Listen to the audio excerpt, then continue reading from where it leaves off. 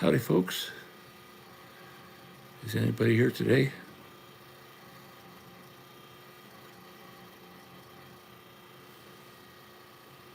I know Ronald should be popping on here pretty quick. Sorry, I have no way of like broadcasting that I'm going to do it unless I did like a short or something earlier.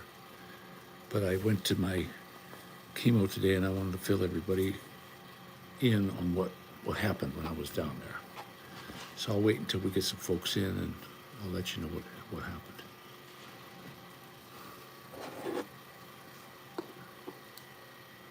Hello.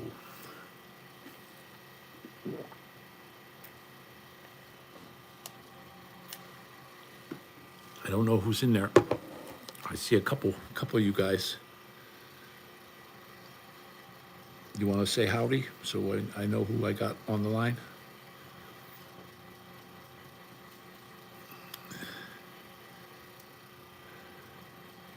Hey, Tia. Hey, how you doing? Long time no hear. Oh, we got 11 now. I'm glad people are popping in. Everybody, why don't you say hi and say hi to each other, and then I'll fill you in on what happened. What happened today? I got actually very, very good news. Aaron, hi. Hey, look at this, all over from around the world. That is really cool. Oh, unbelievable how much better I feel today. My electrolytes was out of whack again, and I couldn't get to my feet. So they had to give me, before I took the chemo today, they had to give me a couple bags of this stuff, electrolytes. And I'm not kidding you. After they put the first bag in, I was like, wow, man, I can't believe how much better I feel. Gave me a little bit of a stomach ache. But I said, man, I told the nurse, I said, man, I feel better already. And she says, can you stand? And I said, yeah, I popped right up. And then the doctor said, I want to give you one more, and we're going to start doing that every week. Because even though I'm drinking 2 liters, he said, you're still dehydrating. And my blood volume was down, so they had to give me a medicine. I have a list of the medicine. That was to increase my blood volume, and they also gave me a bone density shot to help strengthen the bone, because while we were in there, a bunch of these old timers, Vietnam vets and stuff, they're busting their hips or they're breaking their legs or their wrists and stuff, because this multiple myeloma, I guess it's kind of like an osteoarthritis, where it takes the calcium from your bone. They got me eating like 4 different calcium pills right now. Hey, Athena. But this young doctor came in. I've seen him before. He looks like he's maybe 40, 30, 35, 38, something like that. Well, he's a computer graph. He set up a bunch of graphs. And the way they explained what's happening to me was everybody makes these antibodies. And per unit of blood, there's supposed to be like 40. And he said, basically, they're like a flower. And anything that's not good in your body, these little petals grab it, and then they send it out. They kill it, and they send it out of your system. Okay, well, what happened with me was my little flowers were broken, the petals. He basically said they're broken, and you've got 440,000. Not 40, 440,000. So it was clogging up my kidneys. He said it's clogging up your guts. So that I was just hours away from dialysis the whole time I was in the hospital. They said, man, you were so close. We all the doctors got together and said, maybe we better start his dialysis. And the kidney doctor said, let's just hold off. I mean, he's borderline. Let's see what the chemo does. And now the kidney function is I'm sitting at about 50%. They told me, and he goes, "You're going the way it should go." So I think I got three more to go. Today was like the big one. They give you a big bag of this yellow stuff. I have a list of what it's all called, and I put it over here, and now I don't see it. It's in one of my. I think it might be in my little stroller, but man, I'll tell you what, I feel like $1,000,000 right now. It seems every time I get that, I think instead of getting one of them blue and red shirts with an S on my chest, I might have a big C, chemo man, because they give me this stuff and it's like, and also he said it was because the electrolytes in my bloodstream. He said that was making you weak. He said your whole system is off. I have to take this the potassium around my heart was too high, so I have to take this stuff that like knocks it out, because they told me if you don't, you could have like a widowmaker.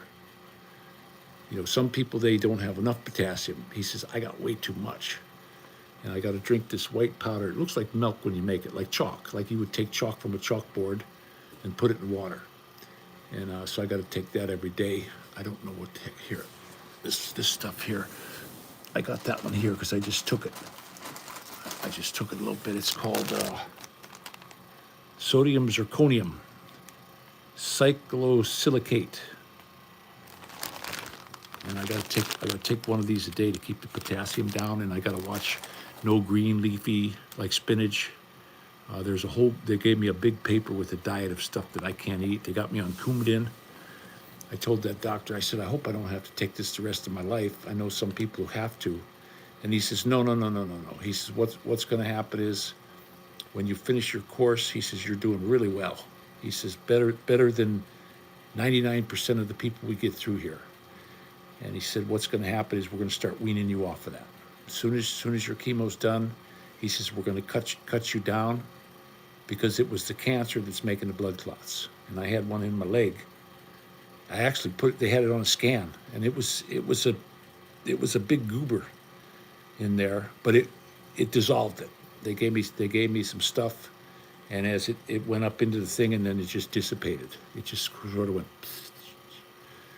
And it was gone. But they said if that would have hit you, it could have hit me in the knee. He said it could have hit me in the lung. It could have hit me in the neck. He said it could have killed you. So I have to take this warfarin, Coumadin stuff. And I'm like, okay. Hey, Deborah, how you doing? Oh man, I haven't heard from you. I didn't know what happened to you. I thought, I have my buddy there in Cleveland. He passed away. And then I didn't hear from you for so long. I was like, oh man, I hope that you were okay. Wow. Long time no hear, sweetheart. I'm hanging in there. Oh, that's really cool. Hey, Paulie. Feel pretty good, buddy. But my problem is right now, I'm not going to do any pizza reviews, because everything I put in my mouth tastes terrible. The only thing, like in the morning, I can eat fruit. That tastes okay. Strawberries and blueberries and stuff like that. It tastes like strawberries and blueberries. But like any other dinner, I'm eating it. It tastes like the what do they call it? Like the pills I'm eating. And it's not very tasty, guys. And they want me to eat, because I went from 260 pounds down to 180. Over the last few months. I gained 10 back. I'm 190 pounds right now, but I weighed 180 pounds when I was 10 years old. I'm not kidding you. You go back into my mother, she saved all the stuff from my doctor's appointments and when I played basketball, baseball, football. When I was a freshman in high school, I weighed 235 pounds. That was my first year of high school. And when I was in middle school, I weighed like 220, 225. Because they have to keep that for your basketball stuff. And when I was 10 years old, I weighed 180. They used to call me Fat Matt, but nobody could outrun me. I didn't know a single person who could outrun me. I could really, and I had endurance. I mean, I could run all day. I could start out in the morning and run all day. Hey, Hammer, how you doing? I feel a lot better. I am not kidding you. This is the best day I've had in months.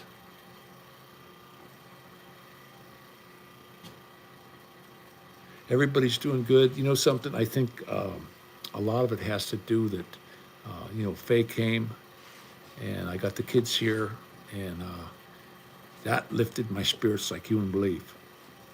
because I missed my babies. Now we're here.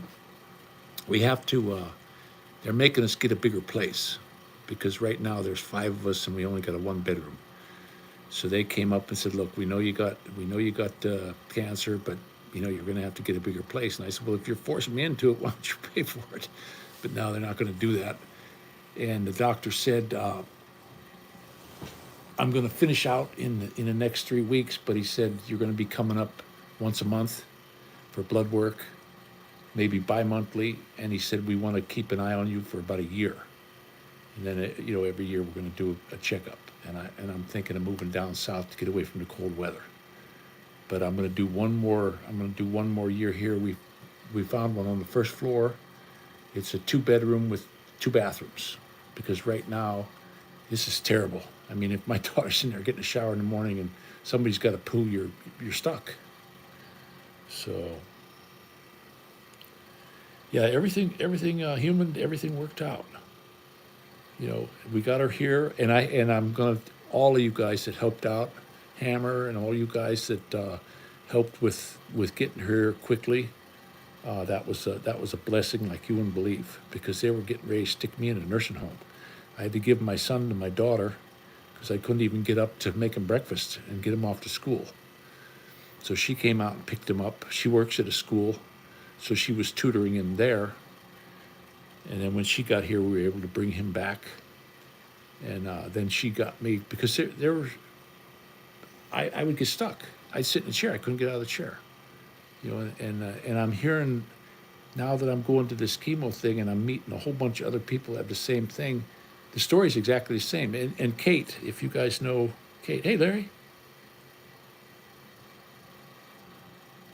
But Kate, I believe she's from up in Canada. She had the chemo too, and I guess she had a heck of a tough road to hoe, and it's the same.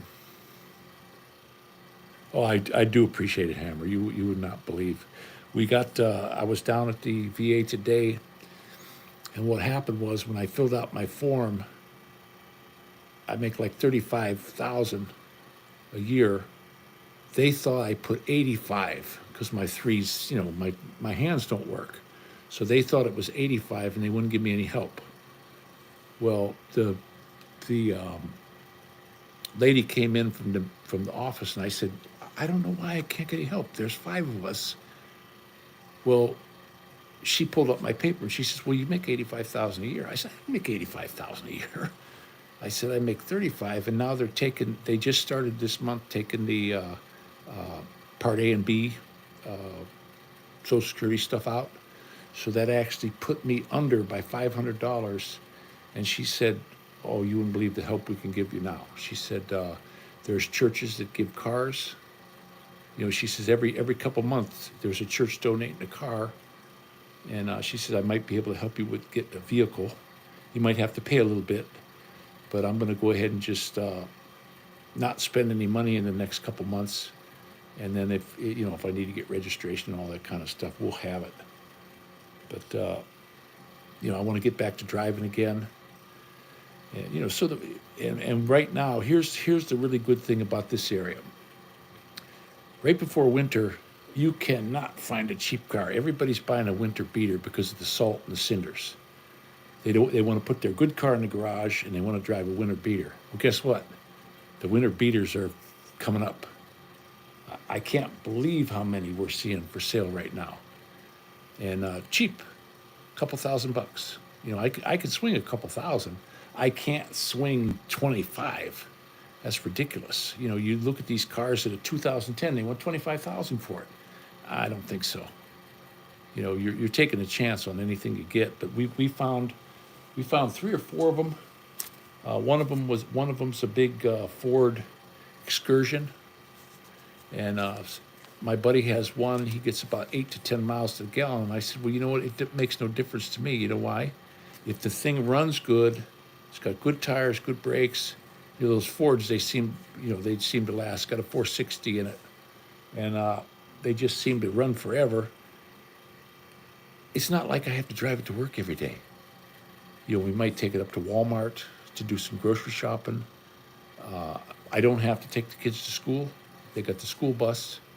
I my VA appointments. They picked me up in a last time they picked me up in a Chevrolet Traverse and drove me down. A real nice, good driver lady, and it was, that's working out good. So it's not like I have to drive it a lot, and with the three kids, they can be in the back, and we're in a nice big vehicle in case something happened.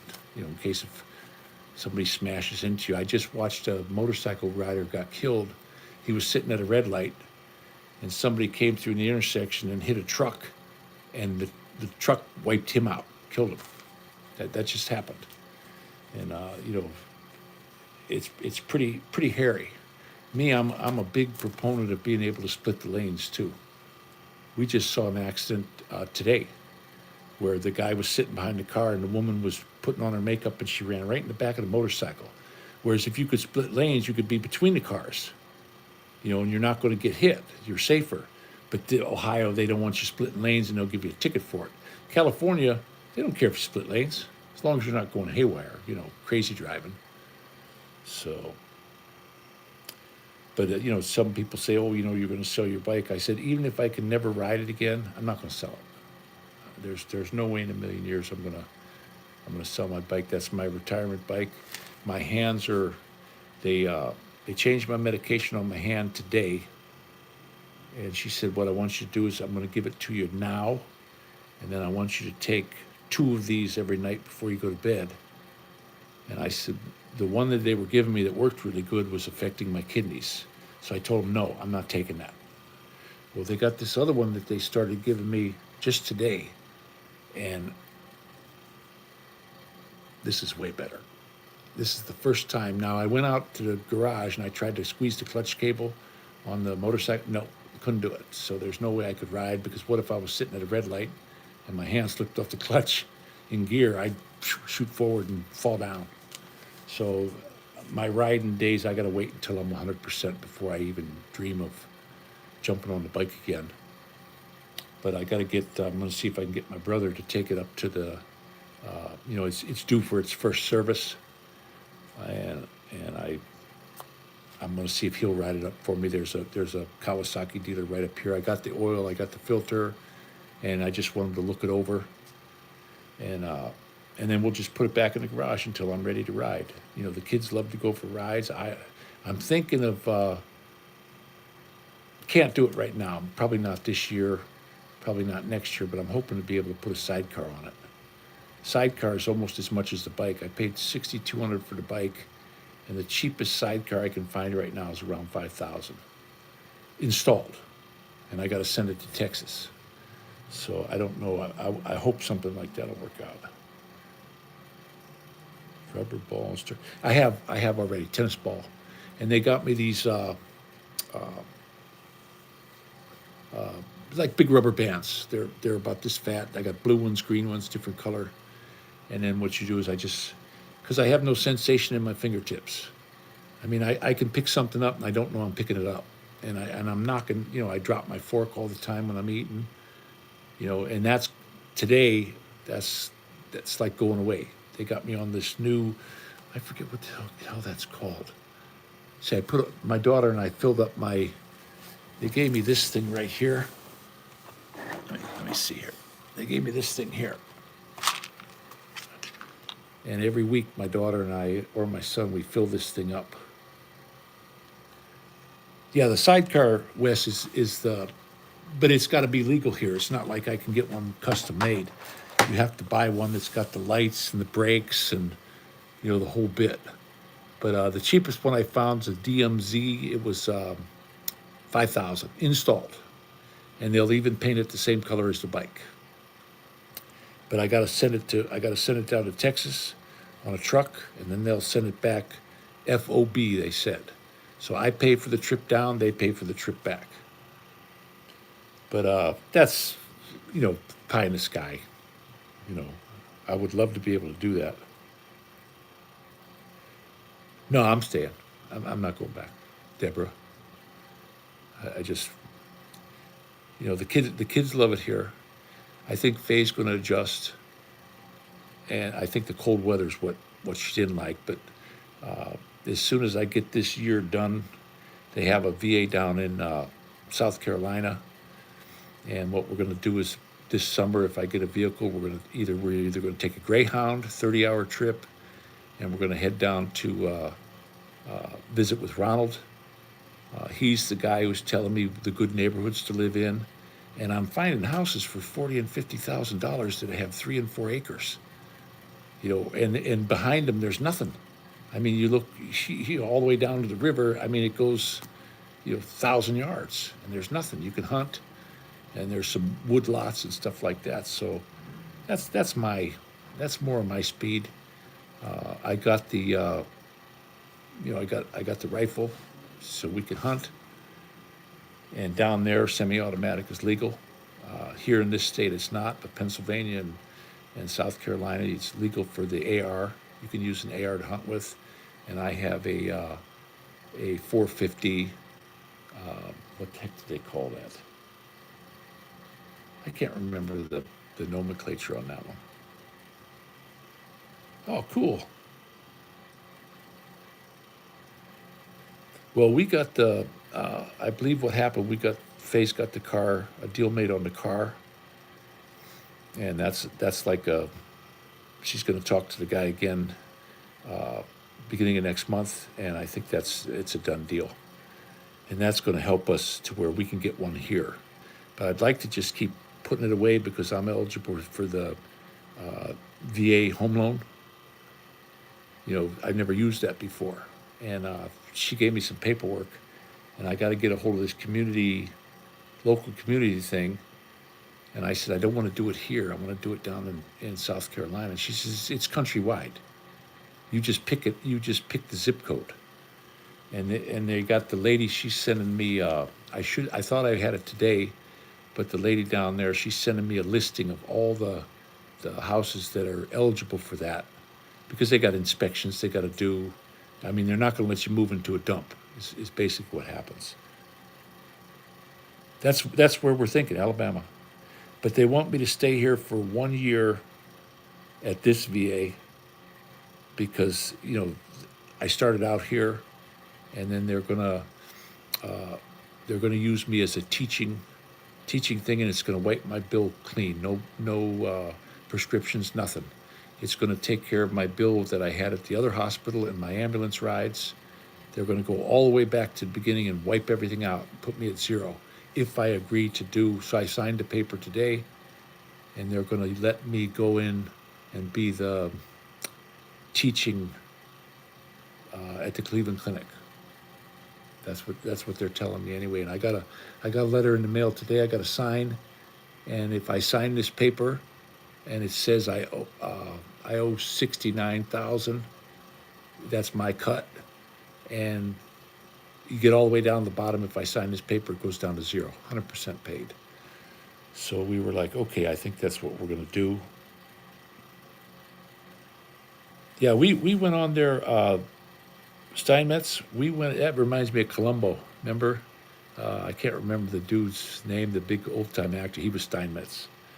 But there's a bunch of these places where the mother and father lived there, and they wind up either going to live with the kids and stuff. And these houses sit empty for a year or two. We saw one that's a 3-bedroom, bath and a half, and then it's got a 45 by 90 pole building out the back with tractors in it.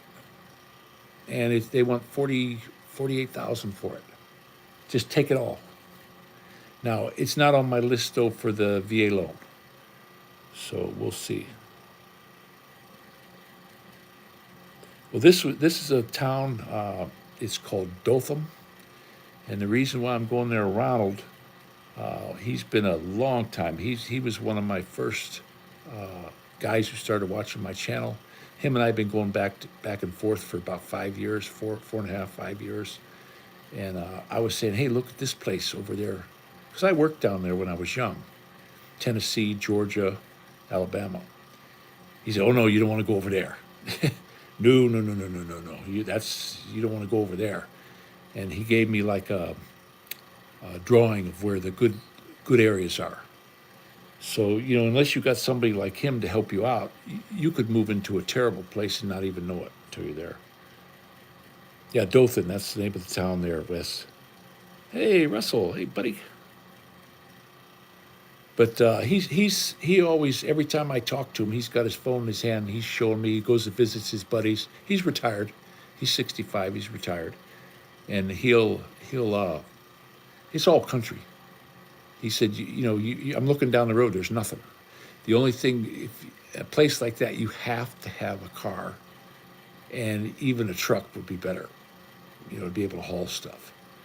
So, but he goes, when you get down there, he says you can find, you know, you can get yourself a car, and then he says you can find yourself a cheap pickup truck, an old '70s Chevy. He says you can pick them up for about 1,400 bucks, and you're doing good. This is that other. I got another buddy that's down there, Jim. He's over the border though. I think he's right on the Florida line, and he said he goes up. He goes all the way up to Montgomery a couple times a month, and he said it's really something.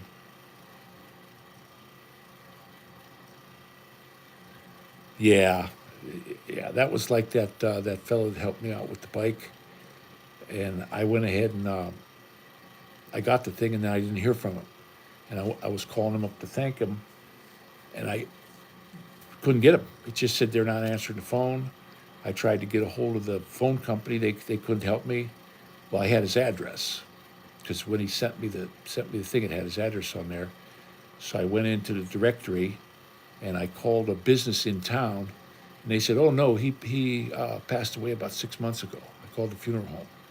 They said it's been about 6 months. So I think it was probably the day after I got the bike, he passed away. So that was a real bummer. I never got to meet him. He was going to come for a visit. His wife had passed away, and his kids had passed away. He sent me pictures of the house. He had a big, beautiful house, and he said, "Man, I don't even." He goes, "I figured, we were going to travel, and he had a big motor home and all this stuff." And he goes, "I can't do any of it now because she's gone, and I don't want to be here no more." He said, "I've been watching your channel for about 4 years." He said, "And I don't see why you shouldn't get paid just like everybody else." He said, "You got the best channel on YouTube. I look forward to every time you do a vlog." He says, "I just love them." So he was a real nice fellow. Yeah, Wes, I can use a semi-automatic. I've got that 450 AR, and I I can't think of the name. It's a 450. I got to look it up. My brain. It was like when I went into the hospital today. They said, "Okay, what kind of cancer you have?" And my brain locked up. I was like, "Oh shit! I just wrote it down this morning. What the heck was?" Because they always ask me. He said, "Yeah, if you go into if something happens and you have to go to emergency room, you need to know this stuff." So what I did was I have everything on the paper, and I keep it in my little stroller, and we're gonna make a copy, and we're gonna put one in my wife's purse, and that way, if you go to the hospital and I pass out or something, they don't know what's wrong with me. They don't know I'm on chemo, and there's special precautions they got to take. Like when they came in today, those chicks were in suits. They were in suits, and they tell me really clean the toilet really good after I go because they don't want the kids picking up on it. So what's going to happen is when we move to the other one, that's why I decided to take the two bathroom, that one little, there's no tub in there, it's just a toilet and a sink. That's going to be just mine. I'm just, kids stay out. This is going to be me. What's really cool in Pennsylvania? You could take 7. You get $1, and you can get 6 doe tags. You got to go to the green tag area, use black powder. You got to use bow and arrow for 2, but you can take 7 altogether in 1 year. And I maxed out every single year I ever hunted. Never, every year 7 deer. We had a 26 cubic foot deep freezer, and I basically would turn everything into hamburger. I would keep the back strap and the loins, but everything else I just grind it up into hamburger. And I don't mix it with anything. I learned the way to cook that is you make your hamburgers and they stay nice and firm, and you put them in water. Get yourself some reverse osmosis water, turn it on real low, and it'll make a real firm hamburger. And and then we used to eat groundhog. I mean, there's so much stuff to eat when I was in Pennsylvania. Steinmetz, yeah, Bushmaster, 450 Bushmaster.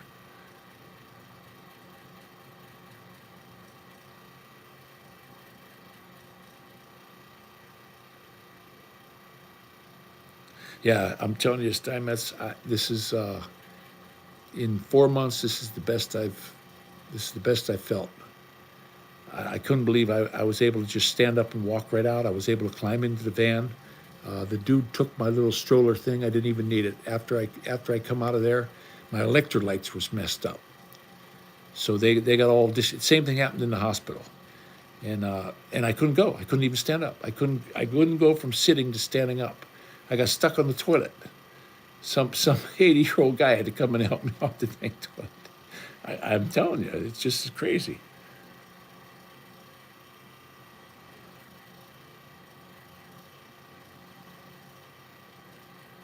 I'll give you when if you want to hit me up, Deborah, on the messenger. I can go ahead and do that. Where I don't, something you had told me a while ago where you were, and it just went out of my head. Where are you located, Deborah?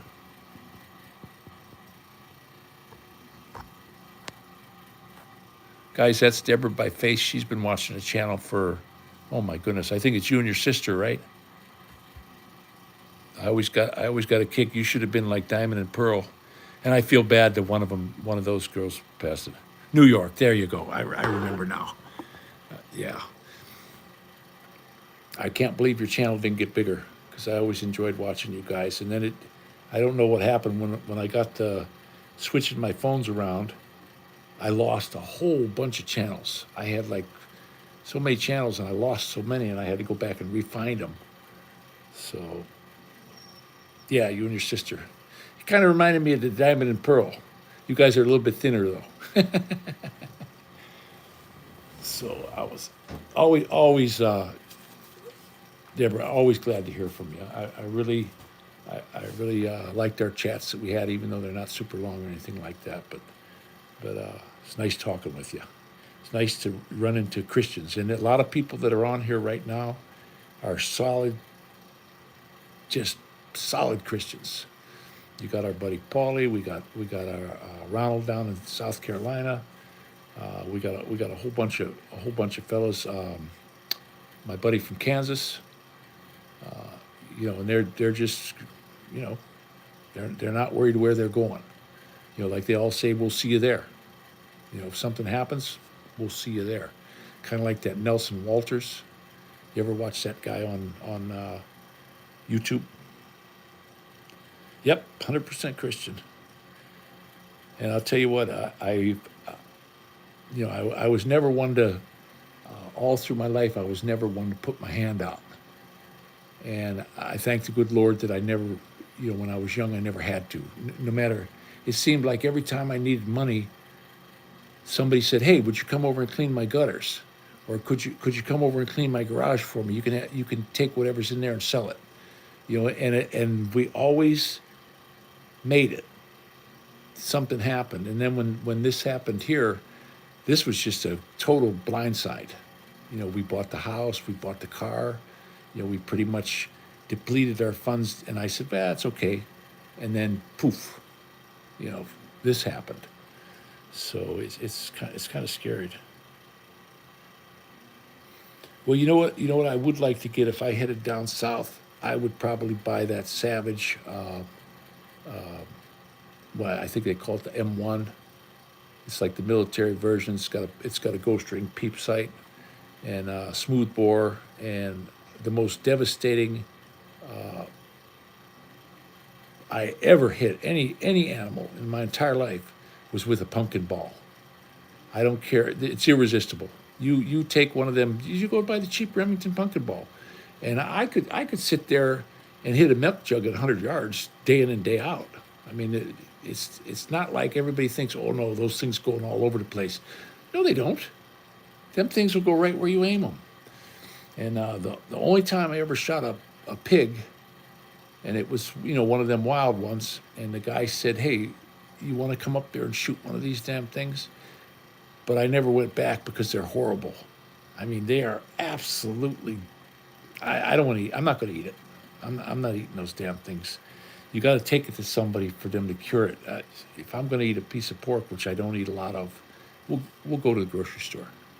But them wild ones, they're dry and they got it's not a real good flavor. So, but when I hit that one, that was an 800 pounder. Boom, down. I hit him right here. I hit him right in that. They say that's the hardest part, that big plate on their back. And when you're skinning them out, it's like this thick. I mean, it's this fibrous fat armor. I mean, they're armored. And he had big old teeth coming out the side. If they hooked your ankle, you're on the ground. They probably sever your leg. These things are nasty, but I hit him right in there, and that was it. He just slid right up by my feet, and that was the end of him. He breathed his last. And then we had to go get the fellow I was hunting there. He went and got his quad runner and drug him out. So that was the only time, and that was a pumpkin ball. And I think, now if somebody wants me to go in there and get 5 or 6 of them, yeah, I would take the AR for sure, because you can get shot after shot. I watched a German fella over in Bavaria. You could probably find it on YouTube. He had a 30-round clip, and he was 30 for 30 with a bolt-action rifle. I thought that was the coolest thing I'd ever seen. This guy just couldn't miss.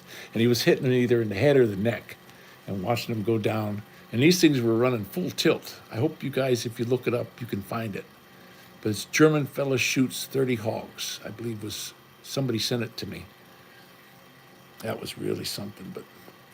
But I don't even have, Homesteader, I don't even have the cartridges for that Bushmaster yet. I have the firearm. I put a real nice sling so I can hang it from my shoulder. The mistake I made was I got the heavy barrel, and it's very front heavy. I've got the 5 and 7 round clips because the bullets are they're huge compared to a 223. And I got myself a prism. I put a prism instead of buying one of them little red dots or scope or anything like that. I have a prism. And those things you could beat them with a hammer. They never go bad. When I first started in handgun hunting, and when I was doing the bowling pin shoots, a lot of these guys had money, so it was nothing for them to go spend $1,000 on optics. And then I saw what they called a prism, and it was like $40. I said, I'm gonna give that a try. I got $40. If it's no good, okay. Well, I never went back. Every time I set up a pistol or I set up something like that AR, I do it with that prism scope. And there's no magnification. You either get 1 or 2 power, so your eyes are both open, and it puts a real nice either red or green circle with a dot, and then you got your cross, and you can lead them. It's almost got a mil spec over on the side. Whereas if you're sitting, I don't think I could use it on the fly. But what you could do is you could use it while you're sitting there waiting if you're going to ambush, and you can get your yardages. But I got to go get some ammo. I'm thinking this coming payday, the ammo for that is ridiculous. That was what I was going to get, a Mini 14. That was my gun of choice. I've had my whole life. I've had Mini 14, and then my buddy said, "Hey, I'm going to send you an AR, and you tell me what you think." Well, I looked up the Mini 14, and it's over $1,000, and he got me this thing for under 300. It's about 280. And now I haven't shot this one yet, but my brother has one. His is in 223. That thing shoots like a house fire, And I'd like to get an upper for that, for the just so plinking. And they also have one where you can actually put a 22 long rifle in these things. That would be kind of cool to have. But I can't use it for squirrel hunting or anything around here. I'd have to go to Pennsylvania or start heading down south. But the Mini 14, my entire life, I've always had one. It's kind of like the motorcycle. I've always had one. And my Mini 14, the very first one I got, it was a trade-in.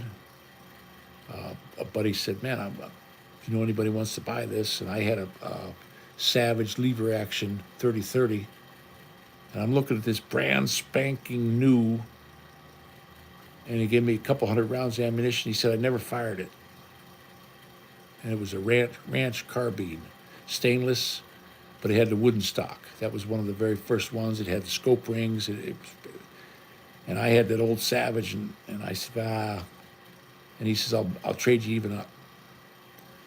And boy, I tell you what, I couldn't miss with that Mini 14. I just loved that. I took that everywhere I went. I shot so many groundhogs with that rifle. Now, in Pennsylvania, it's not legal to do that, but I was on private farm. You know, the one farmer that lived by us, he said, I don't give a damn what the Game Commission says. Either I'm going to sulfur them or I'm going to burn them, or you want to come out and shoot them, you shoot all you want. So, hey, there's my buddy. Hey, Ronald. We were talking just before I decided to do a live.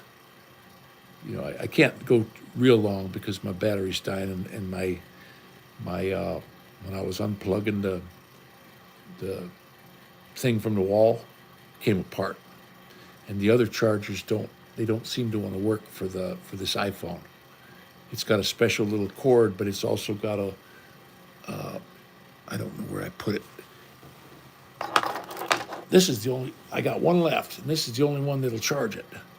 But the problem is, it's got this thing, and my cords are C-type to C-type, or C-type to iPhone. So I gotta get a connector cable. There's no way I can charge it unless I borrow my daughter's. I have to use hers because it's got like 2 or 3 holes. It's got the regular HDMI, it's got the C-type, and then it's got this one. It's got 3 of them in there. But mine broke. I went to unplug it from the wall and fried it, kicked the breaker. And I looked at it, I says, oh, I'll get in there and I'll solder that and I'll fix it. And I taped it up real good, but that lasted. As soon as we unplugged it again, because I don't leave it plugged in overnight, because this damn thing gets hot. I mean, if it sits on your arm, it'll burn your skin. So I love the Mini 14s. I had a buddy that had a Mini 30 also, and I just loved mine because it was cheap to shoot. I used to get those 2,000 rounds ammo can of they called it green tip ammo, and everybody said, oh, you know, that stuff's not accurate. I never put a scope on mine. I had just the peep sight. It came with scope rings, and I had a scope on it. I thought, I'll throw a scope on there and see. And I took it out to a 100-yard range, and it shot a nice, beautiful little group. But then when I was out groundhog hunting, those things are so fast, I was missing. So I thought, you know what, next time I go, I'm just going to take that off and just use the aperture peep. And then my missing days were over. You know, because we used to cold pack them groundhog. And, you know, that's what my kids grew up on. Love that stuff.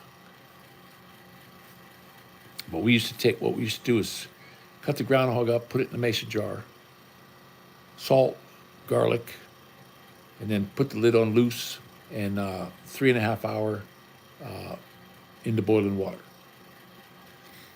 And that fills it up full of juice. And then if I got home late from work, I would heat a bunch of noodles in a pan, and then I'd heat the groundhog meat, and then I would take maybe a handful of frozen corn, throw that in there, and a quart of sour cream.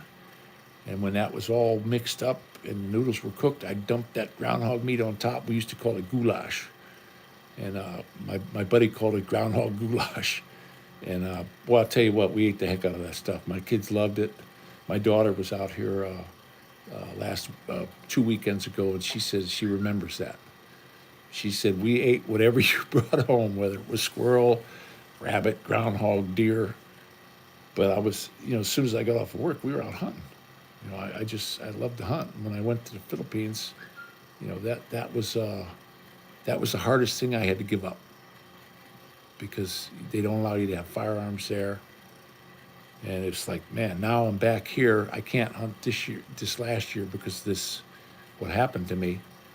But hopefully, Lord willing, that this next year I'll be able to either head down south or head over to Pennsylvania and get a deer. And I always got from the time I was a little kid. I always got deer, always.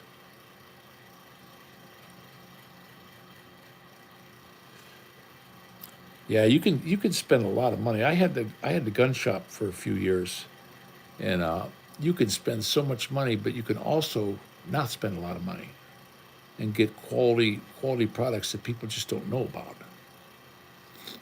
I used to get a lot of times people would bring in a dang gun and it was all beat up, and I'd say, look, the thing's worth about $30. The scope was worth 300, but the gun was only worth about $30 because it was all beat up, and they'd hand me the whole thing, and then I had $80 worth of mounts. I had a $400 scope that I could sell, and then I'd clean up the old gun, and some young kid would come in. Grandpa would bring his grandson in and say, hey, how much you want for that 30-30? And I say, hey, Pappy, make me an offer. I'm going to let you set the price. And boy, that brought the business in. It brought in a lot of old timers. And those kids, when they came back, instead of going to Kmart or Walmart, they came and bought their ammunition from me. They bought their jacket from me, their orange vests. They always came back. And if something happened to their gun, 9 times out of 10, I never charged them for fixing it. If it was something stupid, you know, and I always thought that was just good business, and I got to play with my toys. I built a lot of custom rifles, a bunch of hand cannons. I used to do 45s for the pin shoots, and I was getting ready to give up being an electrician and just go that. And then the divorce happened, which, things happen, I guess. There's nothing you can do about it. That's like my daughter says, well, Papa, you got cancer. And I says, and she goes, how come you got it? And I said, well, why not me? You know, it can happen to anybody. And when I got in there, yeah, I was into archery also. I actually had a Browning Nomad that I used for, oh my goodness, 15, 16 years. And then what happened was I found a PSE, a used PSE. I was at the bow shop before I had bows in my shop. And this kid, he like laid this thing out. I mean, he really laid it out. And he said, I'm giving it up. And it was like a 90 pound pole. And I got it for $200. And the very first deer I shot with that one, I thought I shot underneath him because he jumped over the bank, and I thought, oh crap, first shot of the year, and I missed, right? The arrow went completely through. It went in one side along, come out the other. He jumped over the bank, was laying over on the other side. I didn't, didn't even know it. But I had that Nomad. They would just stick the arrow in so far, and then I'd have to track them. But when I got that PSE, that thing was fast. And that one, I brought it, I sold it when I was in the Philippines. Guy came in, I can't use it over there. There was really no good place to shoot it. And I thought, I'll put it in their little sell paper, and I got $500 for it. So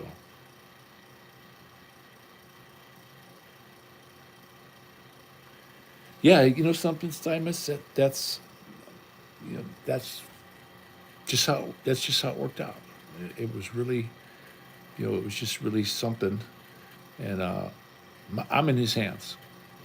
I say a prayer. May your will be done, not mine. So I hope I'm given enough time to be with these little ones as they grow. And, because you look, my daughter's 10, my son is 9, and then the youngest is 6. How many 63-year-old guys got kids like that? So, I hope that the good Lord gives me more time. He doesn't need me to. I'm under no illusions. They're his babies, not mine. They're on loan, kind of like Rush Limbaugh, on loan from God. So, but I love them. They're good babies, all of them. They got their quirks. They definitely got their quirks, just like me, just like you, just like everybody else. So, but I'm really glad that they're all here, and it's going to cost us a little bit more, but we're going to have a 2 bathroom coming up, and a little bit more money, another couple $100 a month, but uh, we're doing okay. I mean, it's not like we're awash money like when we were in the Philippines. When we were in the Philippines, if somebody needed a hand, we could help them out because I had never spent it all. I never spent all the money. Well, here, at the end of the month, it's pretty much gone. We just did some grocery shopping. My wife went up and got fruit and stuff like that. We still got a couple more weeks in the month, and we're down to about $100.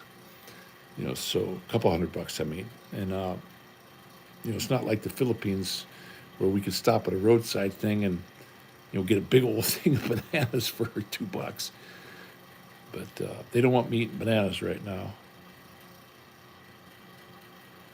You're dang right, Ronald. All you guys, I'm telling you, I'm glad we got a lot of the Christian folks in here. Seems like we stick together. I had some trolls on here for a while, that I call him Ricky Bobby. He was really smashing the channel. I don't know him. I've never met him. He said that I got all these women, I knocked up all these women, and he, liable, basically liable. He don't know me. I'm a family guy. I don't do anything like that. I go to work, I come home. Make something good to eat, spend time with the kids. My youngest one, Geronimo, he sits in the evenings, he reads himself a book now. And when they first got here, the teachers thought, oh, you're going to have trouble with their English and their reading and all that. And I said, well, hooked on phonics. And she says, oh, we don't use that here. I said, what's the matter with you people? You want to get somebody up to speed in a quick, fast, and a hurry? You go get them hooked on phonics. So I donated it. When my son Maddie and I, we went up to we were at a yard sale, and the lady had the whole big set. And I donated it.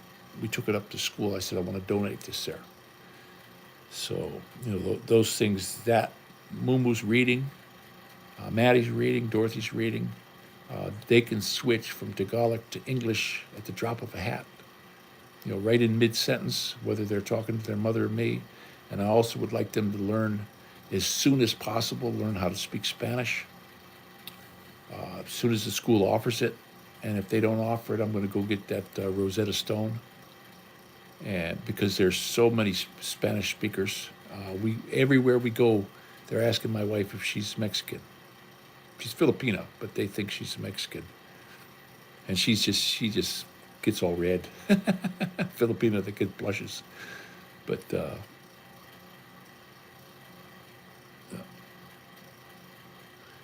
I don't think I'm going to be heading back there I have no desire to go back. I don't want to do a plane ride, honestly, and I'm back where I belong. I was displaced for, 10, 11 years, and I'm just glad to be back. I was born in this area, and here I am again. When I got out of the military, I lived here for a year, same building. My brother and I were up on the 7th floor. 734, and now the one that opened up is 134. So it's the exact same apartment my brother and I had, but it's on the first floor, no balcony, and we can look out the window and there's a swimming pool right there. So, you keep an eye on the kids real easy. I can be out there with them, and they can watch them from the window. And plus, instead of having just flat, wall window where we don't get heck of a breeze, I'm on a corner. I'm on the big corner. So we got breeze coming in from two ways, and it's in the shady. So it should be pretty cool in the summertime, but wintertime, the heat's paid here. That was one of the pluses of living in Tower in the Park, because they got, you do not pay for the heat. And one thing they did really weird, and I can't understand it, it's electric baseboard heat. They came around and every apartment got a carbon monoxide detector. The stove's electric. You're not allowed to barbecue. You're not allowed to have fire in the apartment or on the balcony. What's the carbon monoxide detector for? I couldn't understand it. Did they make them do it? It just seemed really odd to me. Now, when I lived in Pennsylvania, where I had the gas grid heaters, yeah, I had two, well, three of them. I had one down in the basement, I had one on the first floor, and I had one on the second floor. And then what happened was we only ever had it go off one time. It was on the second floor, and what we did was we drilled a hole in the wall, and I put myself a 1-inch PVC pipe coming into the back of the grid heater so that it could get some fresh air from outside, and it never went off again. So,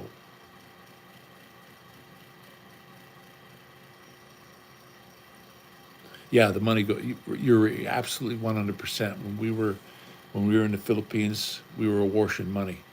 Now that I'm here, I really got a budget. Everybody said, "Oh well, I like we get the sale papers Thursday and Friday. The sale papers come."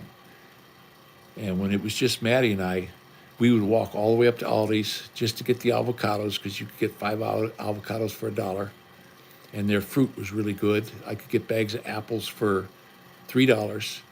So then we'd carry all that stuff home, and then we would go over to Giant Eagle, and that's where I got the meat because the meat in there is they got a butcher shop in the back where they'll cut you whatever you want. Their meat is top notch, a little more expensive than everyone else, but I thought, no, you just got to watch the sale. And then I would come back over here to Mark's to get the rest of the stuff, and that's how I had to shop. And the boy and I, we got the tandem bicycle. I mean, we put the one day when we went grocery shopping, it's 5 miles one way. And instead of taking a motorcycle, I said, "You want to take the pedal bike?" He said, "Yeah, come on." So we drove all the way up to Walmart, and Walmart's where, before my sweetie came, that's where she likes shrimp and scallops and stuff like that. I do too. I like the scallops. Well, they got those big bags down there at Walmart, that are very inexpensive. And the other thing they have down there, they got that the big fish. It's the big whiting. It's called whiting. I love that stuff. We were buying one of them a week, but you got to be careful, you know, for the fake stuff. But there's a lot. Boy, I'll tell you what. There's a lot of stuff in the stores that's not real food anymore. You got to be so careful when you're buying. And I don't want these kids getting bad stuff. Like, my wife would say, "Oh, look at this," and it's a fruit drink, high fructose corn syrup, 99% water with some red dye number 2, and they call it cherry juice. No, I'm going to go buy the 100% juice. Is it 3, 4 times as much money? Yes, it is. But guess what? You're getting food. I'm not gonna buy crap. These kids, they would be sickly. When I was a kid growing up, we never ate any of that garbage. I think I went for years between a soda pop. You just didn't get it. That was a special event. My mom always made us really good stuff to eat. We have spaghetti, pot roast, always potatoes, carrots. There always used to be a big relish tray. We had olives, celery, Greek olives, all kinds of stuff that you could just take your spoon and you could take that as long as you ate it. Nobody said nothing. Avocado, and that's the way I want to feed my babies. I don't want them eating garbage. That's. And then if you look at what they give them at the school, I don't want the school feeding them. I don't think that's right. That's my job. You know. Now my little sweetheart Dorothy, when I go to the VA, she makes me peanut butter and jelly sandwich and a chocolate milk. Oh, I'll tell you what. When we were in the Philippines, I used to always get that tuna jaw. You get that big piece from here. It's fishy, but boy, that stuff was good. And the other thing people they can't believe that I would eat is the balut. I'll eat the balut like crazy. They had when I was at the call center, they had the Indian guy, and he said if everybody's numbers are up, he'll eat a balut. And they made him eat the stone. I said, you guys shouldn't have done that. None of you guys do that. But when they were all done, there were like 10 of them left over, and I sat there and ate 4 of them. Nobody wanted them. So I like those things. If you like eggs, then you can eat the balut. And I don't have any problem crunching his little head up and watch his little eyes go. Nee, nee, nee, nee. Doesn't bother me in the least bit. I just don't like it when there's too many feathers on them. The tuna belly, my favorite is the jaw though. The big tuna jaw, and you go into these markets, and it's cheap. And my wife knows how to pick all that kind of stuff. You know, we've gone into them, and I said, "Well, what about that?" "Oh no, you don't want that one. That's no good. It's been there too long." So I just kept my mouth shut, and let her pick it. And the only one I didn't like was when we have the and she did. I always tease Faye. She don't really make it, but they had fish head soup, where it's got those the fish. They're like the head of a medium bluegill, and just the head. They don't put any of the body in. They sell that to somebody else, and the only thing you get is the head. Well, I'm not going to work for my food that hard. There's almost no meat on them. And then when you see the Filipinos, they suck the eyeballs out. And I did the same thing. I tried it out, but it's like, it's not that it don't taste good. It's like weird in your mouth. You know, and I was like, nah, I'm not going to eat that. Okay, R7 Global. I got, yeah, the TV works, but I don't really watch it that much. Maddie's got, I bought him for his birthday one of them, what the, it's a Sony game. They got a game called Fortnite. And then he's got another game, Worlds of War, on when Mumu has his birthday. I'm going to get Mumu so that he can have the game also, because it was kind of expensive. And I told Maddie, I said, here's your present. This present is for all three of you. You got to share. But since it's your birthday first, you get it from your birthday, then Mumu's May, and then Dorothy's going to be August. So everybody's going to get a game. And these games are like 50, 60 bucks. You know, they're not cheap. So, but, and then I want to get Mumu, he wants some Lego, but I want to get him a bicycle, because I got Maddie a bicycle, and I want to get Dorothy a bicycle. Because I can throw a rock and hit the bike trail over here. And you can take this bike trail anywhere you want to go. They really, you know, when I was young, they called it the Emerald Necklace. Now I can go all the way up into Cleveland. They closed the rapid station, so, but anywhere you want to go in this city, you can do it on the parkway or on the bike trail. And I don't understand why these stupid bicycles get out on the road when 10 feet to the right, they've got a bike trail, a 2-lane bike trail. And I'll be riding down the road, and I'm thinking, what are you doing up here? I actually stop and ask a husband and a wife on their bikes. I said, why are you up on the road? Why are you not in the safety of the bike trail? Oh, too many stops. I said, we're stopped at a red light right now. And the guy, he looked at me, and of course they got their little silkies, like a jockey, and they got their little hat with the fin. It's got this big dorsal fin on the back. And if you're a Tour de France rider and it shaves off 1/100 of a second, that's great.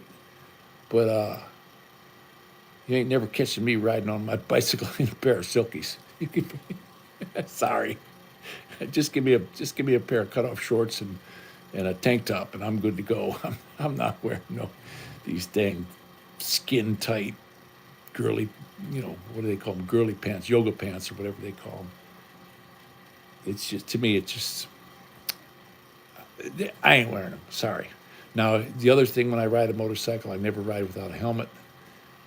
A lot of bikes are coming out. Today we had a warm day. Last week we had a warm day, and all the motorcycles are out. And here in Ohio, if you see the sport bike riders, they got their gear on, they got their gloves on, they got their helmet on, full face shield, and they're sport bike dudes.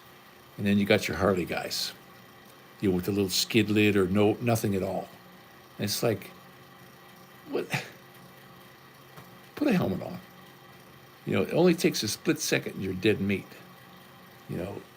I will not. I refuse to ride without a helmet. I will put my helmet. Now, my wife, I brought my HJC helmet with me, and then when my wife came, she bought the Shoei. But the Shoei I didn't take because the little thingy fell off the side. So while I was packing it, so I said, I better grab the HJC.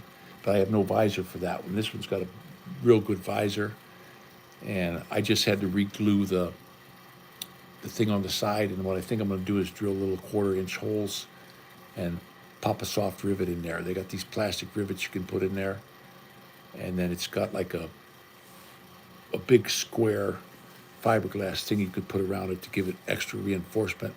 I had to get Shoei to, they've got like a little dotted line on the inside where they tell you where to put it and where to drill the holes for your camera. But if you fall down, you're done. So, but right now my Sony cams aren't working. That's why I'm doing the lives, because I don't think it's the cameras, I think it's the phone. Something happened with the phone. I tried it on this new iPhone that the cable company sent me, same thing. It won't work. So I still got 16 guys in there, man. Don't forget to give us a thumbs up. I made a comment. Somebody said, I think it was Kate, and I can't remember what my comment was. I'd have to go back and look, but it was like, oh man, like, because she had cancer also. And I was like, I hope, everything's okay. And it was like, oh, wow. And they gave me a strike for that. And I'm like, I made a comment. This is my friend. And it was like, it wasn't anything, I'm concerned. And they gave me a damn strike. So they demonetized it. And I'm like, what the? They take my last live is completely demonetized, they said, because I answered somebody who left me a message. Oh, I said, oh my. I said, oh my.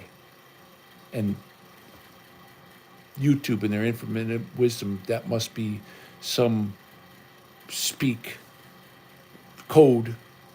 So they went ahead and blocked me. And I did an appeal. I mean, that appeal came back within 2 seconds. Nope. So all I said was, oh my. Because she came out of it. She had lots of trouble, and I'm meeting a bunch of people down there at the clinic, and they got broken hips. I talked to 5 guys in there that they took a tumble, broke their hip. A couple guys broke their wrists. When you get this multiple myeloma, it takes the calcium out of your system. And half of my pills that I take are vitamin D, calcium pills, bicarbonates, all kinds of stuff to help build the bone back up. So they don't want me drinking milk, though. Is that weird? But they're giving me that stuff, and that's about half of the pills I take. And they make my food taste horrible. But I'm following the program. We're set up. I got to take my last pill. They gave me a new one for my hands. That is, look at this. 2 weeks ago, I couldn't do this. I couldn't get my ring on either. I couldn't get it on because my hand was so swollen up, and my foot was swollen up. My foot looked like Freddie Flintstone. I'm gonna see if I can show you. Look, my foot's back down to normal. So that was, Ronald, he knows all about this. He's seen some pictures of my foot. I couldn't get my shoe on, my tennis shoe. I actually went to the clinic a couple of times just in socks when there was snow on the ground because I couldn't get my foot in my shoe. That's how fat it got. And they said, well, that's part of the chemo. And they gave me some steroids to help take the swelling down, and it wasn't working. I said, why do you keep giving me this stuff? It's not working. I had about 2 months of my foot. If you've seen it, it looked like I had elephantitis. And then I was on chemo on Thursdays.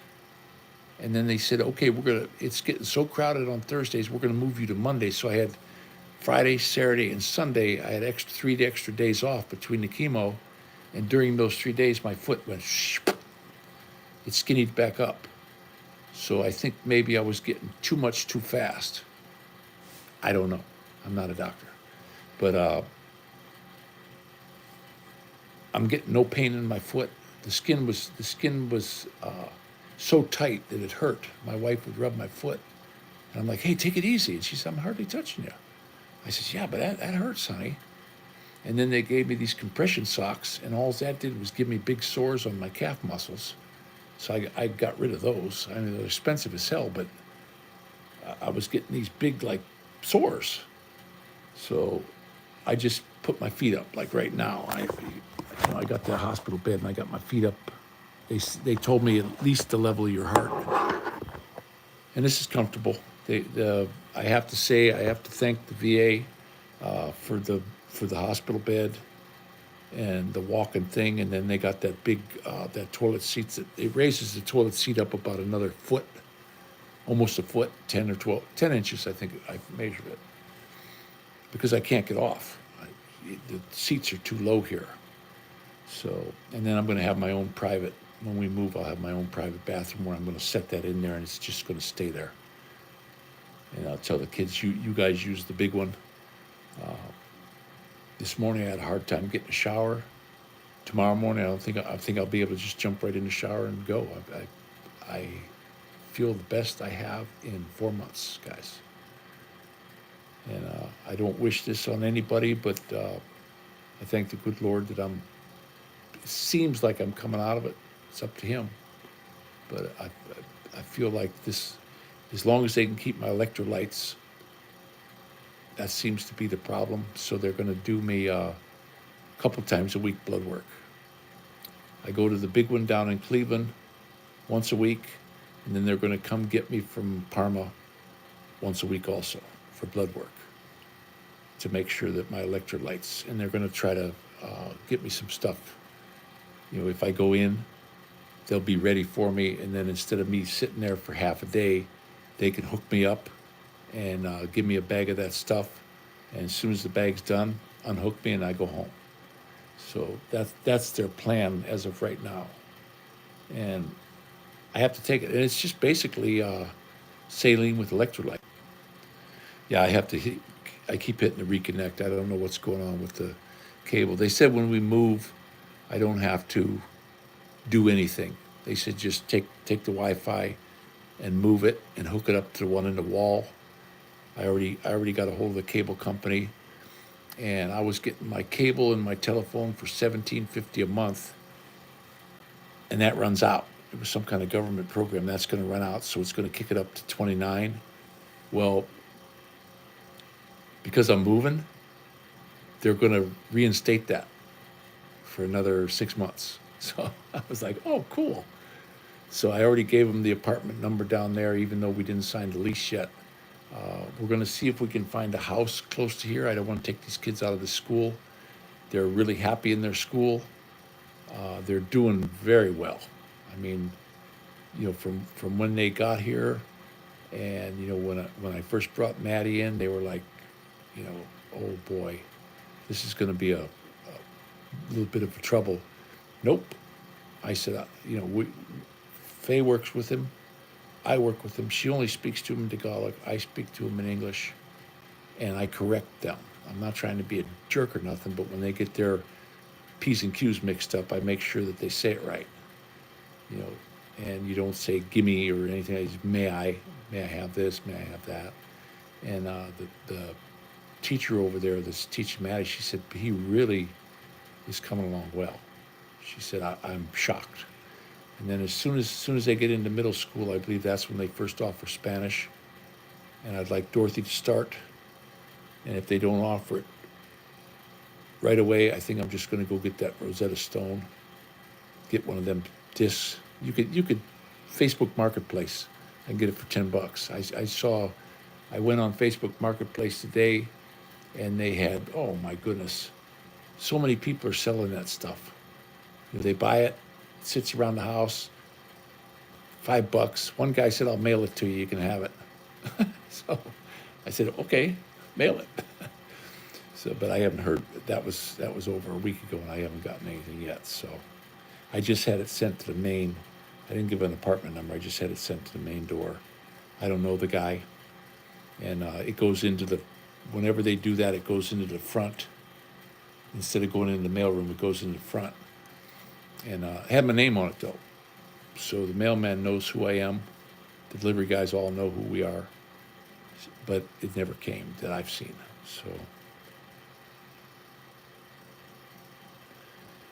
but yeah, we'll get them. You know, they're of higher value. The more languages you speak, you know, your value goes up. Any place you work. So, I know when I was in California, they had this one fellow. His name was Denny. He was not a really good high voltage electrician. You know what he was good at? He spoke fluent Spanish. He was an Irish fella, red hair, and he could go in with these Spanish guys, and they thought this guy don't know Spanish. Fluent. His mother was from Spain, and when they moved to America when he was a little kid, of course he's in L.A., so he picks up that dialect. But he would go in where these workers were, and he'd come back and say, "Hey, watch out. These guys don't, they don't like you. You're too hard on them. They're going to drop something on your head from the parking structure. So be careful." And he never let on that he spoke Spanish. So that's why the owner of the company, he's like, man, this. So he's a good value, but as an electrician, he is 50-50, I would say.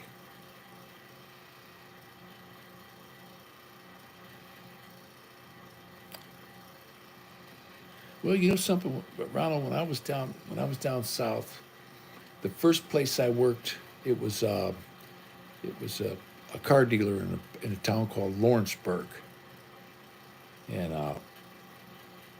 that one it took about 8 months. That should have been done in 30 days.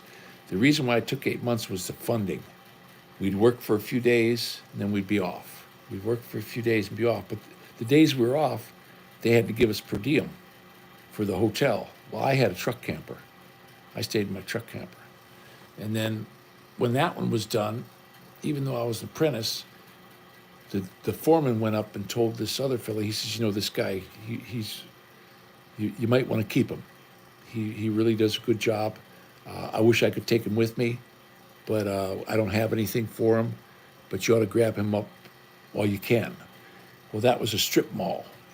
Down there, instead of being a closed-in mall, it was a long, skinny building, and on this side with the parking lot and all the little stores, and on the other side is the parking lot and all those stores. It's just like a big, long, skinny, and it had, gift card. It had a grocery store. It had a jewelry shops, little flower shops, stuff like that, and ice cream places.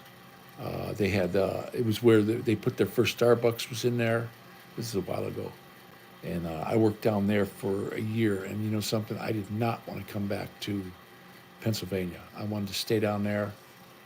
I loved it. I loved the people, and the coolest thing that happened to me, they had a sheets, and I would get up in the morning and you could get low battery. Okay, hold on. And I could go in and get one of them breakfast croissants or a hot dog or something. Well, they had the first snow. Can you guys still hear me? Can somebody put something on there? All it's doing is showing low battery. I don't know what's going on here. I guess I must have timed out. There we go. And they had their first snow in 20 years, and I watched a 17-car pile up at the stop sign. It was one of them red blinking lights. And these people were flying up just like normal. And as soon as they hit the brake, into the intersection, I got a ringside seat. I had just pulled in my Chevy truck, and they knew me, and they already was getting my croissant ready, and they had me a cup of coffee. And I'm sitting there, and they had you could look out the window. It was nice and warm in there. It was a real nice place. I mean, sheets, and they had 18 gas pumps and all that. And man, I was like, what's the matter with these people? Slow down, it's snowing. But see, they never drove in the snow. I grew up in the Northeast where every year you're driving on ice and snow. And you get your studded snow tires out and you slow down. You know, These guys were buzzing along up to that thing just like it was the middle of summer. And that was before we had cameras or anything like that. I wish if I could have got a video of that, that would have been really cool. Nobody really got hurt, but the cars got all mangled. You know, there were some pretty nice cars too. There was one guy, he had it was a '49 Chevy, green and black, and he was a farmer dude. I seen that truck and I was, boy, that's a really nice truck. Ran good, and it had his company logo on the doors. He stopped, and they plowed into him. They hit him from right, left, back, front, and it actually held up pretty good compared to some of these cars. The one fellow that hit him head on was one of them Dodge Omnis. That thing was pushed all the way to the back seat.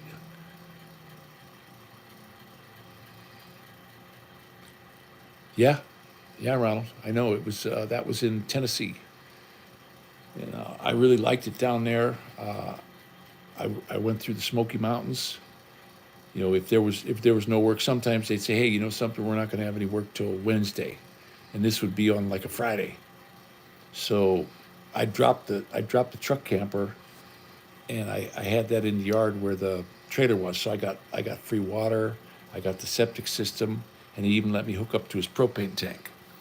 It wasn't really cold though, and then I take the truck and drive through the Smoky Mountains, stop at the different parks, and if you want to see some of the most, I don't care they say about the Rockies and all this stuff, the most beautiful mountains I was ever in my entire life was the Smoky Mountains.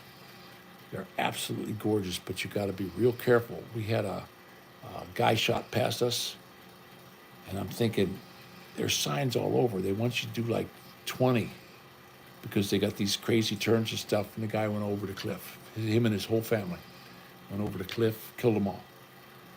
So, you know, and you got to watch those guys because they'll hit you and knock you off the end. Now they got guardrails. This was way back in the '80s. Now, most of that same road's got guardrails on there. And last time I went through there, we had frogs, thousands of them, and it was like driving on ice. It was the weirdest thing I ever seen. I couldn't believe how many frogs, and they weren't no little tiny frogs. They were bullfrogs. That was really weird. Yeah, Ronald, that was. If ever you get a chance, there's a couple places in this country I'll return to time and time again. I like to go to Niagara Falls. I'm going to take the kids there this year, Lord willing. I'd like to take a drive through the Smokies when we go down to visit with Ronald. And the other one I like the Merrimack Caverns, the caves in Missouri and in the Ozarks. I loved that when I was a kid. I got to see Jesse James's hideout. It's different now. I got to watch that biplane take off and fly around inside the cave and do loop-de-loops and land on the other side. That was really cool. And then they got you in this one cave where you put your hand in front of your face like this and they turn all the lights out and you can't see nothing. I mean, it is black. But I'd like to take my kids to see all that kind of stuff. You know, and if we can get a decent vehicle, I'm not worried about the gas in it. It's just I need something dependable and roomy enough to where if the kids want to crash out, everybody's got a real seat to lay on. And I love to drive. I'm not gonna. If we go somewhere, I always was a driver. And I'm known for. I took friends down to Florida. I took them to California, and everybody will come back and say the same thing. He's a really good driver. You know, I never liked driving trucks or anything like that, but you know, just watch way ahead. You know, I'm not going to take any chances because I want to be here. You know, I don't want to be pushing up daisies. So, but yeah, now here in Pennsylvania they got some nice mountains too, but it's nothing like the Smokies there, Ronald. When you get in them Smoky Mountains, that is just. The one morning I stayed at this little tiny motel in a field up on like flat, and then I left out of there and we were dropping down, and the way that the mist was going through there, you couldn't go fast. You'd have been crazy if you went fast.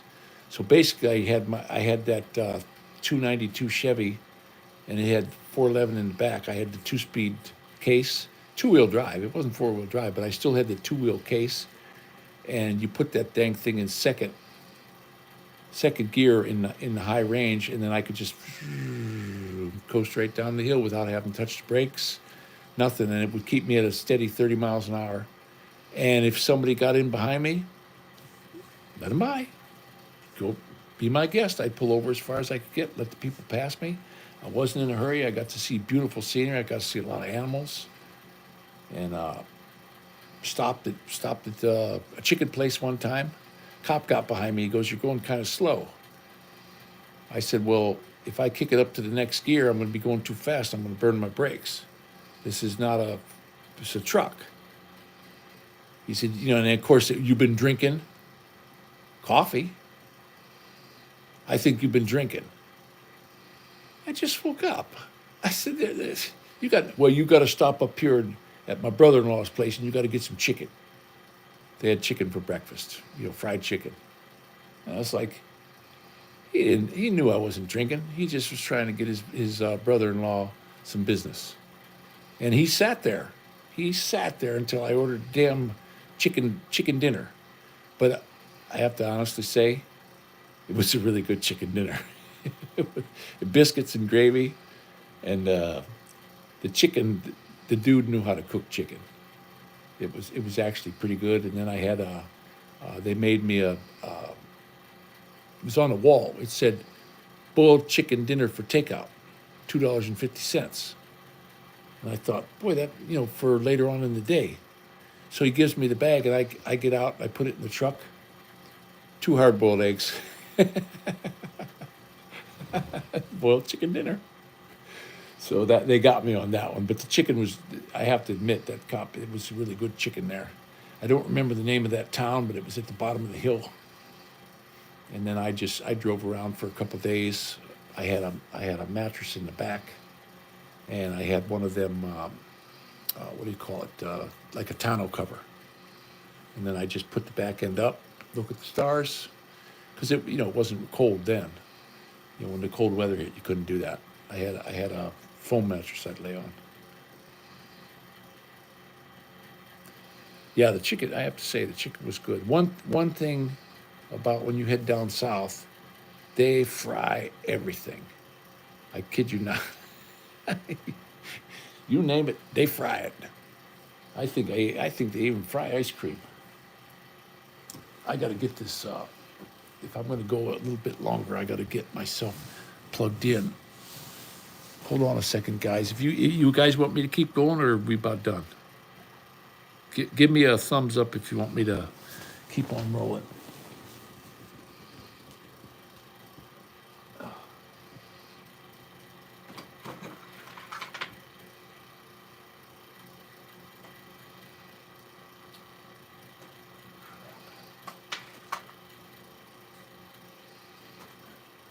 Hang on, I got to go get my iPhone connector. I'll be right back.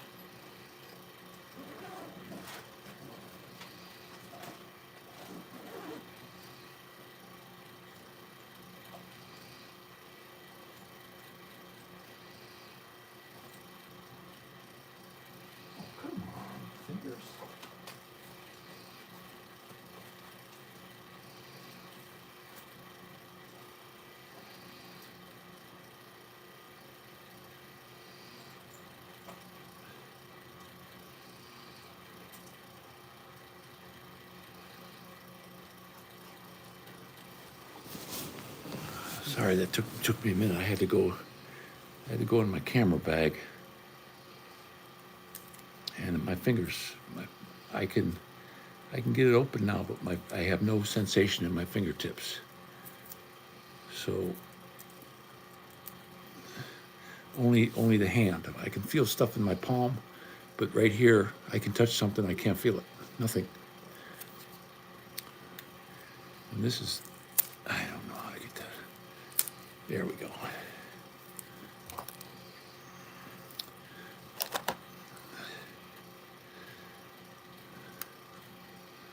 They're in there somewhere because Ronald is showing me that there's 18 people watching. It's just it looks like just you and me are yakking back and forth. Just so you guys know, Ronald and I, we've known each other through here for what, 4.5, almost 5 years, Ronald? Something like that.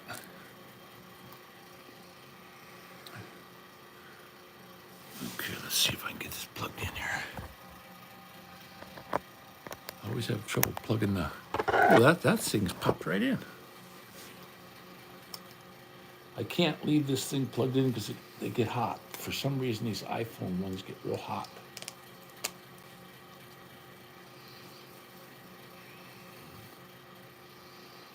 Yeah, this one right here is so hot I can't touch it.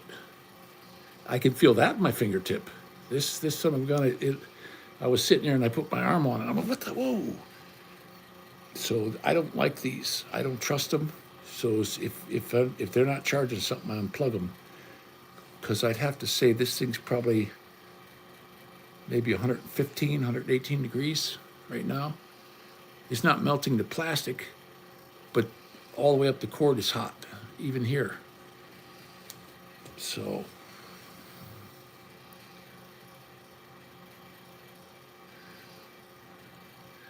let's see who we got. Freddie G. Oh, Red Horse. Yeah, they got me. I can't drink anymore because the thinners and no beer or anything like that, no alcohol. I talked to the doctor, and he said, it's okay if you one, but he goes, I would just hold off on it. Let us finish what we're going to do. And you know something, now it's to the point where I don't care. I would drink my water. I got, I get the cranberry juice and stuff like that. And it just seems like, okay, I'm not drinking beer now. And I remember when my mom used to like to drink beer, and she was about 60, about my age. And she just, I don't anymore. And just quit. She just quit drinking beer. And I had an uncle did the same thing. He loved to drink his beer. I mean, this guy would drink like 30 of them. And then all of a sudden one day, I went up there, and he says, there's beer in the fridge. Okay, I'm going to have one. I went to, oh no, I quit. Never drank another one. And he was like 70 though. I believe he was like 70 or 71. And he said, nah. He says, I don't need it. I buy it for you. But that was up in Montreal where they have it's called Labatt 50-50. It's an ale, and I don't care what anyone says. That's one of the tastiest beers. That's a world-class beer. I mean, it's one of my favorites. I love Stroh's. That is my absolute number one favorite. Labatt 50's the next. Not the Labatt Blue or that commercial crap like Bud Light. It's a regular Labatt 50, and I can't buy it. You have to go up to Montreal to get it. So, and it's, the farther you get away from Montreal, the harder it is to find. You have to go into the city to the little tiny grocery stores that have it. But up there, there's no, like here in Ohio. When I was in Pennsylvania, you have to go to a liquor control board store just to buy a beer, or you have to go into a bar. Here, you can go in the grocery store. Up in Strongsville, you can pull up in the gas station while you're pumping your gas, and they'll bring your beer out. So, everywhere is different. Now, when you're up in Montreal, it's the same way. You go right into the grocery store, and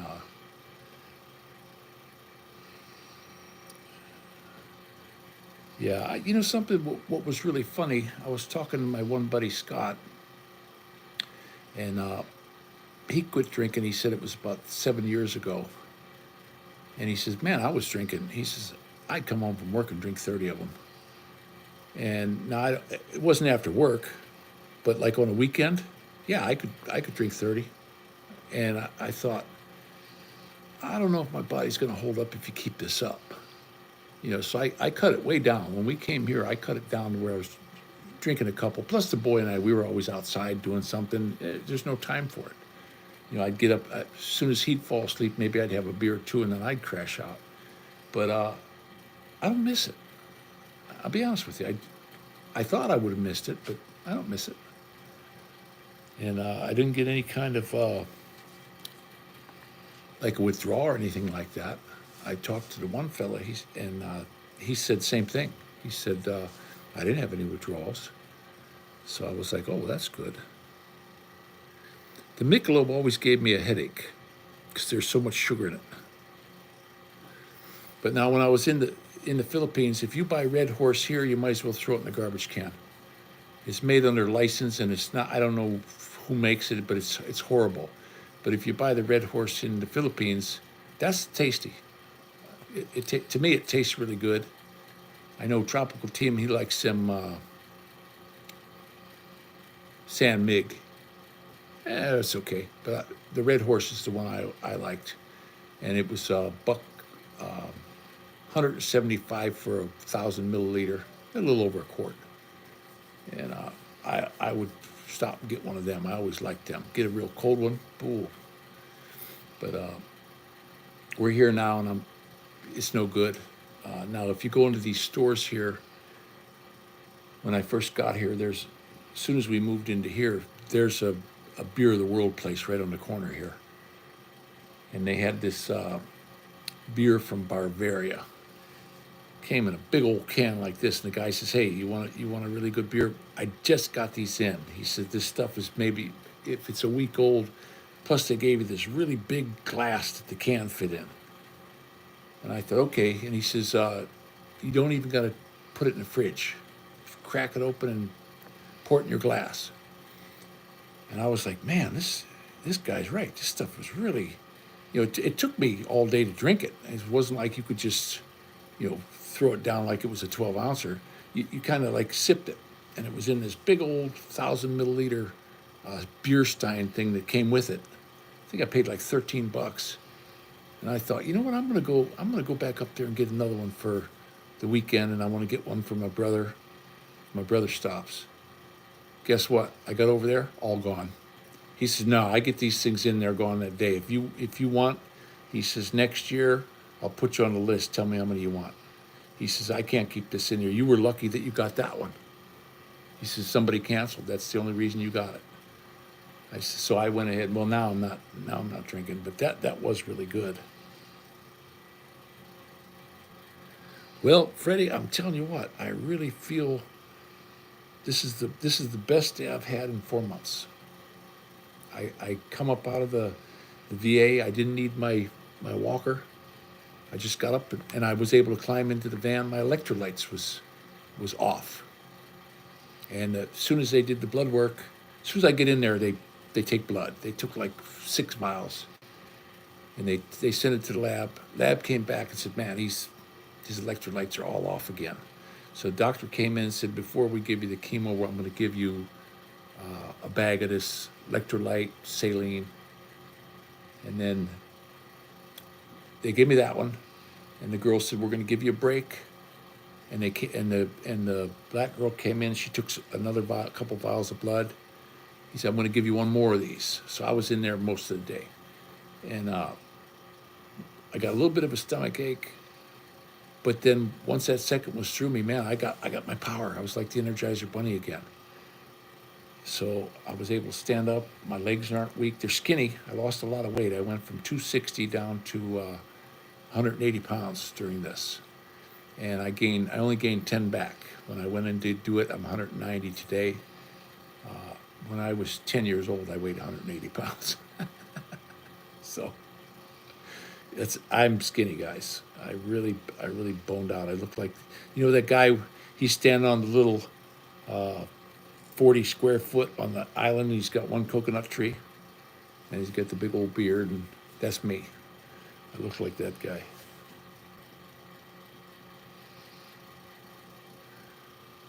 Yeah, if Lord willing. Pabst Blue Ribbon. When I was in Missouri, they either drink red, white, and blue or Pabst Blue Ribbon. That's the big beer. Missouri, Illinois. It just seems that anywhere you go, they got that, and they have it on tap. It's like when I was, if you go to Pittsburgh, you can get Stroh's on tap. You go to Philadelphia, you can't find that anywhere. You know, it's regional beers. They got their favorites. And I did see something here the other day. The number one beer sold in the world, and this just shocked me, Bud Light. I didn't know that. And I was talking to this fellow up here, this was a few months ago. He said the best thing ever happened was when the Bud Light, he said, man, I was having whole trucks come in, and as soon as I got it, it was going because they were giving it away. You could get a 12 pack for $2. And he says people were pulling up in their vans and SUVs and, you know, stocking up. But me, I always thought you buy the beer fresh. Best beer I ever had, I was going out to California, and instead of taking the main highway, I'm going to drive through Golden, Colorado. And I stopped up at this little motel, and I didn't see, there was big bushes and a wall. And I said, is there a place around here where I can get a beer? I'm in Golden, Colorado. And the guy looked at me real funny. He said, where'd you come from? I said, I'm coming from Pennsylvania. He said, you see that wall right there? Yeah. He goes, right on the other side, all the beer you want. I said, oh, okay. Well, I get over there. It's this big, like, kind of like 7-Eleven, but a big one. I mean, it had all kinds of groceries in there, a little bit expensive. And I got a Coors, not the light, the regular gold box Coors, and it had the born on date. Guess what the date was? That day. And I'm telling you what, that stuff went down like milk. It was just that was the best tasting beer. And then I drank a couple of them, and I told the lady, "Can you give me a wake up call at 6?" And I woke up at 6 in the morning. I felt like $1,000,000, and I brought a couple to California with me. So when I got there, I got a nephew. I thought, and he even said, "Yeah, that's pretty good," because I had one of them little 12-volt plug-in coolers, and I had room for 4 of them. You know, just the 12-ounce cans. You could easily you could get 6 in there, but I had sandwiches in there and stuff like that. So I didn't have enough room for 6 of them. But I'll tell you what, those ones, when I got to the motel, those things poured down. It was like, I don't even think they hit my stomach. I think they just absorbed into my skin. That was the only time I ever had it. I never had it after, and I've never had it before. It's not like I seeked it out. If I was going to drink beer, I would buy Stroh's. That was my, that's just my beer that I like. To me, that's the best tasting beer ever made. And some people don't like it. And, well, you can't like everything, guys. Well, you know what makes me laugh? They have a beer in Latrobe, Pennsylvania. It's called Rolling Rock, and of course it's a green bottle, and it's got like a white relief, not a relief, but it sticks out, and it shows this beautiful little brook. You go up there, that's all mine runoff. It's red. You don't want to be drinking that mountain spring water. Yeah, because they still got the springs from the mines in there, old rusted metal and crap. It's red. The river is red.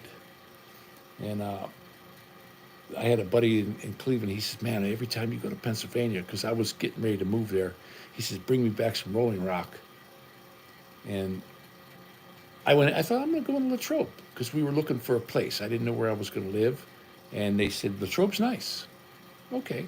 So we went there, and then I found a brewery. And it's not a super big place or anything like that, but the river that goes, it like kind of goes underneath the factory, and there's a bridge. And I'm looking at that water. I didn't see a fish. I didn't see nothing alive in that water. And then I went ahead and I had one of them VCR cameras back then. The dang things are like this big. And I went ahead and I did that for my buddy. It had the VHS tape, the big one you stick in the side. And I gave him that. That was the last Rolling Rock that guy ever drank. He said, I don't want no part of that stuff. Nah, it's and you know something. It doesn't taste. It's like drinking Moosehead or Wiedemann's or something. It does not have a good taste to it. I mean, I got a six pack one time. When I was young, there was two beers that I liked. I liked Stroh's and I liked the Mickey's Big Mouth. Those were the two beers that I liked. But you know, when you're young, you don't have the money for it. You know, I never. You know, they used to sell for $2. You can get a Stroh's 8 pack when I was young, non-returnable bottles, and there was only one store that sold it for $2, and then it used to be 180, and then when they went to the 8 pack, it went up to $2. But you got 8 beers, and that back when I was young on payday, that's all I could afford. And the Mickeys, you got 6 of them, and I was kind of like a hog on them. You know what I mean? I'd stick them in the back of the freezer so nobody would snitch those, because those are pretty good. That's like a creamed malt liquor. That's the, you know, that's not a pour it down your throat fast drink. That's a sipping, more of a sipping. It's in a green bottle. And it's got that real big, you know, the cap on the damn thing's this big, guys. I don't know if you ever see it somewhere, try it out. It's pretty good.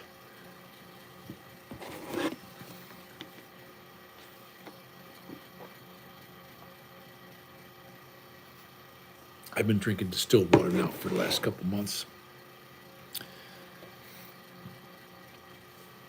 And I never was like a whiskey drinker. One time I was up in California, and this dude was an importer of whiskeys, Filipino guy. And my buddy just got a new car, and he raced pigeons and all this for his brother. I never met his brother. So when we got there, they were unloading whiskey. The guy was using his house as a storage area for all this whiskey before he would distribute it to his little stores. Well, I seen one guy, you know, the driver gets out, and so I thought, oh, I'll help, you know. So everybody's grabbing these cases, and this older guy comes in. Who are you? I said, I'm with Chuco. I said, I don't know who lives here. I seen they was carrying stuff in. I thought I'd help. Oh, okay. Well, this was his older brother, and he gave me a 6 case of Johnny Walker, and it had a white label on it. 27-year-old. And I give my dad one, and I give my buddy one, and I got off of work the one day, and it was just my old man and me. He said, "You pour it over crushed ice, don't touch it. Wait until you can smell it." And I said, "Oh man, this stuff is great." And then here was my problem.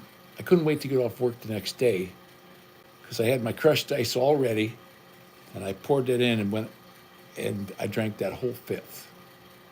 And I thought, I gave the other one to my dad, and then I gave the neighbor dude, the fellow that I fished with, and I said, no, I better not, because I like it too much. And whiskey drunks are some of the meanest guys I ever seen, so I don't want to be that way. I don't want to be a mean whiskey drunk. So, but that was some of the best scotch I ever drank. And the guy said it's $168 a bottle, his cost. And I said, man, you didn't have to give me that. He said, no. And the reason why my buddy Chuco got his car, he had an old beat up truck, and he took this pigeon of his brother's and drove it way the hell out to the middle of the country. And they put all these pigeons in these things, and they put a number on the little claw. And as soon as that pigeon gets back into the thing, you open it up and you call up this telephone number and you give him the number, and he won. He won $100,000. So he bought his brother one of them brand new Toyota Yaris, really funny looking car, looks like a bug, but brand new. Toyota Yaris, orange. It looked like a pumpkin. I told him you're driving the great pumpkin. Yeah, Billy Beer. That was made by Falstaff. And Falstaff beer, that they make that out in the Midwest, St. Louis area, and it was never known for being, top notch. It's more like a rot gut. make it, get it the hell out of here, and let the winos and bureaus drink it. I never was a fan of any of the Falstaff beers. Now, when I was young, they had all kind. I remember the Black Label and Schlitz. They had Cleveland beer Schlitz and Schmitz. Those were really, when you open up a can of that, you could smell it.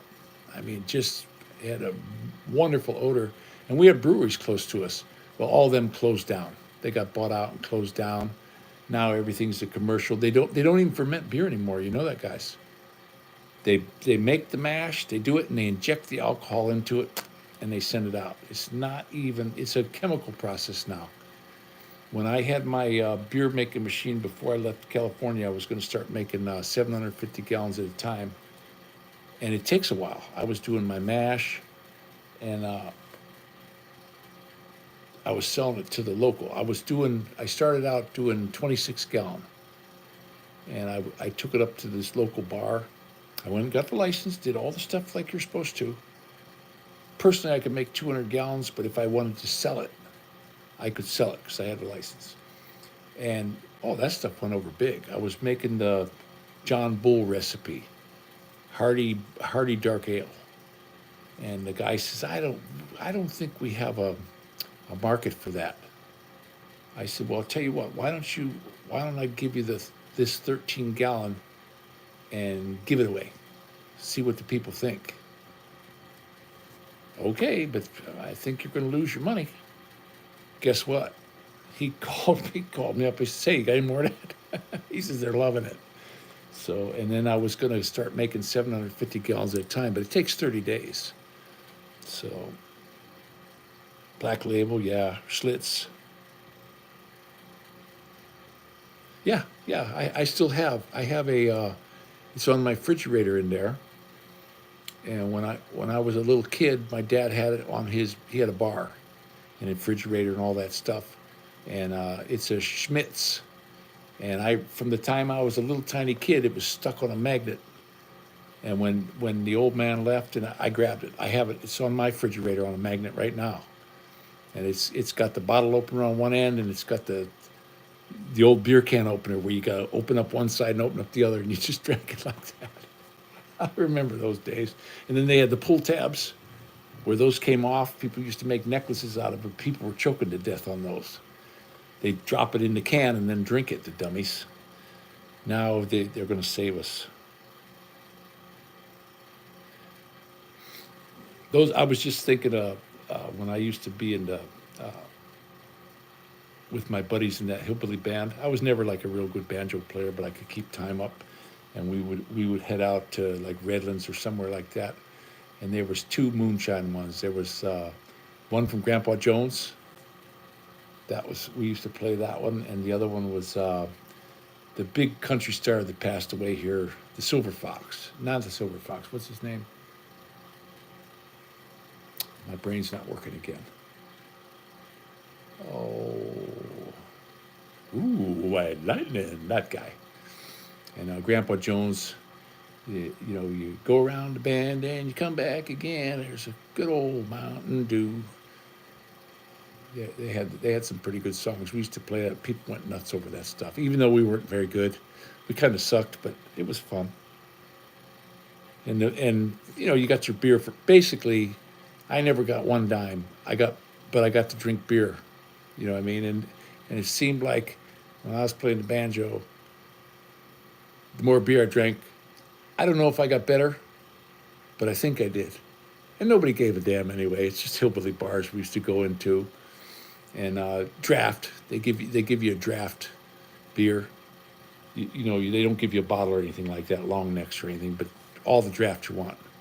And then at the end of the night, you settle your bar bill and you usually break even, But it brings the people in. These old roadhouses out in the middle of nowhere, a lot of people come in because the cops don't bother them. You know what I mean? Some of them just stay out in the desert and just sleep until the morning. No, that's Charlie Rich. That's not him.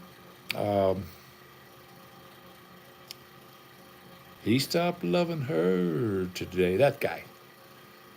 I know his songs. I just can't pull for some reason my brain shut off again. It was like today. When I went in the hospital. He says, "Oh, what's that kind of cancer you got?" And I'm like, "Oh crap! I just wrote it down because they always ask me." And I'm like, "What the? I can't remember." But I got one nice thing that's happening. When I first got here, in this area right here, you can't get a cheap car in the fall. Everybody's putting their good car in the garage and they're buying winter beaters, so the prices go through the roof. Well, I got this is okay, where's the date? I'm trying to find the date on this one. This is good through May 3rd. This is issue 8 of the Auto Trader, and we're gonna go look at a couple of them. Here's one, 2002 Buick LeSabre. It's got the 3.8. I don't know if you can see that. This one, where my thumb is, right here. And then the other one I want to look at,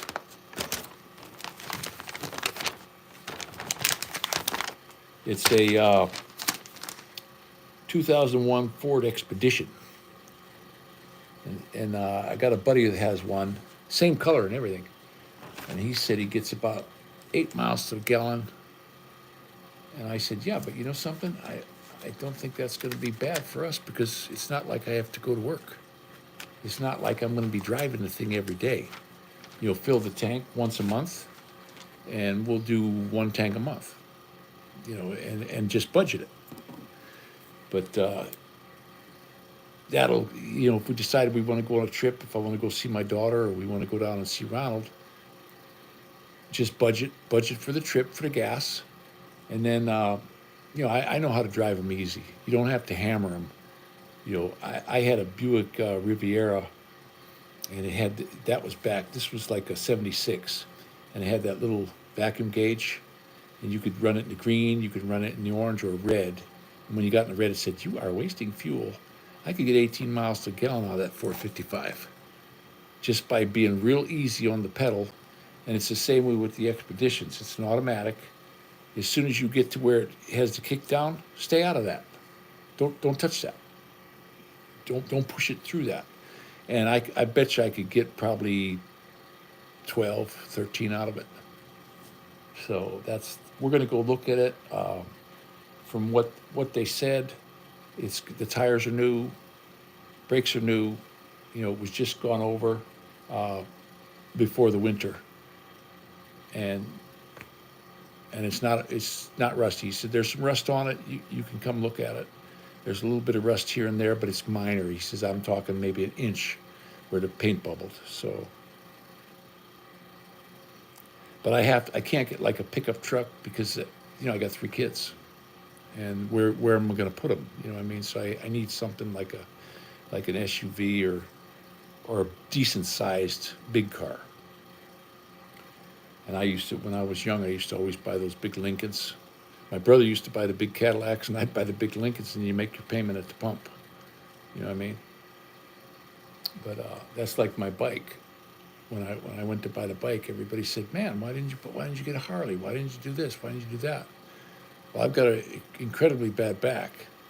And when I was taking it for a test drive, they set up my suspension for me. The front, the guy got perfect right off the bat. The front was perfect. And I didn't get the anti-lock because I want to be able to low side if I have to. And the back was a little bit stiff. And I says, "Can you loosen that up a little bit more?" And he says, "Well, it's pretty soft already." And I said, "Humor me, please." So he went in there and he loosened it. I don't have the tools for it. He loosened it up. Now, when I go to get my first service done, you know what I'm going to have him? I'm going to have him take it all the way down to the spongiest. It's not like I'm not doing 100 miles an hour. All I want is like my old XR 650. I'm driving a cloud. You know what I mean? That's what I want. I don't need my back getting beat up. Now with just me on it, it was good, but when I put my son on the back, it stiffened it up a little bit. So I want him to have a nice ride too. I got myself a milk crate for store trips, and I did see some when we were up at the gun shop. They have some really nice Plano cases. and there's one down there. It sits about so high I could get two helmets in there.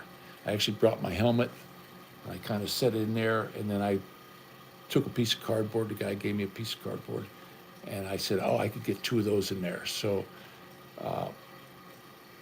it was like $68, and then all I got to do is get a couple angles, drill a few holes, and I'll Loctite some bolts in there. And I'd like to have it so that I could get quick on and off. I'll have to figure something out down at the hardware store. But and that way, anybody who's riding with me, they got something they can lean on. You know, you don't have to worry about falling off the back. Because Matty, when we were riding the one day, he fell asleep. He did. He fell asleep, and I just grabbed him. We were coming up to a light, and you know, he come hit me in the back, and I'm, hey, he was out. He was out like a light. So I got a hold of him. We pulled over, and hey, buddy, you okay? Oh yeah, I'm okay. I said, you can't fall asleep on the back of a bike, buddy. If you fell off, you're dead meat. So he's, oh, okay. Well, it was real cold that day. I think that's what happened to him. We went to where I grew up. We went past where my grandma used to live, and we had a real nice ride through the old neighborhood. It seems so much smaller now than it did when I was a kid.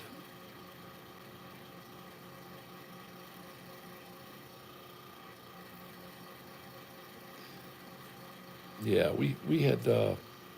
I like the GMCs and the Yukons. My brother has a Yukon, and boy, that thing, it's got a little bit of rust on it. That's his winter, his buggy. But I'll tell you what, you can't fault it. It's got the 4-wheel drive. It rides real nice. It's got plenty of power. You know, it's an older one, but it runs great. I mean, I think that thing's going to be on the road for a long time. I would just every spring I'd get in there and make sure you clean the frame out. You know, get all the salt and them cinders out of there. And that's what happened. I used to have a Ford van, and every year I'd get in there and I'd crawl up underneath. They had a spray 'em up wash where they had a lift, and I would wait to get in the lift, and I'd get in there and I'd clean all that salt out of there, and the van was perfect. And then I sold it, and the guy who had it, he never did that, and within a year or two, the frame rotted, right where the steering box was, and there was no saving it. You know, it just, you needed a whole front clip. And I was like, man, all she had to do was wash that off. You know, it's a Ford. But things like that happen. You know, some people take care of their stuff, some don't. But there's a whole bunch of there's a '85 Ford Thunderbird in here. The guy says it runs like brand new. There's almost no miles. It's got 20,000 miles on it. And where's the other one? There was one more. Where the heck did it go? I had one more that I had marked.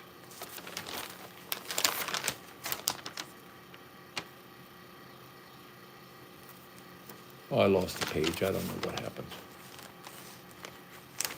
Oh, here we go. It's a 2008 Cadillac.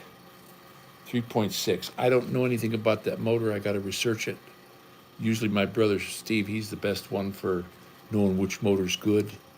It was like when I was looking at the one vehicle, I said that's a 5.7. No. He goes, that's not a 5.7. And he was right. When I went back, he was right. And I guess they got lots of problems. So I passed on that one. But this is the 3.6 L sedan. CTS, and the guy said the body's immaculate, runs like a top. He said we don't use it anymore. I'm retired. We're down to one car, and he said I've got a few offers on it. If you want it, you better come grab it. Now it could be gone for all I know. It's a private seller. That was the other one I wanted to look at, and it's not far from the other guy. But there's a whole bunch of them. This thing's got just tons of them in here this month.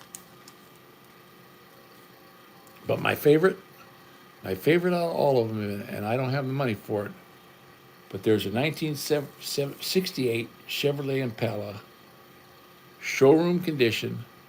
It's stock other than it's got a 327. He said originally it came with a 350. He's got a 327 with a 4-speed Hurst in it right now, Muncie transmission. $50,000. But if I had a loose 50,000 that fell out of my pocket, I'd go see that guy. It's gorgeous. And when I was young, that's what we drove. 66, 68, 69 Chevys. My brother, he had those. He loved his 69s. Those things are built like tanks. And I always liked the 327 with the two-speed. You know, they just, you can't hurt them. They're like a tank. You know, I remember one time he's driving down the road, and we're flying down this side street, and he throws it in reverse. You know, the Power Glide transmission. Those are big slush boxes, and he's a hell of a driver. He could turn cars around. He would be, if you were a bank robber, you would want to hire him. You know what I mean? He'd be your man. I remember when they did the on The Godfather, where the guy turns around on the bridge. And I remember I was watching that the first time. I was thinking, that ain't nothing. You ought to see what my brother does. He'll spin completely a 360, and he's just one of the best drivers. Anytime I'm in a car with somebody, I'm usually awake. He's one of the very few people where I'll fall asleep because I trust his driving more than anyone else. Another one that I think is a really hell of a good driver is my buddy Mark in the Philippines. He was a truck driver for a bunch of years. He's a hell of a good driver. That's another guy. I'm very comfortable driving with that guy. You know, some people they're too fast or they're herky jerky, and he's nice and smooth. You know, just keep your vehicle rolling, watch far ahead, and you should be okay. So. Yeah, those Chevelles and like El Caminos and stuff, you know, me, I got to have right now, sure, I would love to have something like that. I mean, if I could have, I would get myself an Ariel Atom. But guess what? I got kids. You know, I need the space. I'm another family, and they need some room. And that way, you know, there's rows of seats if they need to crash out or whatever, and if you want to separate them so they're not fighting. But we are going to go take a look at that excursion, and I don't give a dang what the gas mileage is, as long, you know, if the motor's running okay, and you know, it's like what the guy says it is. The money's right. It's 4,000, and the guy swears up and down it. He goes, you can balance a nickel on the valve cover. And I says, when it's running? He goes, you got me there. So he seemed like he was a pretty cool guy, and he's willing to deal too. He's a private seller.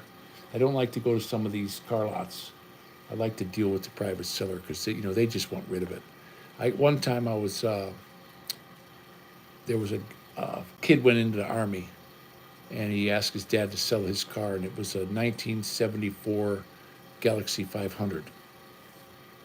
And it looked like it said 9,500, and everybody drove past. We're not stopping for that. That's way too much money for an old car like that. It had the 400 modified, 429 modified.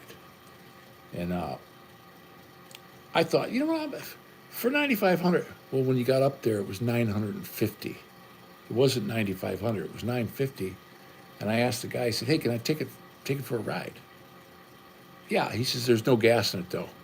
He says, you'll be lucky to make it to the gas station. I said, well, it's downhill. I'll put $10 in it. Is that cool? Sure.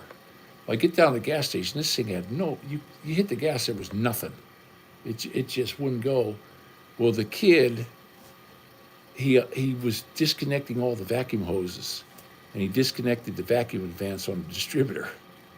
So I'm looking underneath the hood, and I put $10 in it.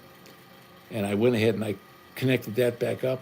I came up over the hill at 90 miles an hour. And before I got to the house, I unplugged it again. I put the little screw in there. And I said, that motor shot. I said, you know, he said, well, you know, what do you give me for it? I just want it out of here. He told me he was going to get this thing out of here. What do you give me? I said, I got $200. And the guy says, give it here before I change my mind. So I got the damn thing, and then when we went down to do the registration, I said, I'll get this next week, payday. And the guy says, nope, I want it done today. And he paid for my registration, which was like $180. So I got the car for $20. And boy, I'll tell you what, that was a great car. As soon as I got all the vacuum hoses hooked back up and went underneath the hood, just cleaned it up. The dude just disconnected everything. He had the PVC disconnected. I had to change the oil 4 or 5 times to get all the gook out of the oil pan. I wound up dropping the oil pan. That was the one. That was the one where it had 2 bars going underneath the oil, and it had 2 plugs. It had a plug in the front and a plug in the back. And if you forgot about the back one, you didn't drain all your oil. So that was something I learned the hard way. But 429, I think they called it the 429 modified. And boy, that thing just had balls and a half. It was all low end. You hit the gas, and that thing just took off. And the only thing wrong with it was the guy had CB antennas on the back, on either side of the trunk lid, and it just rusted holes from the magnet and stuff sitting underneath there.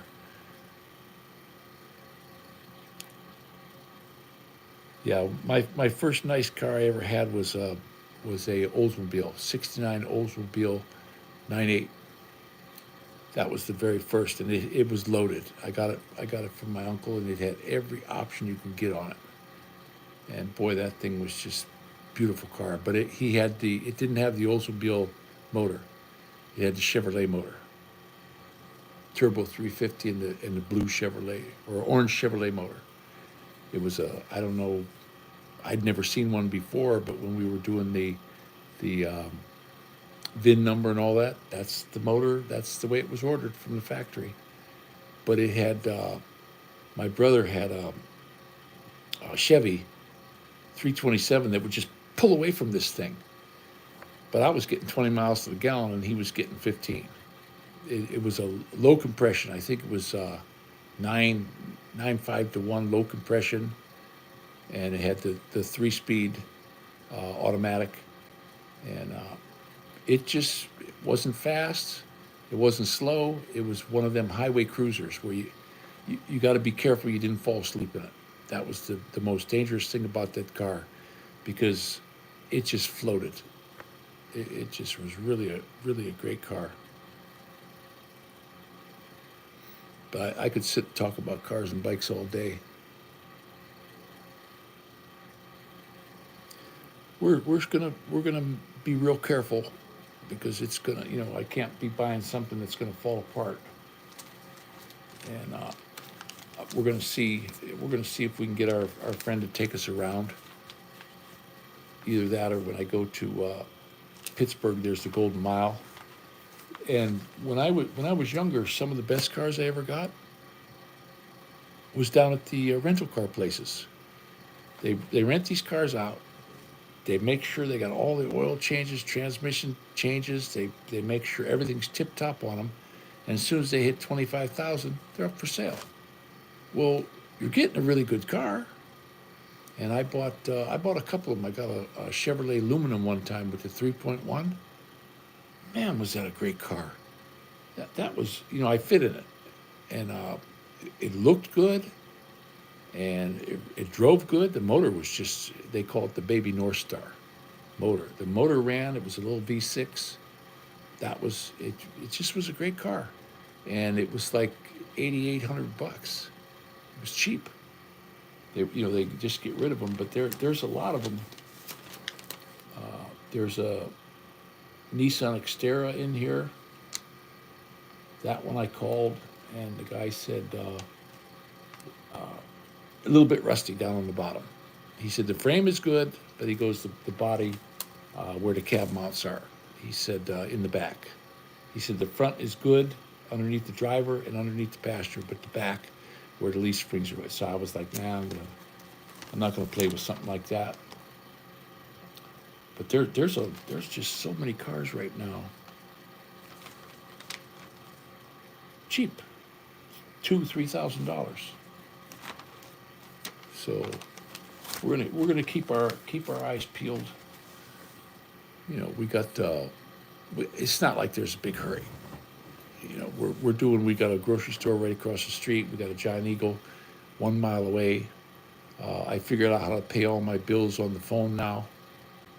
I went to go pay my rent, and they wanted $68 to take my payment. I'm what the? So then And I said, well, that's ridiculous.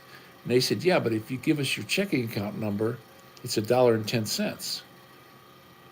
Well, I went online. Guess what? You can't get your checking account number on the website. So I'm talking to him on the phone. I said, well, how do I get it? It's mine. You never sent me my checks. She says, you have to come in and bring 2 forms of ID. And this is when I couldn't even walk.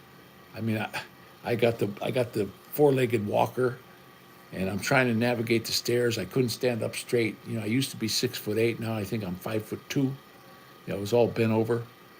And well, they gave me the number, but I had to go into the bank, and that kind of ticked me off. So I think I'm going to let that bank go.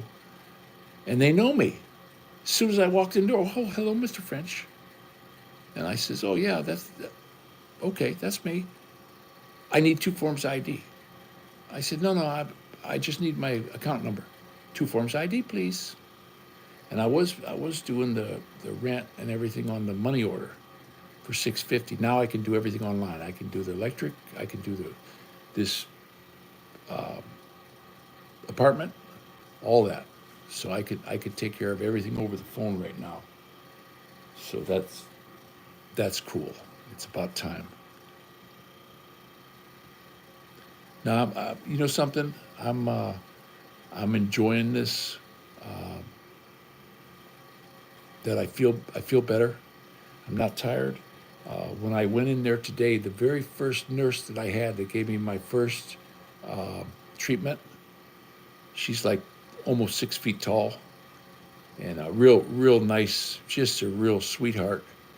And she gave me my first shot, and then I haven't seen her for I don't know, a couple months, and I got her again today.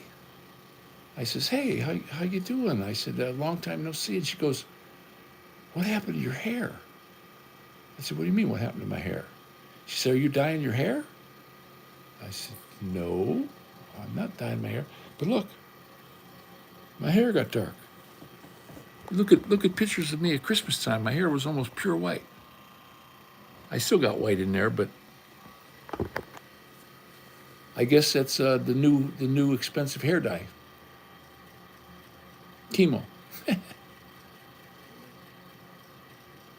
Hey, you take care of Ronald, and I hope we'll be able to shoot down and see you this summer. We want to take a trip. If we get a vehicle, as soon as the kids are out of school, I want to take them to Niagara Falls. I'd like to take them where I grew up in Pennsylvania. Well, kind of not grew up, but my 20s. Show them that the house I lived in down by the river. I bought a house down there. It was $8,000. It was a super fixer-upper, and fixed it up.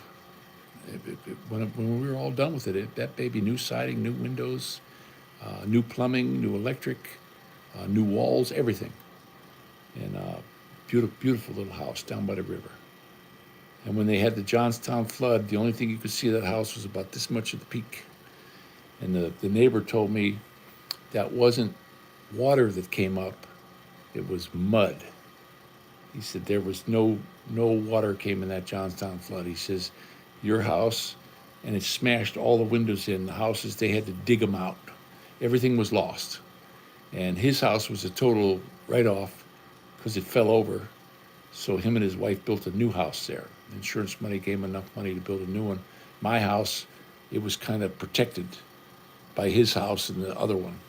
So it still stood. But them old balloon frame houses, they're stronger than the dang thing was made out of maple and oak. You know, so that was a pretty tough little house. And when I got it, I was like, $8,000? Shit, that's cheaper than rent. I remember when instead of going to the bank, the guy says, yeah, we can loan you money on that. And I'm thinking, $8,000? Man, I ought to just take the money out of the bank, just buy it outright. And but we did. We borrowed from Grandpap, borrowed a little bit and paid him off as fast as we could. But and then after it was paid off, that's when I started working on it. I worked at a window factory for a while.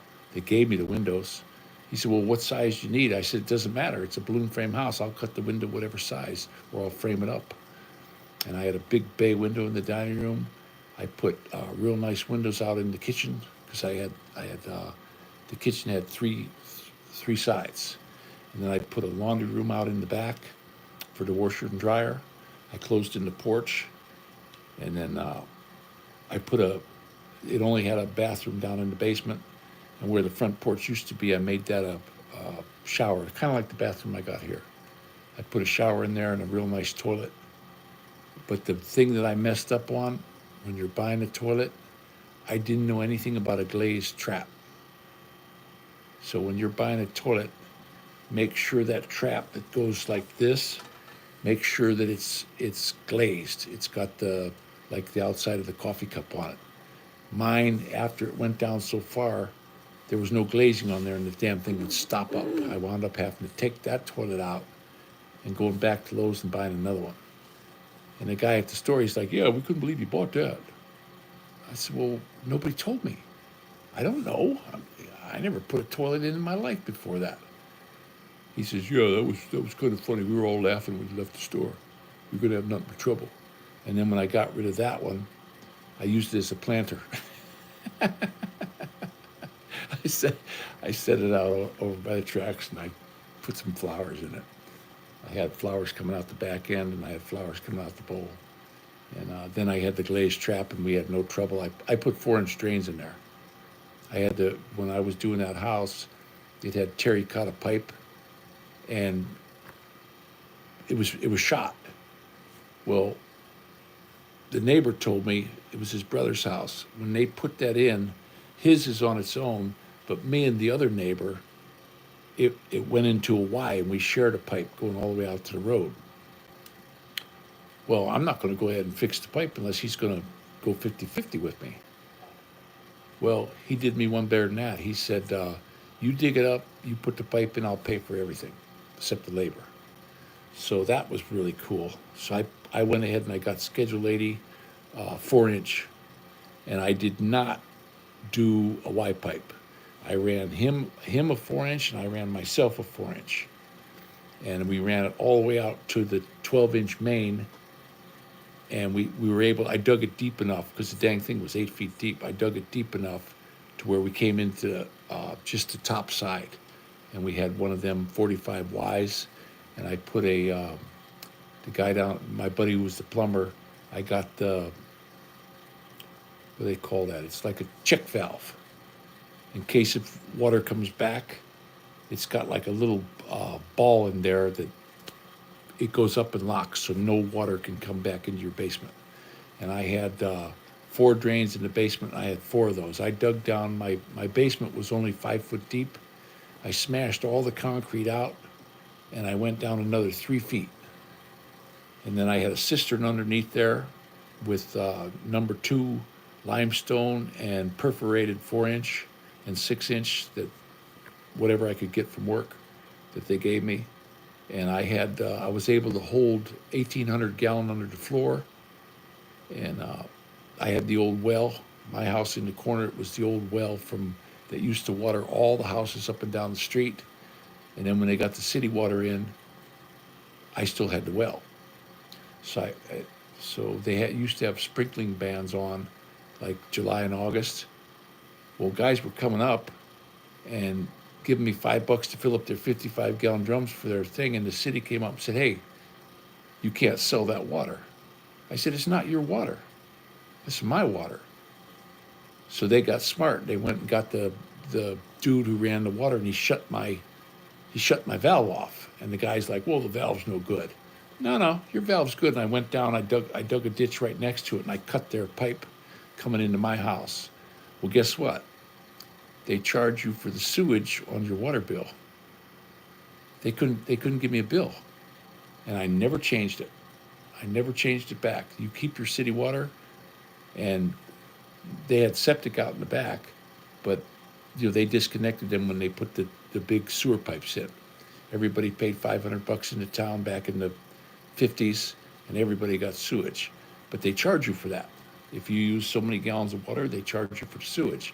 Well, when they got smart, cut my water off, and guess what? Water was pouring out. 365 days a year. What I did was I dug down, in the back room, I dug down 5 feet So it was 10 feet deep. And then I laid in the pipe and gravel, and then we poured a concrete floor, so it was 4.5 feet. And then what I did was I took buckets, 5-gallon buckets. I cut the bottoms out, and then my pump in there.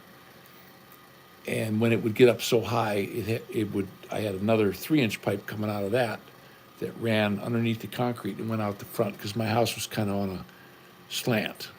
You went in the back, and that was up by the laundry room, but you came out the front. You had to go down like 4 or 5 steps, because the way it was. So that water was constantly coming out of there. Always, I had water going down the street into the storm sewer, and they said, "Yeah, you're wasting water." There's no way to shut it off. It's the old spring, and the real old guy that lived next door, he said that was the water back in the 20s and 30s when I was a boy. That watered this whole end of town. And he goes, when before the war, they were getting droughts because somebody went in and they hit some kind of an aquifer thing when they were putting a junkyard, and they were going to dig this so they could push these cars down the hole, and they cut the aquifer, and the town lost a bunch of its water.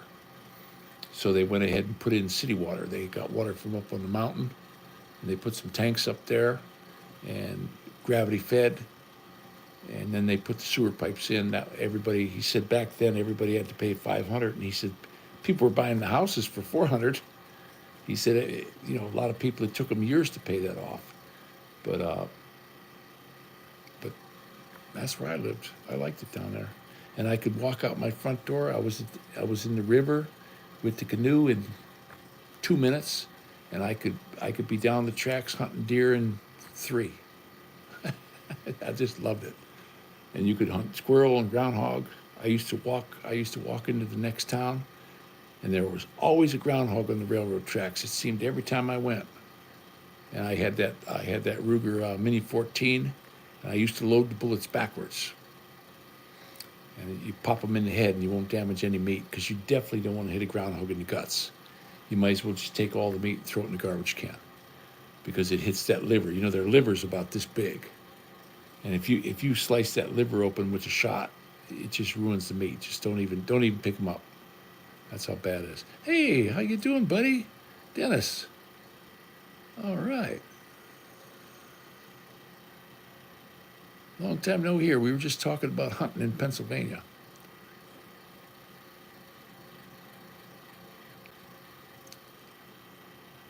So how you been feeling there, buddy? I don't know how much you've seen of this live, but I'll be honest with you, I feel pretty damn good. I'm going long. I was only going to do this for a little bit, but I feel this is the best I've felt in about 4 months. My electrolytes were all off again.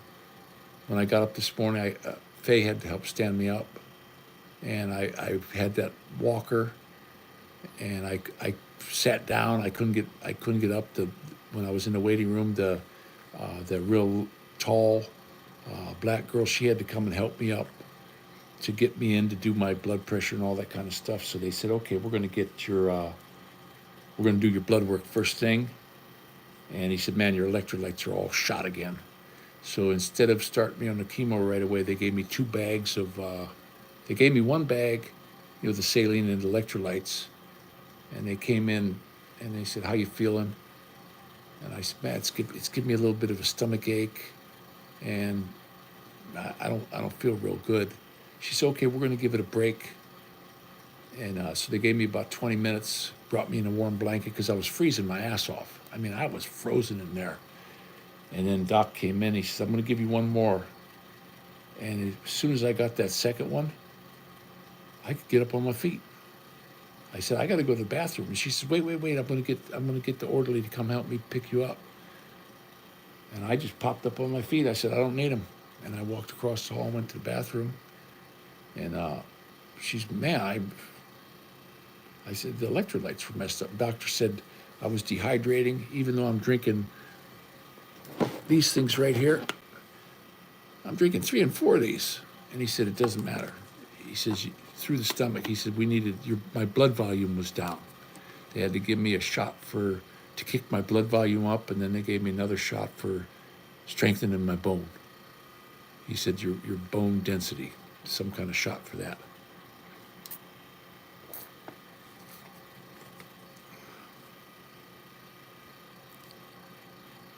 Yeah, that they should call Rolling Rock Red Horse because their river is red. If any, you've been to Latrobe, haven't you, Dennis? First time I went to Latrobe, that river coming down through the brewery is red. It's mine runoff. It's not.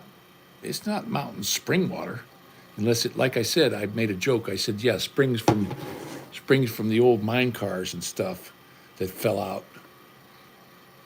But I but Latrobe is a beautiful town, though. I mean, I think it's absolute. Greensburg and Latrobe. When my kids were little, on weekends and stuff, we used to jump on the train, drive into Latrobe, and we could take the train all the way to Johnstown and do the big horseshoe bend. And you come around again, and there's good old Mountain Dew. But my kids used to love to ride the train when they were little. And we liked it. We'd cruise into Johnstown. We'd get ourselves something to eat. And they'd toot the whistle. We'd get back on the train.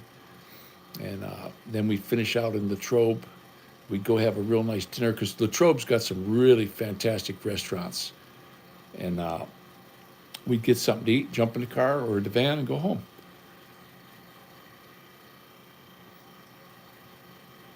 Yeah, those beers are absolutely horrible. They're I don't want nothing to do with them, to be honest with you. And that maybe St. Patrick likes them because they are in a green bottle. Now, when I was young, I used to like that Mickey's Big Mouth. That's in a green bottle. But that stuff, you'd go into the beer store, they never had it. They never had it. And then the guy would say, hey, you want some of them Mickeys? I just got some in today. So you're always getting like brand new ones. But you couldn't buy it. That was maybe 2-3 times a year you can get those. And it's almost like the Genesee 12 Horse. It's a real creamy, it's a sipping beer. It's not some kind of beer where you're just going to throw them down like I see people. They take that Bud Light and they'll drink 6 of them in a row. It's not that kind of beer. It's more of like a creamy drink. I used to like them, but you got to have them in some kind of a ice pack or cooler because they warm up too quick. I don't know what about because the lid on the top is about that big. That's why they call them a big mouth. But I'll tell you what, Dennis, I really feel good today. And my hair is turning black again. So they're going to do my, I'm going to be on their, what do they call it? Teaching things. So, yeah, Yingling, my brother likes that Yingling. I went over to his place here, and he had what they called the black and tan, Yingling black and tan. I thought that was pretty damn good. I was like, that is pretty damn good. A little bit pricey, but it's tasty. I didn't like the regular Yingling, Yin Yang Yingling or whatever. What a heck of a name for a beer, Dingaling. But the one that they call the black and tan, I thought that was a pretty damn. It's an ale. It's not a beer. It's an ale, because they sell lagers and all that. But I was always partial to the ales. Somebody said, well, what's the difference between a lager and ale? Well, your lagers are top fermenting, your ales are bottom fermenting, and they take a little bit longer. That's why you get the real good Bock beers and stuff like that. I used to make beer. My favorite beer I used to make was the John Bull recipe. This stuff looks like coffee when it comes out. Or Guinness, something like that. But Guinness is not, I never thought much of Guinness beer for taste, but the stuff, that John Bull stuff I used to make, I'd make 26 gallons at a time. And that was some really good beer. You didn't have to have it cold. You could make it, you could give it to people cold, but I was buying those 16-ounce Stroh's bottles. I had a capper and everything like that. And whenever I'd visit around here, I had a brother-in-law. He liked that. So I'd always bring up some. I'd say, yeah, but I'm not going home today. If you want to, I'll share this with you, but you got to keep me overnight.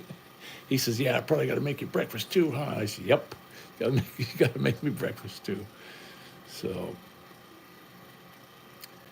yeah, they got. I always like the ales.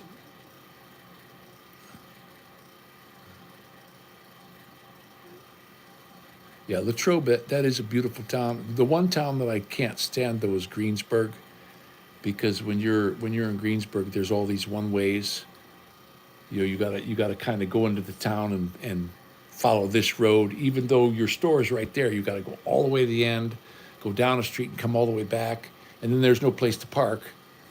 So then you got to go all the way down to the end again, and it's parking meters and all. And you know something, I got to where I wouldn't even shop over there anymore. I said, you know what, they can take their Greensburg and shove it up their ass.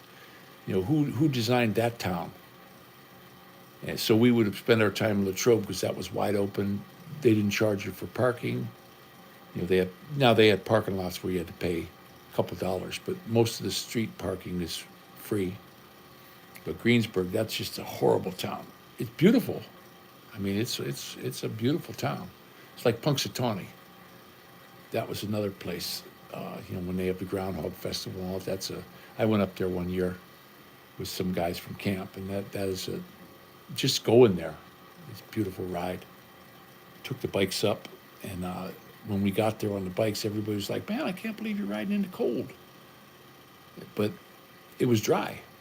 We didn't have any. It wasn't raining and it wasn't snowing. There was snow out on the sides, but the roads were all clear. Drove the bike up. I never had the Chesterfield there, Dennis. But me, it's been, oh my goodness, I think it's been, let's see, November, December, January, February, March, April, 6 months since I had a beer. They got me on all these different medications, and they said, I talked to the doctor today, and he said, it won't hurt if you have like one, but you're on thinners, and they're gonna start weaning me off the thinners in the next couple of weeks. He said, next month or so, we're gonna keep an eye on your blood work, and you don't have to take that the rest of your life. We're gonna start weaning you off. The only reason I had the blood clots was because of the cancer, and they tell me the same thing with the shoulder. He said that I got he didn't call it a nodule, but it's not a torn rotor cuff. The way it was explained to me, this stuff that's on the bones is almost like a paint. It gets like a paint on there that's not smooth. And then when you get these things like a nodule, it's like you get a bubble in your paint on your car. That's the way the girl explained it to me. So it's rubbing, it's hitting, and you're gonna have pain, but we can't do any surgery anyway. They looked at it, she said, we don't see any torn anything. And the way it came on, I didn't do anything to hurt it. I just, all of a sudden, it started hurting. So, she said, once you get through your chemo, that should go away. Now, today, they gave me, I refused to take the nerve pill because it was on the kidneys. And I was, this is no kidding. The guy said I was like this close to getting dialysis. They just kept putting it off, and then my kidney function got better and better and better and better. It's at about 50% now. So he said, we kept you away from the dialysis, but he says, you helped because you wouldn't take that medicine. And I said, if it's doing anything to kidneys, I don't. Well, now they got this other one here. They started me on one today. I haven't been able to do this in months. Look at that. Now, there's not a whole lot of strength in there, but I'm moving them again. And I couldn't do that. I was like this. That's all I could do. So,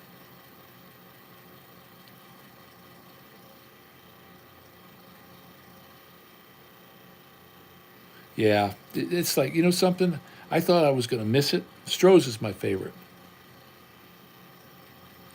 That was always my favorite beer out of all of them. That and Labatt 50, 50-50, you get up in Montreal. And when I would be out in Missouri, my uncle used to get this beer called Stag. They all drink red, white, and blue down there, past Blue Ribbon. but he used to get this beer. It was called Stag Beer, and that was a good one. That was another. Well, it wasn't beer; it was an ale again. I'm partial to the ales, and I'll tell you what, buddy, Dennis, this is the best I've felt in 4 months. Man, I feel like $1,000,000, and I don't want to waste it, by falling asleep. And they gave me some. They gave me a new dose of pain pills. I don't need them. They're sitting in the bottle. I don't need them. They said, well, you probably should take one before bed every night to get it in your system. And yeah, but if I'm not hurting, why should I take another drug? I'm trying to get off of these drugs. I don't want to keep.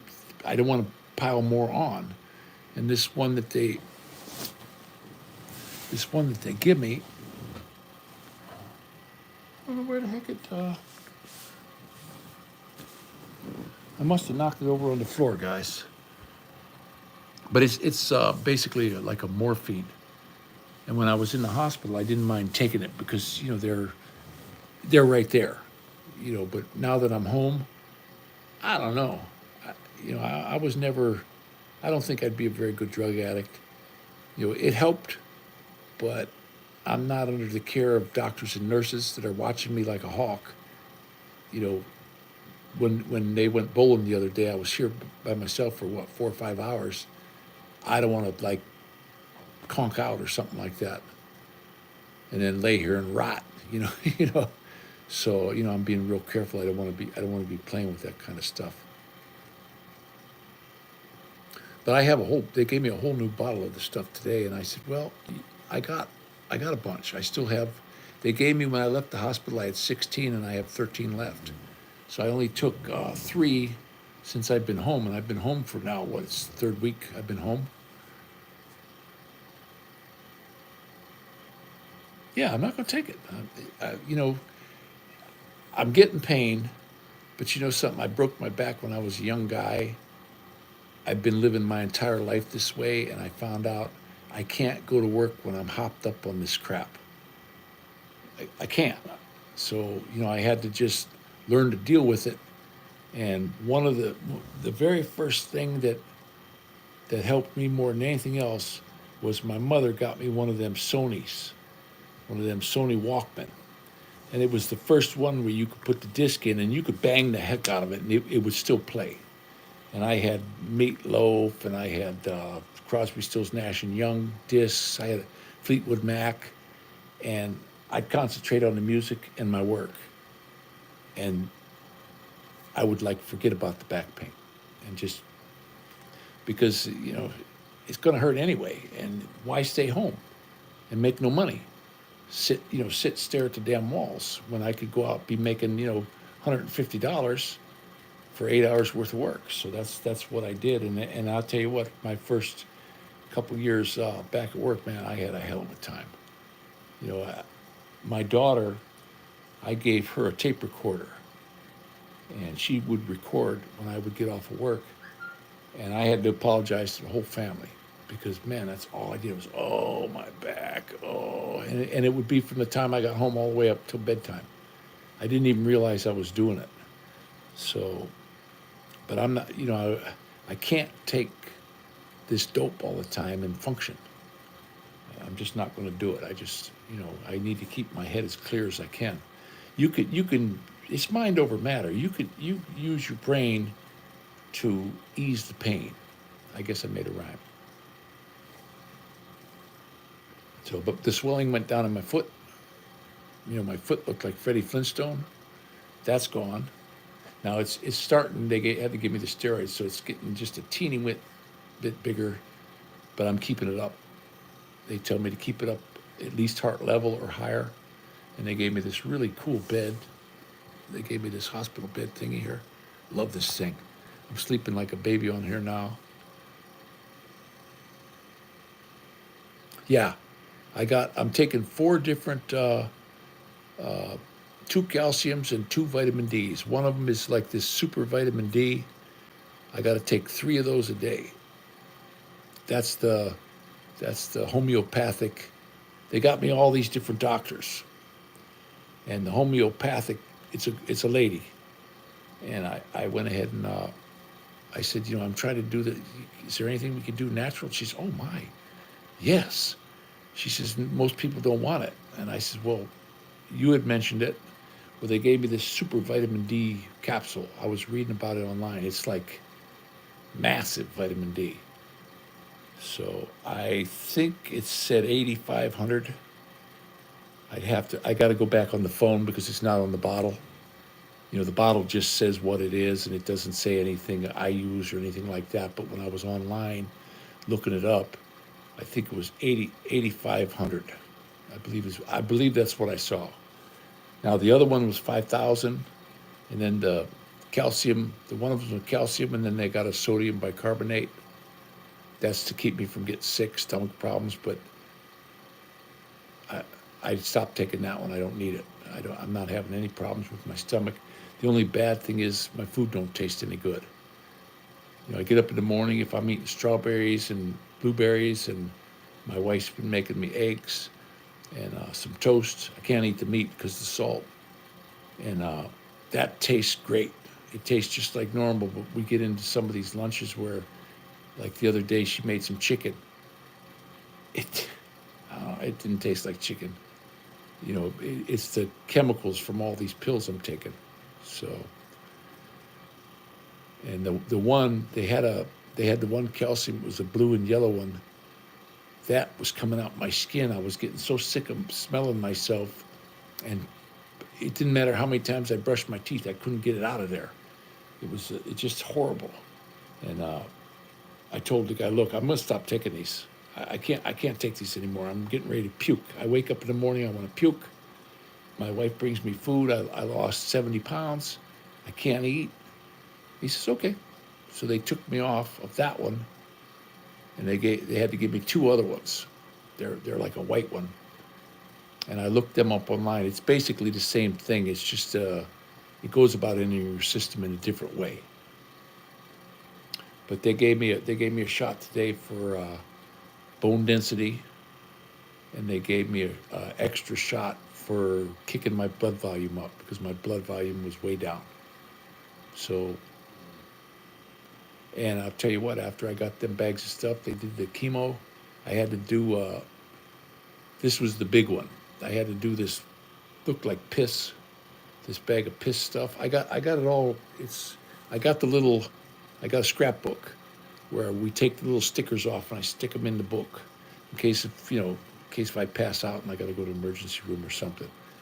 And that way it's got what I'm taking, because these doctors need to know, if you're on chemo. And so I got all those stickers in there. So that I had two new ones today. Then I had that piss bag, and then the regular shot, the one that they've been giving me since I started. And they put that one in your stomach. And I'm lucky because I haven't had any, like, I don't feel bad. Now I'm weak. I got real weak. I can't say it's all good, but that was because the electrolytes in the blood. So they're watching it. So before they do it, I gotta go. They're gonna give me a call this week. I have to go back to Parma. They're gonna do my blood work, and then when I get for the chemo, they'll have everything ready for me. And he says, instead of you sitting here 4 or 5 hours, he says, we'll hook you up as soon as you walk in the door if you need it. And then we'll get you hooked up. We'll get you out of here in about an hour. I said, wow, that's really cool. And the doctor down there, man, do I like that guy. He's kind of a guy you want to go have a beer with. He's like a regular Joe, and he's highly regarded. I mean, you talk to any of these, the nurses and all the doctors around, they say, yeah, he's a top-notch guy. He works at the Cleveland Clinic. He's down at the VA. They said that he goes all around the country. He was in San Francisco here a bit ago doing some kind of a deal for the doctors, symposium, and I think that's what they called it. But I like the guy, and I trust him. So I was never one to do the chemo, but I don't think this would have been something I could have healed naturally. So it helps. Oh no, when I was in Philippines, I was out in the sun with no shirt on every day. Now, when I went up to the Parma, I think it was Tuesday, we had a beautiful 75-degree day. I took my shirt off. I was sitting in the parking lot with my shirt off, and I got some sun on my hands. My hands started feeling better. And today, I had to wait an hour for the van to pick me up. So they said, sit out front on the benches there, and the guy will come and get you. That's the way this van works. Well, I didn't sit on the benches. There was a sliver of sun coming in. So I went over and I sat over there. So the dude finally come over and he goes, oh, are you Matt? I said, yeah. He goes, okay, I got your ride. Real nice fellow. Boy, he was and a good driver too. You know, some of these drivers, they're herky-jerky. And the one fellow that gave me a ride home, he put the poor little old guy in a wheelchair, and he pushed him into bed. I had to get on first, and they strapped me in, and they took my little wheel buggy, and they strapped that in. Then he pushed the guy in the wheelchair up next to me, and he gets in and behind the driver's seat. And the light turned green, he hit the gas, and that poor guy in the wheelchair went, whoa! He flew all the way to the back of the bus, dumped his wheel buggy over, cut his head. And I was like, dude, you didn't strap him down. Oh, I forgot. It's my last day. I said, yeah. If they, they have cameras in there, I would have made sure that was his last day. But he was retiring. He was 64 years old. It was his last day. So, but the poor little, the fellow that was in the wheelchair, his one leg was cut off at the knee, and the other one was cut off at the ankle. I don't know what happened to him, but we took him over to the nursing home. But he was a very slight built. The guy couldn't have weighed more than 80 pounds. And when the guy hit the gas, that wheelchair, the van went forward, but the wheelchair stayed there. And he bounced off the back door, and I'm like, oh crap! And I'm strapped in. I can't go back there. They got me all strapped in, and I couldn't get my legs through because they got like this bar there. And I'm like, hey, Pappy, are you okay? And he goes, yeah, I'm okay. So then the guy pulled over and set him back up and locked him down, and it was funny. He spent all that time, and then we drove another 500 feet, and we were at the nursing home. So I guess he thought he could get away with it. But the dude was the little old dude. He was a stand-up dude. He was a Korean War vet, and he just seemed like a real nice fellow, happy. I felt bad for him. But I think that whether that guy retired or not, it probably would have been his last day. But some of them, I got some pretty good drivers, and I got the one fella, the very first ride I took, that guy was in some kind of hurry. I said, hey, pal, what's your hurry? He says, well, we've got all these different things. I said, you know what? Whether you get there in 10 minutes or 25, it ain't going to make a difference, other than I don't have to ride home in a box. I said, slow it down. And he's like, well, this is what I do. I said, well, then let me out. Call up your company and let me out. Give me my little wheel buggy. I'll wait for somebody else to come pick me up. He's like, oh, you're going to be that way. And I said, yeah, I'm going to be that way. So, and then once he got on the freeway, he just stayed in his lane and was pretty mellow. But when I got back there, he's the same guy who gave me a ride home, and he must have been having a bad morning. Because when I seen him, I went over to the Starbucks, and I said, hey, you're going to give me a ride home? And he goes, yeah. I said, you like Starbucks? And he goes, yeah. I said, how do you like it? He's just black. So I got him a black eye. I got him one and me one. And then we sat and chit-chatted, and he's pretty cool. He was okay going home. He just was, I think he was just having a bad morning. And that happens. Everybody has a bad day. So, but there were some pretty good drivers. They got top-notch people down there, but I never know what I'm going to get. The one day the black girl picked me up, and I was in a Chevy Traverse. Boy, was that nice, roomy. I never was in one of those before. I had all kinds of headroom. The easiest vehicle I ever got in and out of. With me having trouble, I got on the curb, I slipped right in, buckled me in. Just a real sweetheart of a driver. Very, very friendly lady. Drove me right up to the front door. Helped me in, helped me out. And then this morning it was two fellas. A fellow named Matt, and I believe the other fellow's name was, I hope I didn't mess this up, I think his name was Pete. And he was showing me pictures of his little boy. He's got a boy same age as my Matty. And just super nice guys, motorcyclers.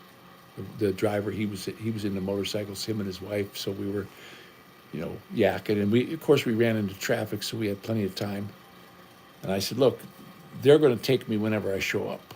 So, don't, and he goes, yeah, but no big deal. And I says, yeah, I don't, the one fellow, when we hit the traffic last week, he's trying to zip in and out. And I said, what's your hurry? Just stay in this lane. I bet you we'll get there just as fast.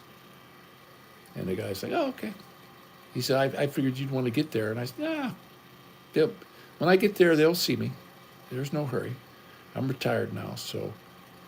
But it's funny how you run into these folks. Everybody's different. Yep, still alive. I tell you what, I feel like about $1 million right now, and I got 10 folks on there. I asked if you guys wanted to keep going, and I got a couple thumbs up. I think I got like 5 thumbs up. So I said, okay, I'll keep yakking if you guys want to, BS. Dennis, I'm glad I stuck around for a little bit because my buddy Dennis in Pennsylvania, he popped up on there. Ronald went to bed, but there you are. This is my buddy from Dumagetti. Well, I think you're way north of Dumagetti now, right? Yeah, there's the thumbs up. And I can actually do this now. That's pretty cool. They got me on a new one that has it's not touching my liver. It leaves the body a different way. Plus, she said the reason why it's working so good is that lesion. There's a lesion that's pressing on the nerve. And she said that the chemo is, she said your last scan, she said it's almost non-existent. So she said it's going to get better anyway. So we're just trying to take the edge off for you with this new medicine. They want to get me up to 4. Right now, they gave me 1 when I left the hospital. Then the next week I had to take 2 of them. Now I'm on 3. And she said, next week you'll be on 4, but you may not need it. So, San Jose, okay. Hey Todd, how you doing, buddy? Yeah, I'm glad there's still some folks. It's like almost, what is it, 1:15 here? Oh, 2:15 here. But I got home and I crashed when I was getting the chemo. I was like in a fridge. As soon as they started pumping that bag of stuff in me, I froze. I mean, I was shivering, my teeth were chattering, and I asked the girl, I said, hey, can I have one of them hot blankets? And they're super nice down there. She brings me it, throws it over my shoulder, and I fell asleep.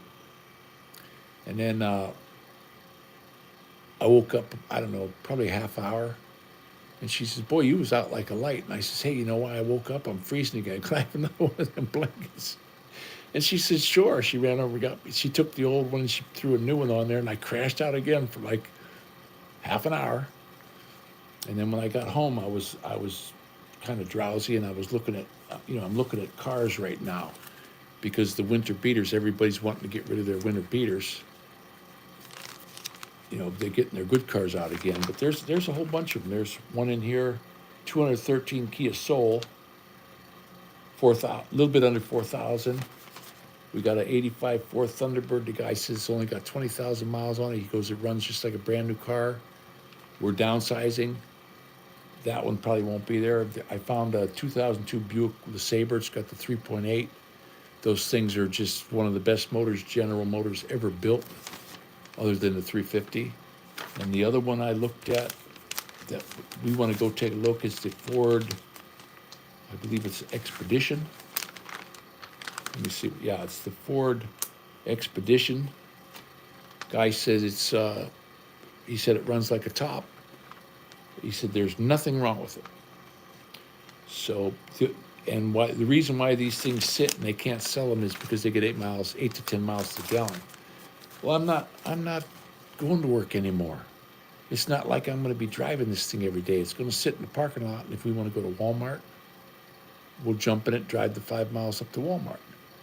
Or if I want to go see my daughter, we'll drive out there, park it.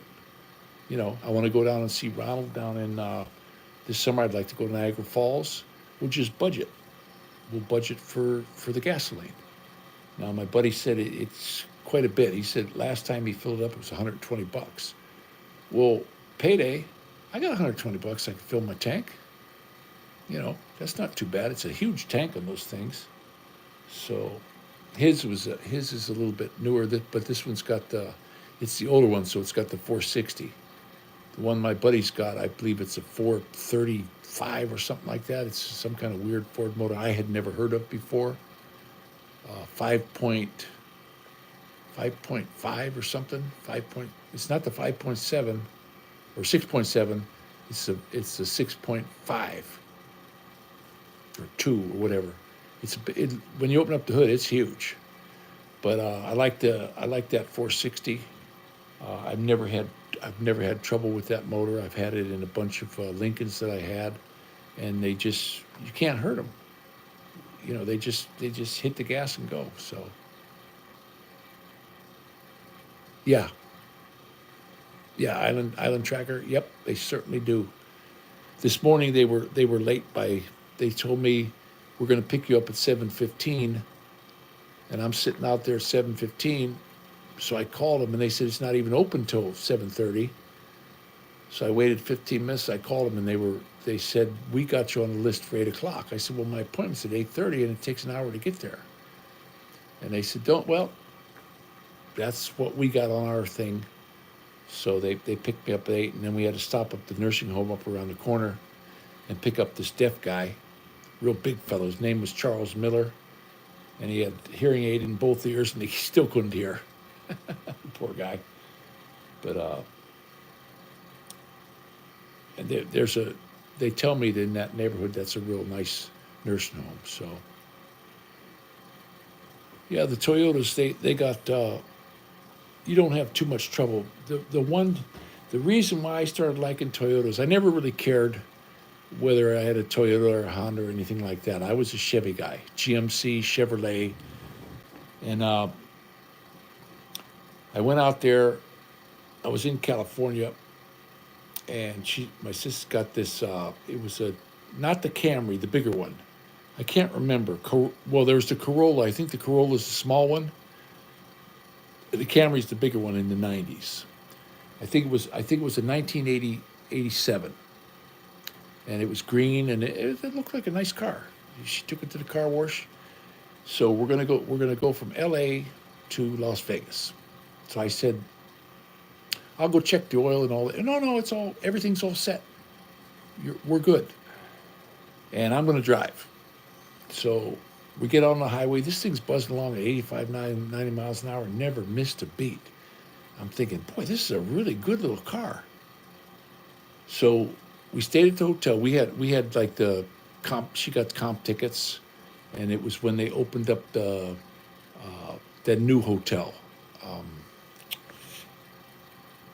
Big orange one. I can't remember the name of it. The dude opened it up. He's some kind of big wig. And we were like, I think it was the 16th floor. Real nice. And down in the basement, they had all this food, all you could eat. And they had bowling alley and all this stuff. So I was having a blast. I don't gamble. And so her and her friends went to gamble. And then we got up on Sunday. We're going to head back home early Sunday so we could try to beat the traffic. So I went down to the parking structure, and I opened up the hood. There was a dead bird in the air cleaner. That hood hadn't been opened since it was new. It was so covered in dust and crap, you could hardly see the motor. I pulled the dipstick out. There was no oil on the dipstick. I pulled the transmission stick out. It was yellow. It's supposed to be pink. It was yellow. I put everything back in, and I closed the hood, and I said, I'm not touching anything. If you pour a quart of oil in that, you'll blow that motor. You can't do that. I used to work at a used car lot. You don't touch them when they've been. And she traded it in for they gave her a really top price for a Rav4 when she went in. I think they gave her like $4,800 or something because it looked good, but I never seen it, and it had 250,000 on it. And I told her, I says, "You never had the oil changed?" And she looked at me and she says, "Silly, they come with oil." I just shook my head, and it got us home. It got the dang thing got us home, and she had it for another 6 or 8 months before she got that little white one that she had, and that was a night. That was a pretty neat little. It was called a Rav4. That was a pretty neat buggy. I roomy. It's kind of like a tracker, like the old Geo tracker. Yeah, the Camry. I believe that's what she had was the Camry. I fit in it real nice. Now my sister-in-law had a Corolla station wagon, and that thing was miserable. She wanted to give it to me. I said, "No, I don't want it. Keep it." Like I didn't fit. And then finally she insisted. So what I did is I took the front seat out and I threw the front seat in the back. And I went ahead and took a garden hose and some pieces of wood, and I extended the steering wheel out about this far, and I had blocks of wood on the clutch, the brake, and all that. And I drilled right through the pedals, and it was perfect. Never going to have a problem. And I'm sitting at a red light, and this cop pulls up next to me on a motorcycle, and he goes, "Hey, pull it over." So I'm sitting in the back seat, right? I didn't see you in there. All you could see was my arms. I said, "Yeah, I'm going home from work. What do you want?" He says, "You can't drive it without the seat in there." I said, "I'm in a seatbelt. Take a look. Here's my seatbelt." He made me put the back seat back in the front before he'd let me go, and I'm trying to drive this thing like this. I said, "You think this is safer?" And then he said, "Yeah," and he takes off on his motorbike. As soon as he took off, I got the tools out, and instead of putting it in the back, I threw it on the side of the road, and I drove home. Some of these cops are so stupid. And then the other thing was, I had one of them dangly things hanging off my mirror, and he said, "Yeah, that's in your field of view." I says, "Hey, my head's on the ceiling. That's in my dashboard. It's all perspective. There's nothing in. There's nothing in. Well, take it down. I don't care. Take it down anyway." They have no common sense. These guys. They got this job, and they're just like so rigid. And then if you start looking at this, I got a bunch of different channels on here, where these cops are just abusing the heck out of people. They got this fellow named Brian's got a show. There's a whole bunch of them. If you go on YouTube and go Cop Watch, there's San Joaquin. There's a couple of I stopped watching. They got that one fellow from Amagatsett Press. I was watching him for a while, but he kind of baits people, and instead of being somebody come up and saying, "Hey, we don't want you to do it," and talking friendly to him, immediately it seems like he goes to, it's on. And that's not how you talk to people. I don't like that. But there's some of them are, they just had the motorcycle guy was killed, and the San Joaquin went into the thing to interview him, and the cops are all in there smiling. They're hey. They're all happy. They had no lights on. They were chasing somebody, but they had no lights on, no headlights, no siren, nothing. And they had the flashing lights, and the motorcycle pulled out. Never saw him, killed him. This just happened on the 1st. And if you start watching these things, and these cops get away with it. And now we got the guy who's running for president, Trump. He's saying he wants to give them even more leeway for them to, if they kill somebody, they get off scot-free. Personally, some of these police need to be in jail themselves with the crap that they pull. You got 15 cops come for some dude with a camera because he's walking around with a camera. It's like, what's with these people? And they should know the law by now, but they don't. Yeah, they got, something? What I noticed in the cops, when I was young, I had a couple buddies that got into that. Those were the guys that got their butts kicked. They got bullied. And they become cops. And then they bully 'em- they bully people back, and and they should fire them. The one of them I just watched here, I watched it months ago, and then somebody sent it to me again where the cop had his back to her, he's got on an orange vest, and she comes driving through the interstate, and this guy, he just totally freaked. They fired him. They wound up firing him, but they need to fire a whole bunch. The only problem is, they fire them, they keep their pension, and they go to another police force somewhere else, and they do the same stuff over there. And if you look at some of these lieutenants, they'll bring a lieutenant out or they'll bring a sergeant out.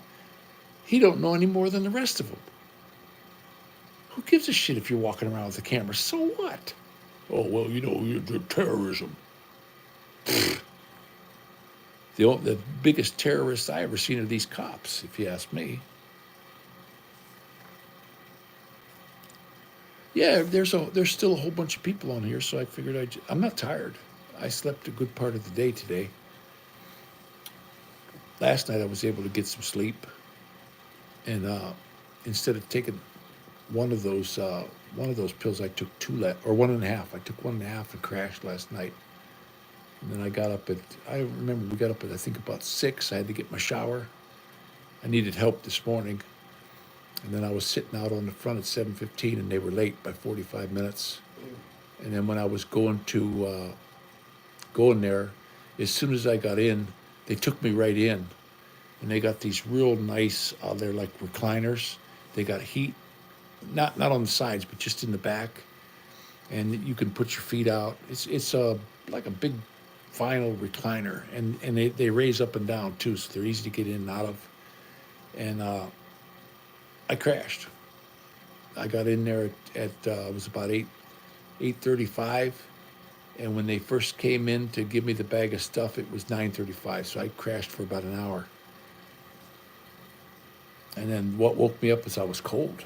They keep them so cold in these hospitals, you freeze your butts off. My teeth were chattering. That's how cold I got. But one thing I have to honestly say, down at that VA in Cleveland, the food is terrible, but the people make up for it in spades. That is, if you want to be treated just super nice by everybody, you go to the Cleveland VA. There ain't a bad one in the bunch. They're just some of the nicest damn people I ever ran into, and they're all the same. It doesn't matter what office you go to, whether you're in oncology, when I had to go to urinalysis, when I had to do my MRIs and my CT scans and all that kind of stuff. Just all of them, very caring. And when I was doing the CT, or I mean the MRI, I couldn't get up out of the chair. Those 4 women actually had to pick me up and stuff me in there, because I couldn't move. I couldn't raise my arms. I couldn't twist. I couldn't do anything. I was like a zombie, and they were the whole time smiling. And I told them, look, you're going to have to like zonk me out, because I can't lay here for too long. I never made it through the whole thing. They had to take me out after about 30 minutes, and then I had to come down the next day. And I told the doctor, hey, can you knock me out? Just give me some pills and knock me out. And then when they brought me down there, I don't remember nothing. All I remember is when the black girl was bringing me back to my room, she says, oh, you're finally awake. I said, how'd I get in the chair? Because they got like these funny metal wheelchairs. And she says, oh, the girls put you on there. I said, damn. But I don't think you're going to get better treatment anywhere in the world than those guys down there. And it's just, everybody is just super friendly. You can see that they really care. They're treating old vets. We got some guys from the Korean War, and a lot of guys from the Vietnam War. And I ran into a bunch of those guys, and they're all the same. They're all, they made it. I always sat back and I said, yeah, you had to go through that and you made it. So they got a whole different perspective on life than other folks. And I like them. Every time I go down there, and the guy said, Well, how old were you? I said, no, no, no, I'm only 63. I was nowhere near Vietnam. He says, oh, he says, I said, yeah, I got old looking, from this cancer. I must have aged about 25 years. I lost all this weight, got all Mr. Skeletor. Yeah, that's what they said. It keeps the bacteria down. That's what they said, Ronald. So, and my teeth were chattering, but I told the girl, I said, you don't got any of them heated blankets? I'm gonna go get you one. And they threw that over my shoulders, and I did. I just put my head back because it's like this one, and I just put my head back, and I don't remember nothing for.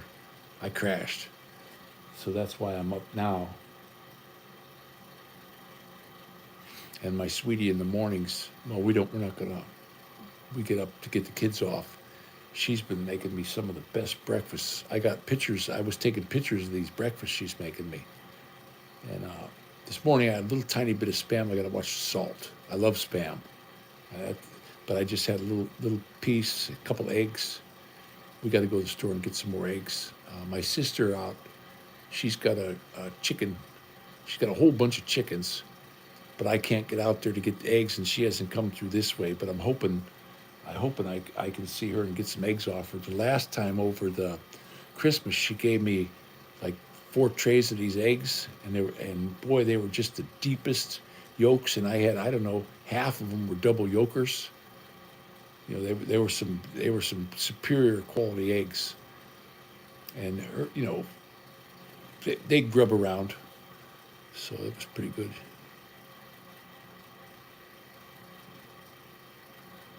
Oh, tomorrow morning I'm going to get the kids off to school, and I think if it's warm enough, as soon as it warms up, I'm going to go out to the garage.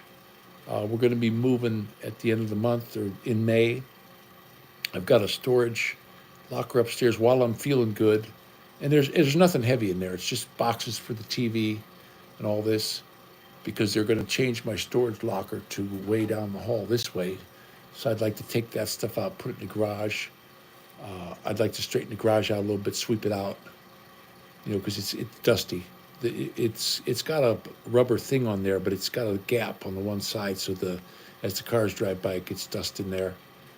And I'm gonna take the cover off the bike.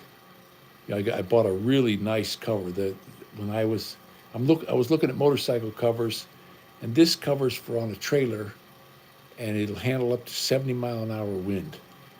It's got like a locking thing down on the bottom, and you cinch it. Once you put it over the bike, you cinch it, and it's made just for the KLR. It's perfect. The mirrors all line up, the way that the fairing, everything is perfect. I don't. Okay, Island Tracker. I was thinking you were asking me. Yeah, Todd. It's the way it's supposed to be.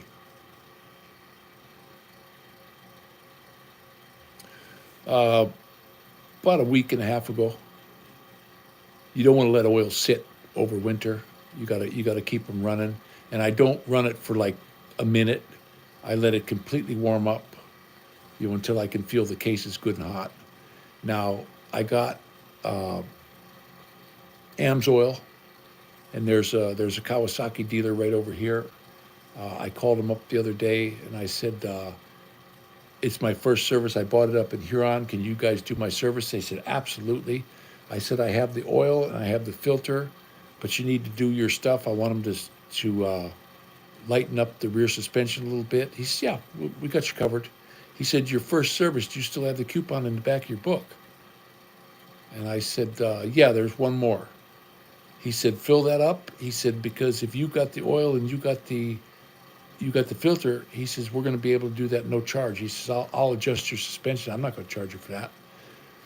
Well, I'm going to buy a center stand, payday, because I want to get if we get a car, there's not going to be room in the garage because that thing, it leans over like this. I got the tire is like 3.5 feet out from the wall, but the handlebar's right on the wall. So it's eating up a boatload of space. And I don't want to run a car into it. So I'm going to go ahead and get a center stand. Happy Trails, Moto Stand. I went online, and I was looking them all up, and that one, it's a little bit higher than in price than most of them, but I watched a tutorial of the guy putting it on. I'll be able to put it on as long as my back holds out. I got all the tools out in the garage already, and you just basically take the foot pegs off, shit can those bolts. They give you the Loctite, they give you the longer bolts, grade 8s, and then you go ahead and put that in, 18 foot-pounds, and then you go to the other side. And it's adjustable. So that thing, I could leave the keys in it, and I guarantee you there's probably nobody's going to steal it because my feet just hit the ground. Yes, it's got electric start. I love that machine, guys. And somebody said, "Oh, well, why don't you sell it? And get a car." But nobody's going to buy it. And it's winter. Who buys a motorcycle in the middle of winter? And you know something? If I can never ride it again, I'm still not going to get rid of it. That it's going to sit there, and if I get to where I'm able to ride again, then I'm going to ride. But until then, I'm going to go ahead and have it serviced, have the oil changed. I'm going to see if I can get my brother to take it up there for me. Now, I tried doing the clutch lever. There ain't no way. And it is a very easy clutch to pull. I think what I have to do is I have to get that righteous stunt clutch and put that on there. Now, I've had that on a couple bikes where it's just all you need is 2 fingers. But if I put the full size one on there, it's on rollers. So that would probably make it so that I won't have any trouble. I did that on the Sportster. When I had my Sportster, that clutch cable, it was like, gee whiz, that was the hardest clutch cable. I told him, I says, "Hey, can you lube my cables up for me?" And they lubed them, and I thought, no, they must have not. So I took the cable off, and I put some white lithium. I cleaned them. I took it all apart, cleaned them. I put them back in, and that thing still was harder than heck. And then I had them change the spring on top of the motor. Well, then the clutch was slipping. So I had to put the stock spring back on, so that I bought this thing that was called a Righteous Stunt Clutch.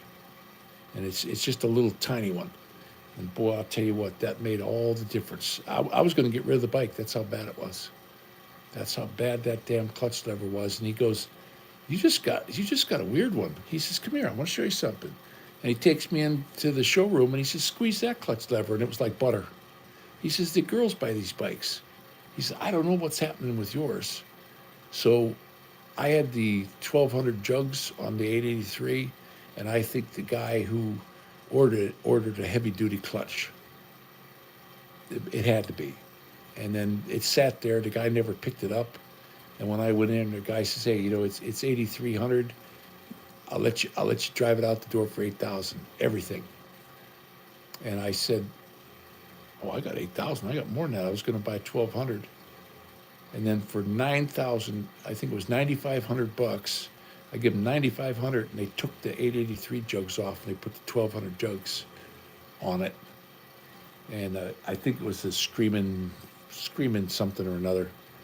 And I went home, and they called me up when it was done. And I'll tell you what, that thing ran great. But I had to raise it up. I had to get rid of the stupid 12-inch shocks in the back, and I had to put 16s on the back because it was so low to the ground. And I got rid of the forward controls. Those suck. I went ahead and I put mid controls on it. I had a really nice fiberglass bags on the back. And then I had it had a real bad, it was a tank slapper. If you got on the freeway, it got you up real quick, but as soon as you let off the gas, this thing would slap the tank. So I went ahead, and there was a company out of California, and they had the yokes. Well, I had a machine shop. So I went into the machine shop, and I took my stock ones, and we cut a 30, I believe it was 33-degree angle on that. And then I extended it by 4 inches so that it stuck that front out a little bit. And that was the end of the tank slappers. Then after that, but I stopped hot rodding it too. I just got on the highway, and I'd do 70, 80 miles an hour.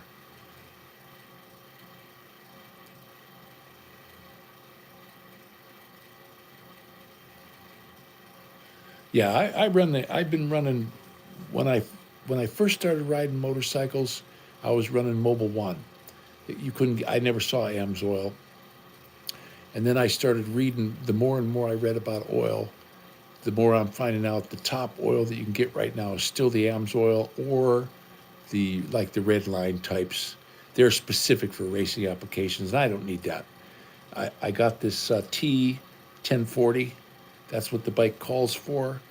And if I can get the sidecar on it, I can get T 530 for next winter because you don't want to be putting the 1040 in there. But synthetic, if you stick it in the freezer and you go and buy, let's say you buy some Castrol and you stick it in my freezer, it'll take you 5 minutes to get that Castrol out of that quart jar. Whereas if you take the AMSOIL, it just pours out like water. You know, the synthetic, it doesn't flocculate. The molecules don't chain together. Okay, they got impurities in regular oil. I did a ton of reading about oil, and what happens is they make it, and that's like Castrol says it's liquid ball bearings because the molecules stay separate. And it also helps if you have a motor that runs hot, and you switch from conventional oil to a synthetic, you'll drop your temperature by 15, 20 degrees because it's helping dissipate the heat quicker. Now, most of my bikes, when I was young, I always had oil coolers on them. I had the thermostatically controlled. The first one I had, it had a leather thing you put over it in the wintertime. But then after that, I swapped that one out on my Suzuki, and I had one that had a thermostat. And then from then on, I always got the thermostat. Now, this bike, it's got a radiator, you know, and it's got the fan. The fan comes on, and the dang thing just runs perfect. I could have had any bike in the world. The dude says, "I don't care what you buy. You can go buy yourself a Harley. Whatever you want." And what did I pick? I picked the KLR 650, guys, and I did not make a mistake. That is, there's no better bike for me because I'm 6'8". It gets me up high. You know, if somebody hits me on the side, I can get my legs up, and they're just hitting the bottom of the bike. I'll go right over top of them. I did not get the anti-lock. I don't want a high side, you know, in case if I need to lock up the rear wheel. The dang thing just runs like a top. I know they had the problems with the doohickey and all this baloney. I don't care. I'm going to drive the thing. My brother's got a 2016. He rides that thing every day. I don't know how many miles he's got on, quite a few. He's got like the black one. I got the booger green one. My daughter calls it booger green. And I love it. And I got the suspension set like 4 clicks from the bottom. When I go in to get the oil change, I'm going to have them soften it completely up. And, you know, when you're coming through the main drag here, the road sucks. It's just, they need to get in there and fix this road. But when I'm on the KLR, it just floats right over the bumps. I was coming up, and this woman gets in my left, and they're fixing a part of the road, but the manhole cover was like, they put the new asphalt on, but they didn't put it over the manhole cover. I'm going to hit it. I'm like, oh, there's nothing I could do. I can't go to the right. I can't go to the left. This woman's riding right, just far from me, and I'm hitting the brake. You know something? Didn't even notice it. The suspension just ate it. Now the back one, it's a little bit stiff, so I'm going to have to soften it up a little bit more. Now when Maddie's on the back of the bike, it's okay. But when it's just me, it's a little bit stiff, and then my back is not good. So, but I'm going to take my sweetie whenever I can. I'd like not getting on the highway, but I'd like to take her and show her where I grew up when I was 6, 7 years old. The house that I grew up in. It's not far from here. You know, I never went. You know, I'm not far from where I was born. The hospital where I was born is right up the. Well, they tore it down. Now they got the new one. But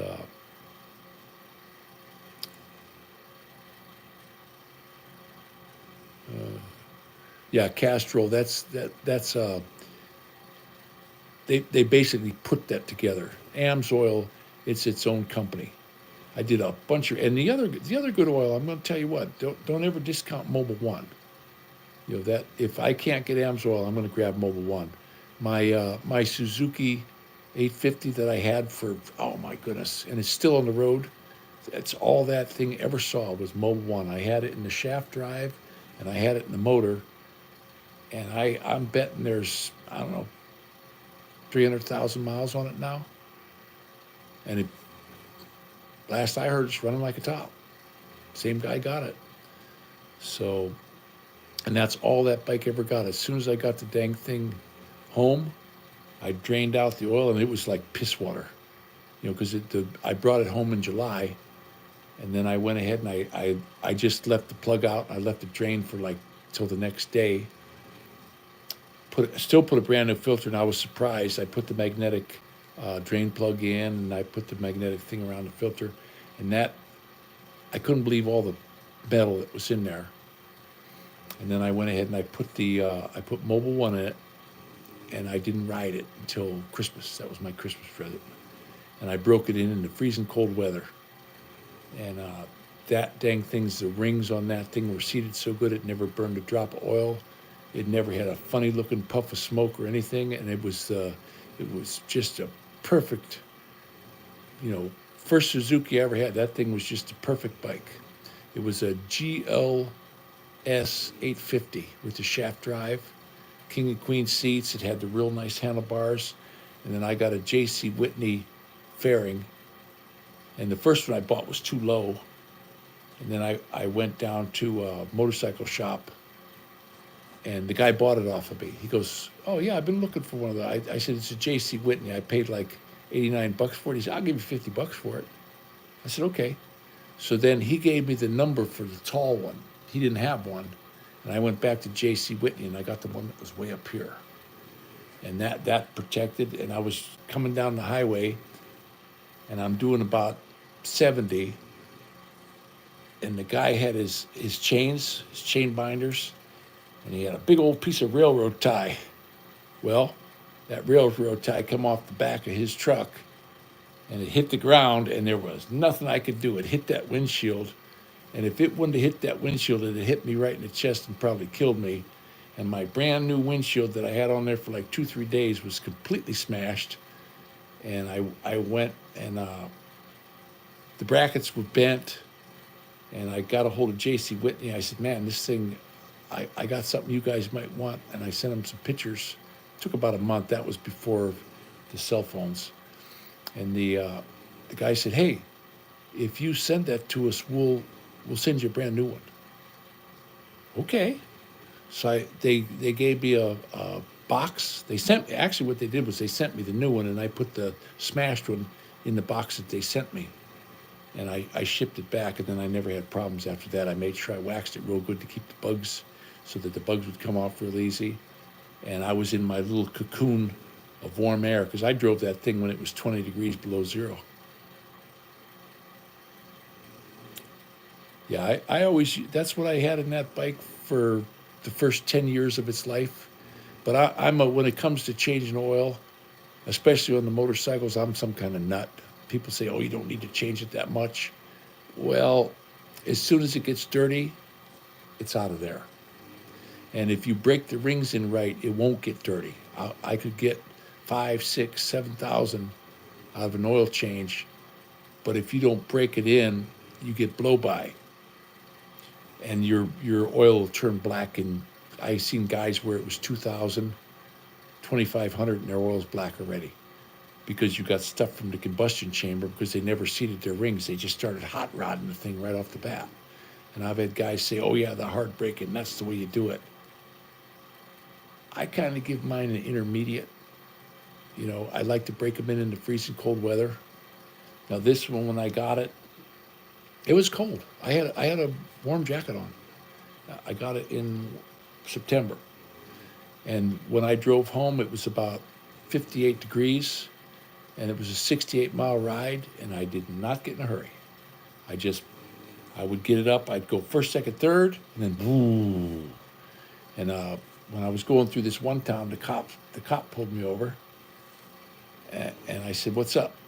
He said, "License and blah blah blah." So I give him that stuff, and he looked at it. He says, "I'm seeing that you're like, what's the matter? Are you drunk?" And I, "No, I'm not drinking." I said, "It's a brand new bike. I'm trying to break it in, and I don't want to put it on. I'm not putting a brand new bike on the highway." He said, "Oh," and he gave me my stuff back. And okay, I'm going to follow you out of my town, and but you're okay.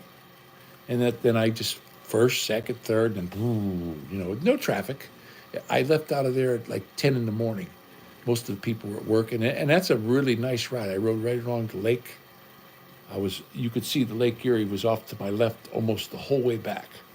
But then I missed my turn.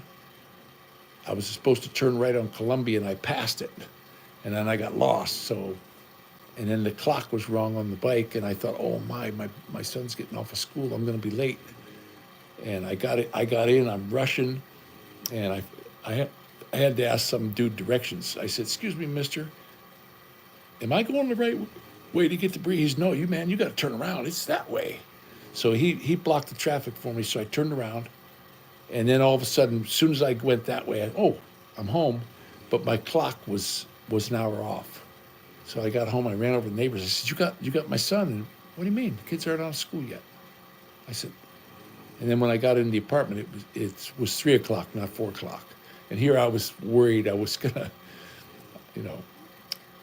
But I'll tell you what, I don't think there's a better bike on the planet for me than that Booker Green KLR.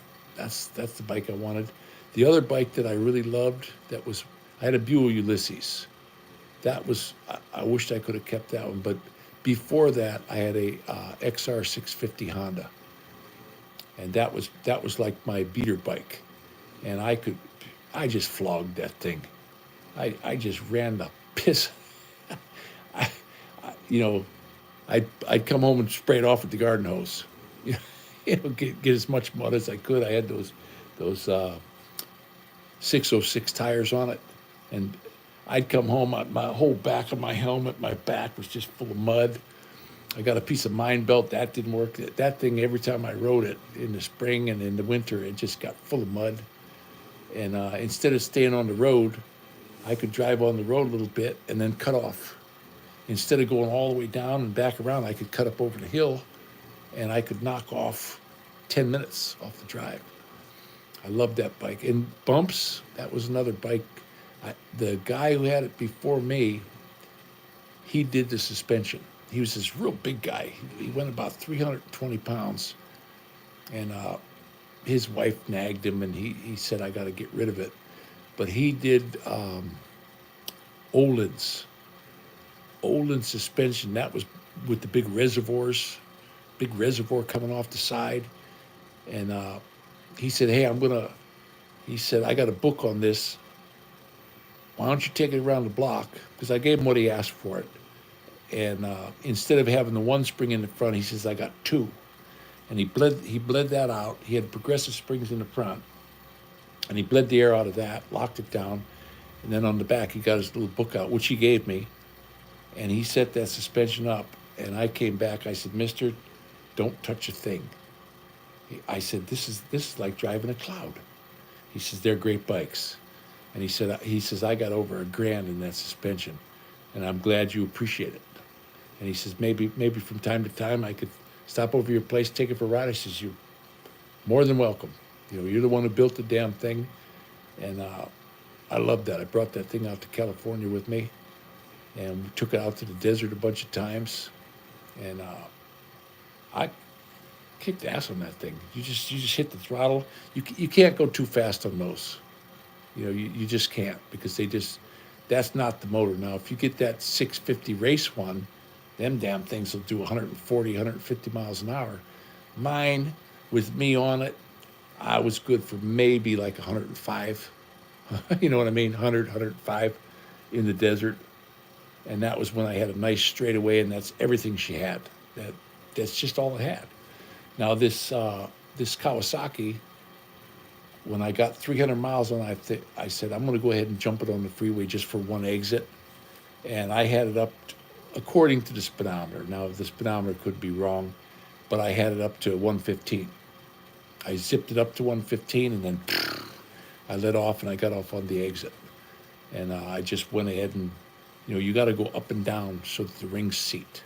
You give them gas and then let off. Give them gas, let off. And so far, if you look at the oil, when I pulled the dipstick out the other day, that oil looks like the day I got it.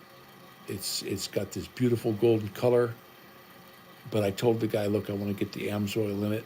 He said, you can wait. He says, if you got 300 miles on it, you can come in at the end of summer. I said, yeah, well, you guys are going to be real busy then. Everybody's bringing their bikes in then. I'd like to get the synthetic in it, just for the clutch also, because that's a wet clutch in there. And he says, hey, I'll do whatever you want. He says, but I will set the suspension up and back for you, no charge. One of my first really nice bikes I had was a used Honda 750. That was the first one, and the coolest bike I ever had. I was in the town of Fairview Park, and this guy pulls out this thing was like 12 or 13 feet long. It had this big old Springer front end, and it was a Honda 350, 4-cylinder. And it was long, and it had this Volkswagen tire on the back, big old chain. And the guy wanted $350 for it. It had like the Grim Reaper and the Graveyard, most beautiful paint job you ever seen. It was green. And but the reason why the guys got rid of it was it had a rigid rear end. There was no suspension on the back. And I bought that, and that was the coolest. But I'm telling you what, you couldn't ride that thing more than up the street. It was a bar hopper because it just beat the crap out of you. And then I found out, I went back and I told the guy, I said, if you know anybody who wants this thing, send them my way. He says, I got a little tip. So instead of running, I think it was running at 28 pounds, we lowered the back tire down to 14. And that helped it a lot. That helped. But I got rid of it. It had a 4-into-1 exhaust. It was a cool bike. It was a very cool bike. And the guy that, I took it to one of them car shows. And I pulled up in the car show and I parked it because they had the bikes like on one end. And this guy come up and goes, man, where'd you get that bike? I seen this before. And I said, I got it out of Fairview Park, Ohio. He says, yeah, I've seen this bike before. I tried to buy it off the guy, and the guy wouldn't sell it. He says, you want to sell it? I said, do you see that big sign on the back wheel that says for sale? The guy goes, what you want for it? I says, make me an offer. And he looked at it, he says, oh, I'll give you 5. I'm thinking in my head, 500,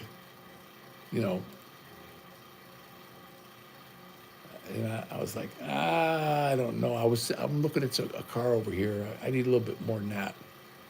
And he said, well, I got 5,200. That's all I got. I was like, 5,000. I thought he meant 500 because I only paid $350 for it. And I was shocked. And then that's when I went and bought that Plymouth. I bought that 50 Plymouth at the right there at the show. I had a Kawasaki 900, but the scariest bike I ever had, I had an H2.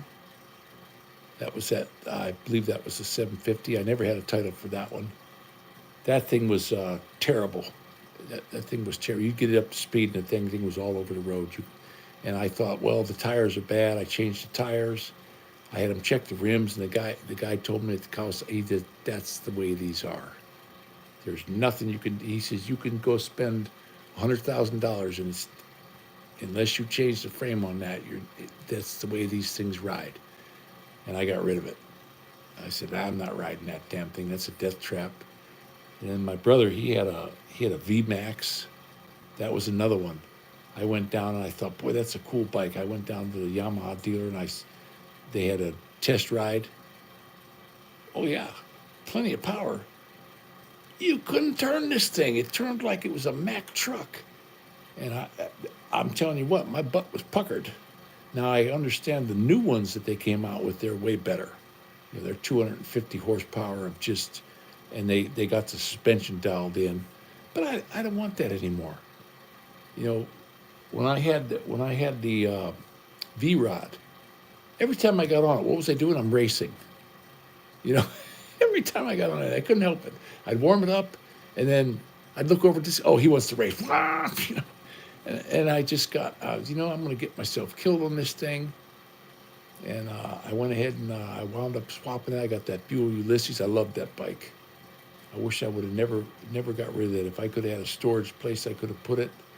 That was another bike that was like the KLR. Loved that damn thing.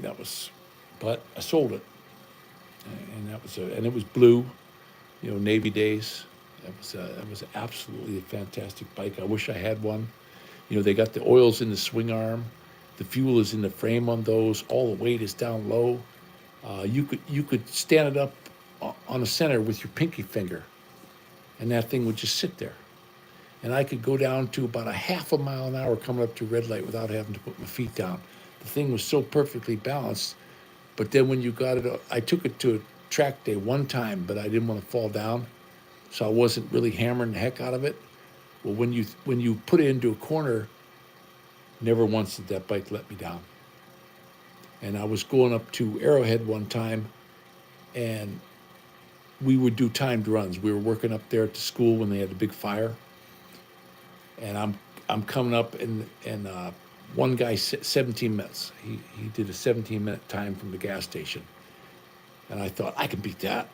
So I was just running the heck out, and I got into this hairpin switchback, and there was a boulder about this big right in the middle of the road, and I thought, man, I'm going down. And I just grabbed the handlebar and I went like this. You know what it did? It went right around. And I'm telling you, I almost crapped my pants. And when I got up to the top, we were calling on the radios saying, hey, there's a big boulder about halfway up. And some of the guys went out there and pushed it over the cliff. And you could see my tire tracks. They said, man, you made it. I said, yeah, I had to go off the road and everything else, but the bike, I didn't fall over. So, and that's when it had the Pirelli tires on it. And then when I got up there, the dude goes, hey, dude, did you look at this tire? I says, there's only a couple thousand miles on it. It was already down to the metal. I mean, it just, 2,000 miles and the tire was just shot. So I went back to the Harley dealer. I said, man, what gives? These tires suck. And I put Michelin Pilot 2s on there. I got rid of those Pirellis, and I said, I need something that, and those are good tires, those Michelins. And I had the Michelin on there. I got about 8,000 out of that before I had to replace that one.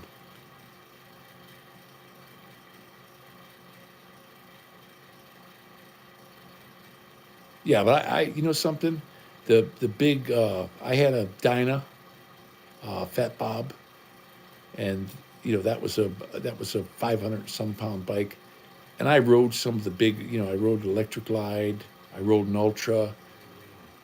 I don't want that. You know what that's for? That's for a 550-pound dude, so he can get on a bike and ride. I want something a little more sporty.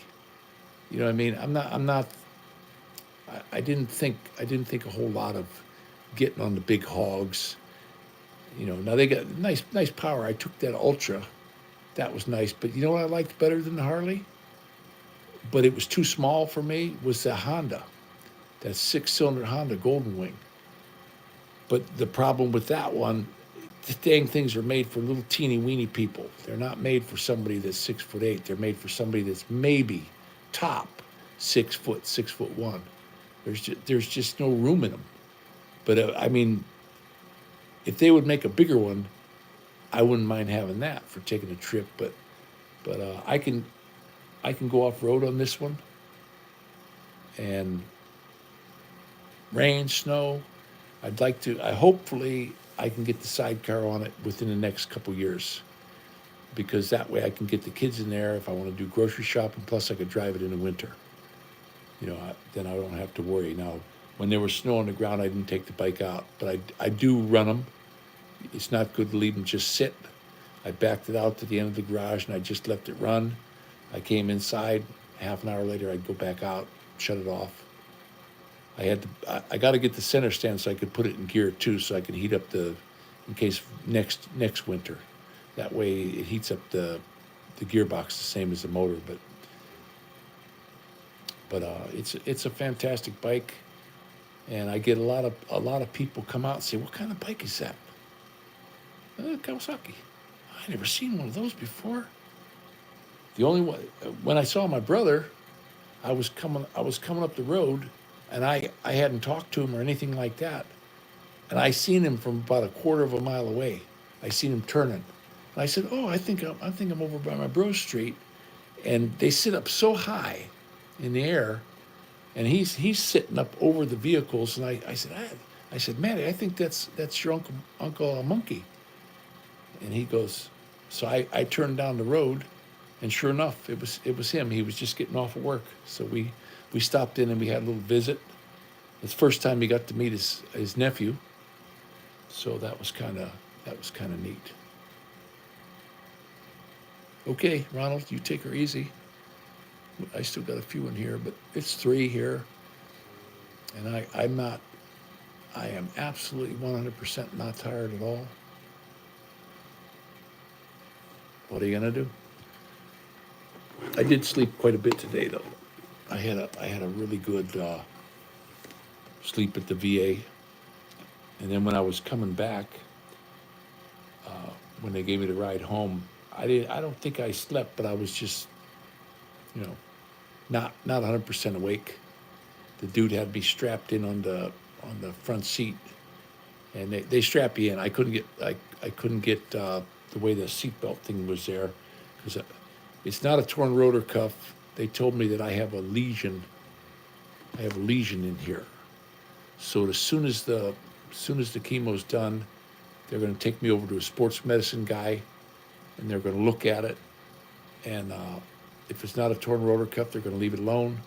If it's a torn rotor cuff, then they're going to go in and fix it, because this thing just sort of hit me out of the blue. I can't get this. Well, I can now, but this morning I couldn't even get my hand up here to wash my hair. And this is the first time in, see what I'm doing right now? This is the first time in about 4 months I could do this. So I think the chemo is working. I really do. And my wife said, every time I get that, the first couple of days, she said, you're in pretty good shape. So, and then the third day is where I get down. So this time I told the doc, after the third day, they're going to get me over into Parma, and they're going to do my blood and see where my electrolytes are. They don't think it's the chemo. They think it's the electrolytes. They're getting way too low, and he says, it's just robbing you of your power. And I said, yeah, I'm the Energizer Bunny with Chinese batteries. And he said, basically, that's about what you got. So they called, as soon as I got home today, they called, and they said they want to set me up for an appointment, not tomorrow, but probably the next day. They're going to, Thursday, I think it was Thursday, and then they're going to do that. And then when I go in on Monday again, they're going to be ready for me. They're going to have whatever, because the electrolytes, they said, I said, usually it's about the third day after the chemo that I run out of gas. So that's when they want to do the blood work, after the third day. So Monday, Tuesday, Wednesday, Thursday. So they're going to do it on Thursday, and then when I go in on the following Monday, they'll have everything I need. And he says, you'll be out here in an hour instead of 4. Because today I was down there quite a while.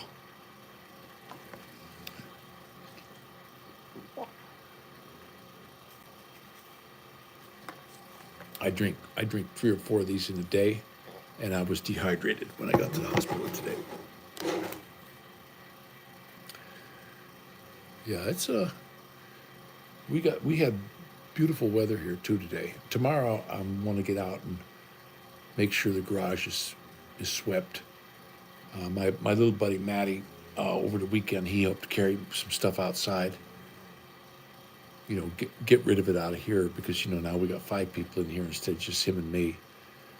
So, and then I want to make sure that I don't want to get my neighbor, because I share the garage, a 2-car garage with the lady, and I don't want to get her mad. I want to make sure it stays nice and clean. And I want to check and make sure the light bulb's working, because Maddie said the garage door was open. It looked kind of dim in there. I didn't know if she was in there, so I think the one light bulb burned out, so I want to put a new lamp in there. There's 2. There's one for the opener, and then there's one that's just coming out of the ceiling. It's on 24/7. I said, did they ever turn them out? And they said, no. You can put a pull cord. She says, if you want, you can put a pull cord on there. But when that lady goes in there, if the if the light goes out, she gets scared. So it's on. It's on 24/7. And in the wintertime, you could feel the heat coming off the bulb because I had a 200 watter. I was down at the store and they had all these light bulbs and they got all these LED, energy conserving. And then way over and then there's this 200 watt, the old style bulb. It was a clear one. You could see the element there. I said, oh, I'm going to get that one.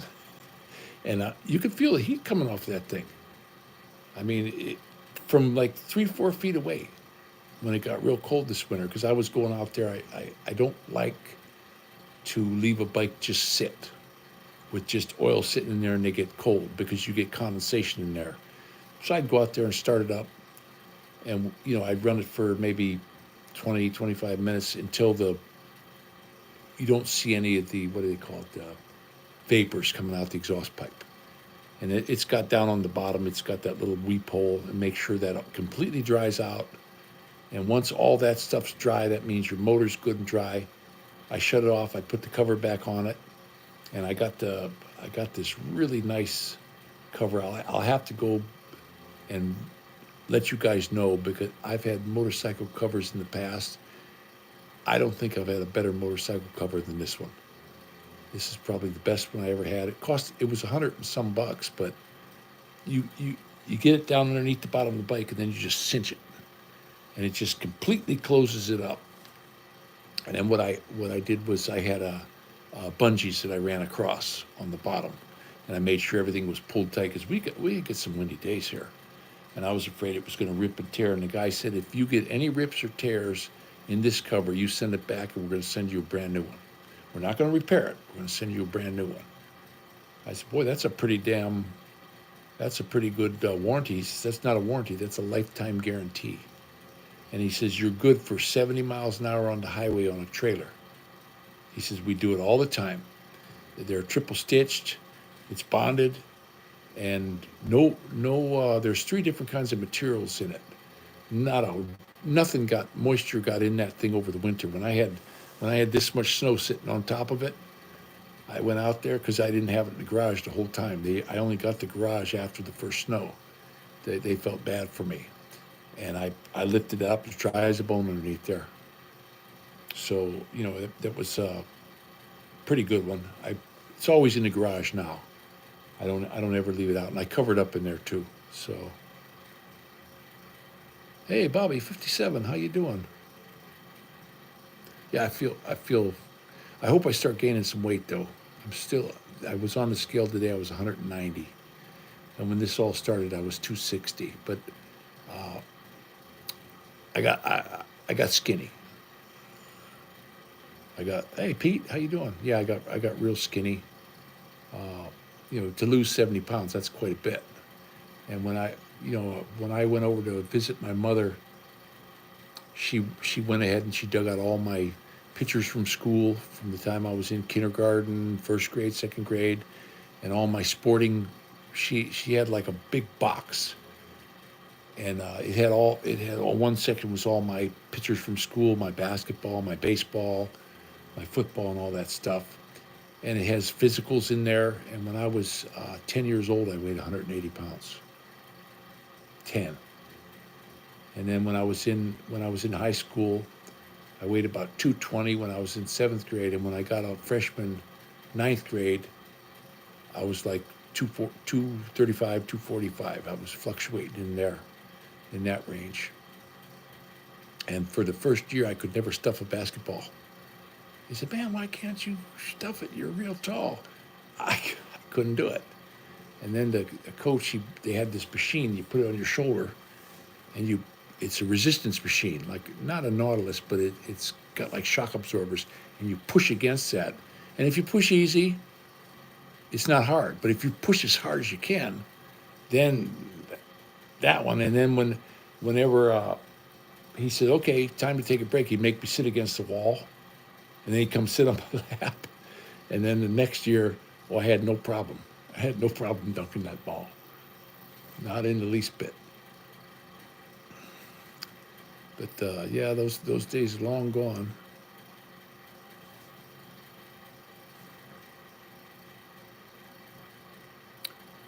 Yeah, it's I can't do my this phone right here. It's not the cameras. It's this because I got a hold of Sony, and this iPhone, it's not set up to do the Sony, and I'm not gonna. I'm this one. There's nothing on this phone. The only thing I'm using it for is this, and if I'm out and I need to make a phone call, if a cop or somebody grabs my phone, grab it. There's nothing on there. Nothing other than the numbers I've called, and the only one I call, I got Faye's number on there, and I got the doorbell number on there. You know, if somebody rings my front doorbell, it rings on this phone.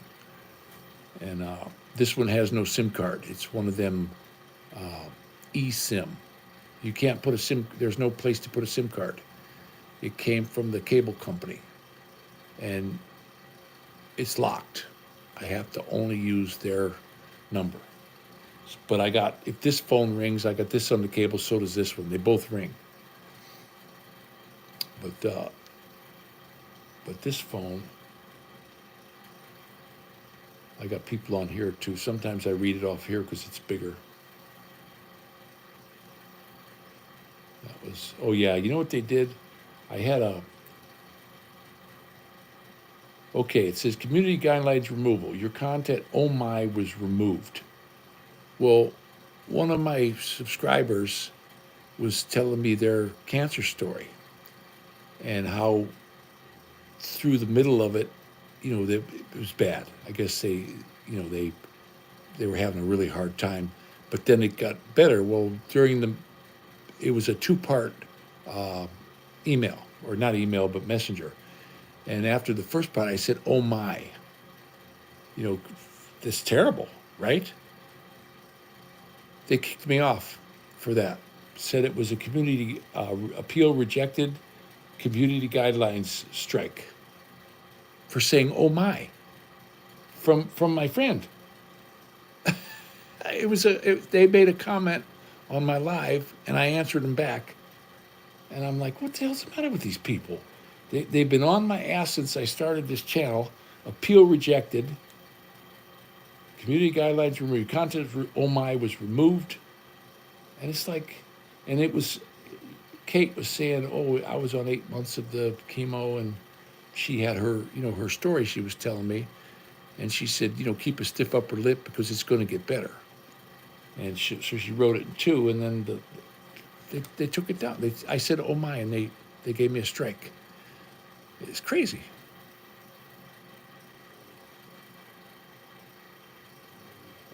But YouTube, ever since I opened up this channel, it seems like they've been out to get me, and they never give me any money. They're supposed to. It's over 4,000 since I started this channel. They won't give me the money. They'll send me a damn thing every month around the 20th, 21st. I get an email saying, "Oh, you've got this much in your account, and it's going to be put in your bank account." And guess what? I've never got a dime, guys. Not one dime. And then I had people sending me those where they'll send you $5 or $10 or something like that. I never got any of that either. Not one dime from these people. So YouTube is stealing my money. And they say, "Oh, well, it's because you didn't put your bank account information in correctly." They have it. They've got the SWIFT code. They've got the bank account number. It's got my name on it. All above board. I did all that. And then I got a hold of somebody. They wound up sending me an email, and they said the only way you're going to get that money is you have to close this account and then open up another one, and then they'll send me that money. I said, "But that don't sound right. You know, to me, that just didn't sound right. If I close it, they're going to keep all the money. You know, so I don't do the, you know, it's not that I'm doing this for the money, guys. When I started this, I had that heart thing, and I wanted the kids to see who their papa was and what's happening on in the Philippines. And it kind of morphed into all different kinds of stuff, political, you know, when they had the dang Jabba the Hutt, You wouldn't believe how many videos they took down of mine about that one. And they said I was giving medical advice. I never gave anybody medical advice. All I did was say, look at this guy. Here's this guy from the U.S. government saying, look at this. And I would put that in there, and they would strike me. And I don't know how many times I was off for 30 days. And they said, one more strike, and your channel's done forever, and all this kind of crap. So, and then I'd be a good boy for a while. And then I had another channel. I had the El Gore Beaks channel. So as soon as they'd give me a strike over here, I'd go to the other channel, and everybody just kept right on watching. But that one it's only got, I don't know, not even 1,000 viewers. When you tell people, hey, why don't you come on over there, they don't. They just don't. I got, what do I got on this channel? I got 3,840.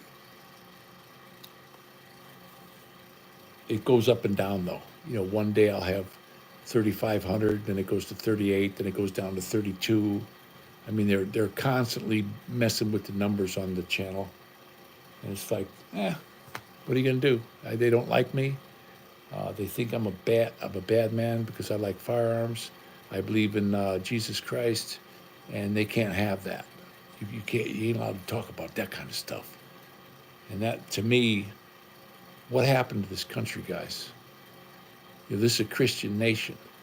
You want to go be a Muslim? Go there. Go. You can go be one of those guys if that's what you want to be. Why are you, they bring their decrepit, terrible country, and they try to bring that here. Why don't you fix your own country?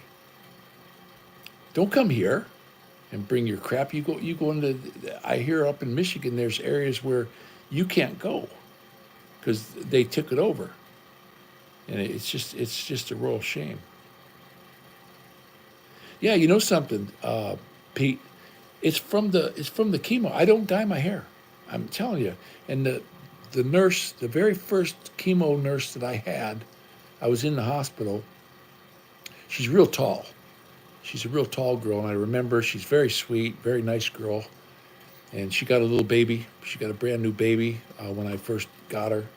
She was showing me some pictures of her little daughter, and her husband, a handsome dude. Her husband's a big, handsome guy, and she gave me the shot in my stomach. It takes 5 minutes to squirt it in, and then I didn't see her for the last 3-4 treatments, and I got her again today, and that was the first thing she said. What happened to your hair? Your hair's black.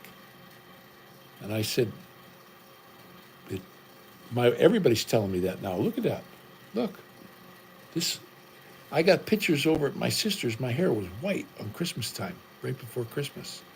The chemo's got to be turned to black. Weird, huh? But that's some pretty damn expensive hair dye, guys. I don't recommend it. I absolutely 100% do not recommend it. But it's and it's not falling out. When I was in the other hospital. They had this little 67-year-old woman, and every time she'd come in, I used to go put my arm around her. She was not having.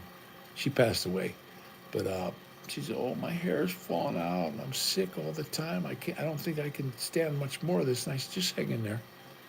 It's you can only go up from here." And I'd get a smile out of her, but then when I went in the last time, I said, "What happened to Rosie?" And they said, "Oh, she went into hospice and passed." And I was like, oh, she had the bone, same thing. Something it was in her hip, and it was going from her hip down into her legs. She couldn't walk, and her hair fell out. So her friends bought her a wig, and she was, when you're a pretty girl, I think it's harder for the women to take the changes to their body than it is for a man. Me, if my hair falls out, so what? If it turns purple, oh well, what are you going to do? But women, it's a little bit different when it comes to women because they want to look nice. They want their hair to be a certain way, and, they want their skin to be a certain way. Look at me. I shriveled up like I looked like that crypt keeper on Creep Show. What are you going to do, But that was a shame. That was a nice little lady. She had the same appointment dates that I had, so I'd always go over and say hi and talk to her a little bit. And I felt bad for her because she wasn't handling it as well as some people. You don't, that's like my little daughter said, yeah, but how come you got cancer, Papa? And I said, well, why not me? Why am I special? You're special to me. I says, well, I'm just another human. And when I got down to the VA, I can't believe how many people got the same thing I got. Every time I go in there, there's got to be something in this atmosphere around here.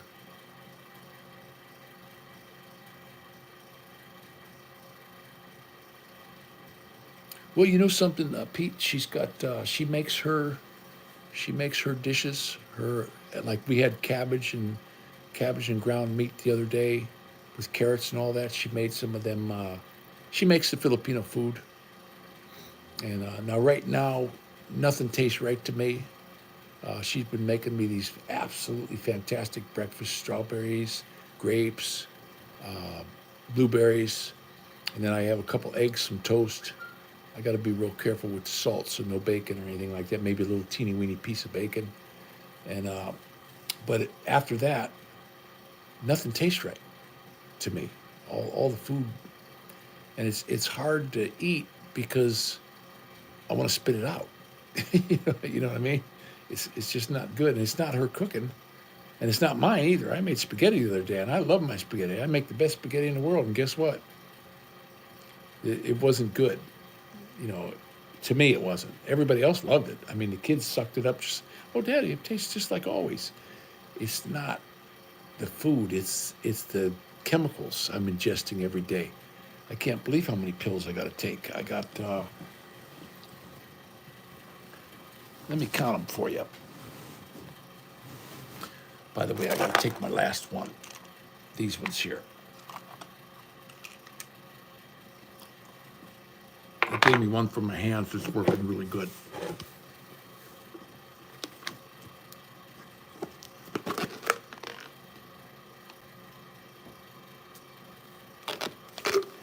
But I'm going to pull one of these out and I'll tell you what I take in one day. Different ones. I got to take this one to keep the potassium down. It's like a chalk drink. It's the closest I can describe it. It's just like when you were a little kid. And then in the morning, I can't get this open. Okay, I got 2 orange ones, a yellow one, and a white one. That's when, as soon as I wake up. Oh, come on. I can't believe I can't open this.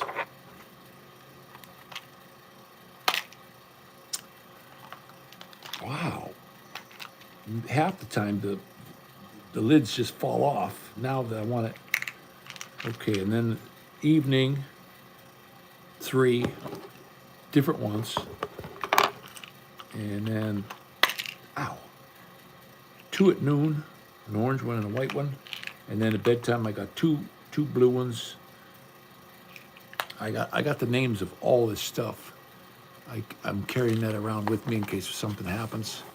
And then today when I got the chemo, I take those stickers, the stickers off of the bag and off of the shot, and I stick them. We save those. I keep those in case if something happened and I got to go to emergency or something like that. That way, the emergency room doctors say, "Oh, look what he's got in his pocket. The dude's on chemo." So then they'll change the way they treat you.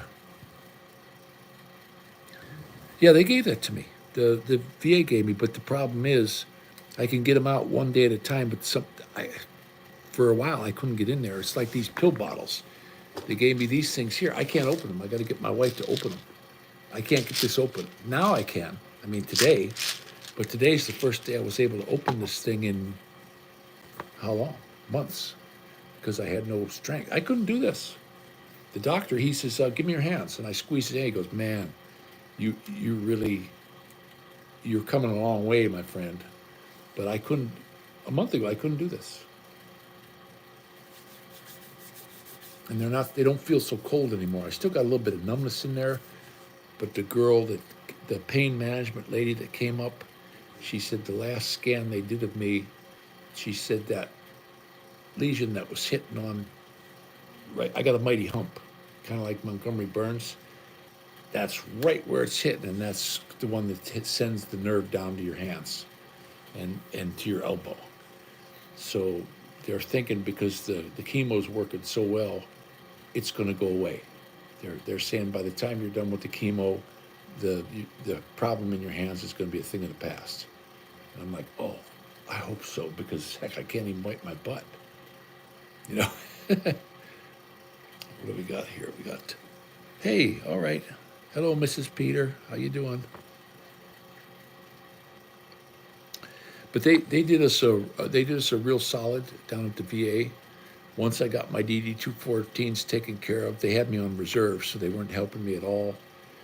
But once my DD-214 came back that I was active service, they gave me a real nice wheelchair. And by the way, that thing's, you can sit in one of those things all day without it hurting your back. They gave me this hospital bed. It's got the little buttons, it raises up just like in a hospital.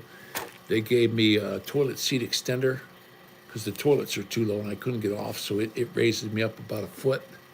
And then I got my little walker, my wheeled walker. And then if I need to sit down, I could turn it around and I could sit down in it. And it's got locking wheels. They call it a rollinator. And they gave it to me. And then they gave me a thing for inside the shower. It's a real nice bench. But like this morning, I just used the toilet seat one. I gotta be real careful. Now, tomorrow morning when I get up and get my shower, if I feel like I do right now, probably in the next couple hours, I'm gonna get a shower. But I I don't think I'm gonna need anything. I'm just gonna jump in the shower and get cleaned up. And I wasn't able to bathe by myself.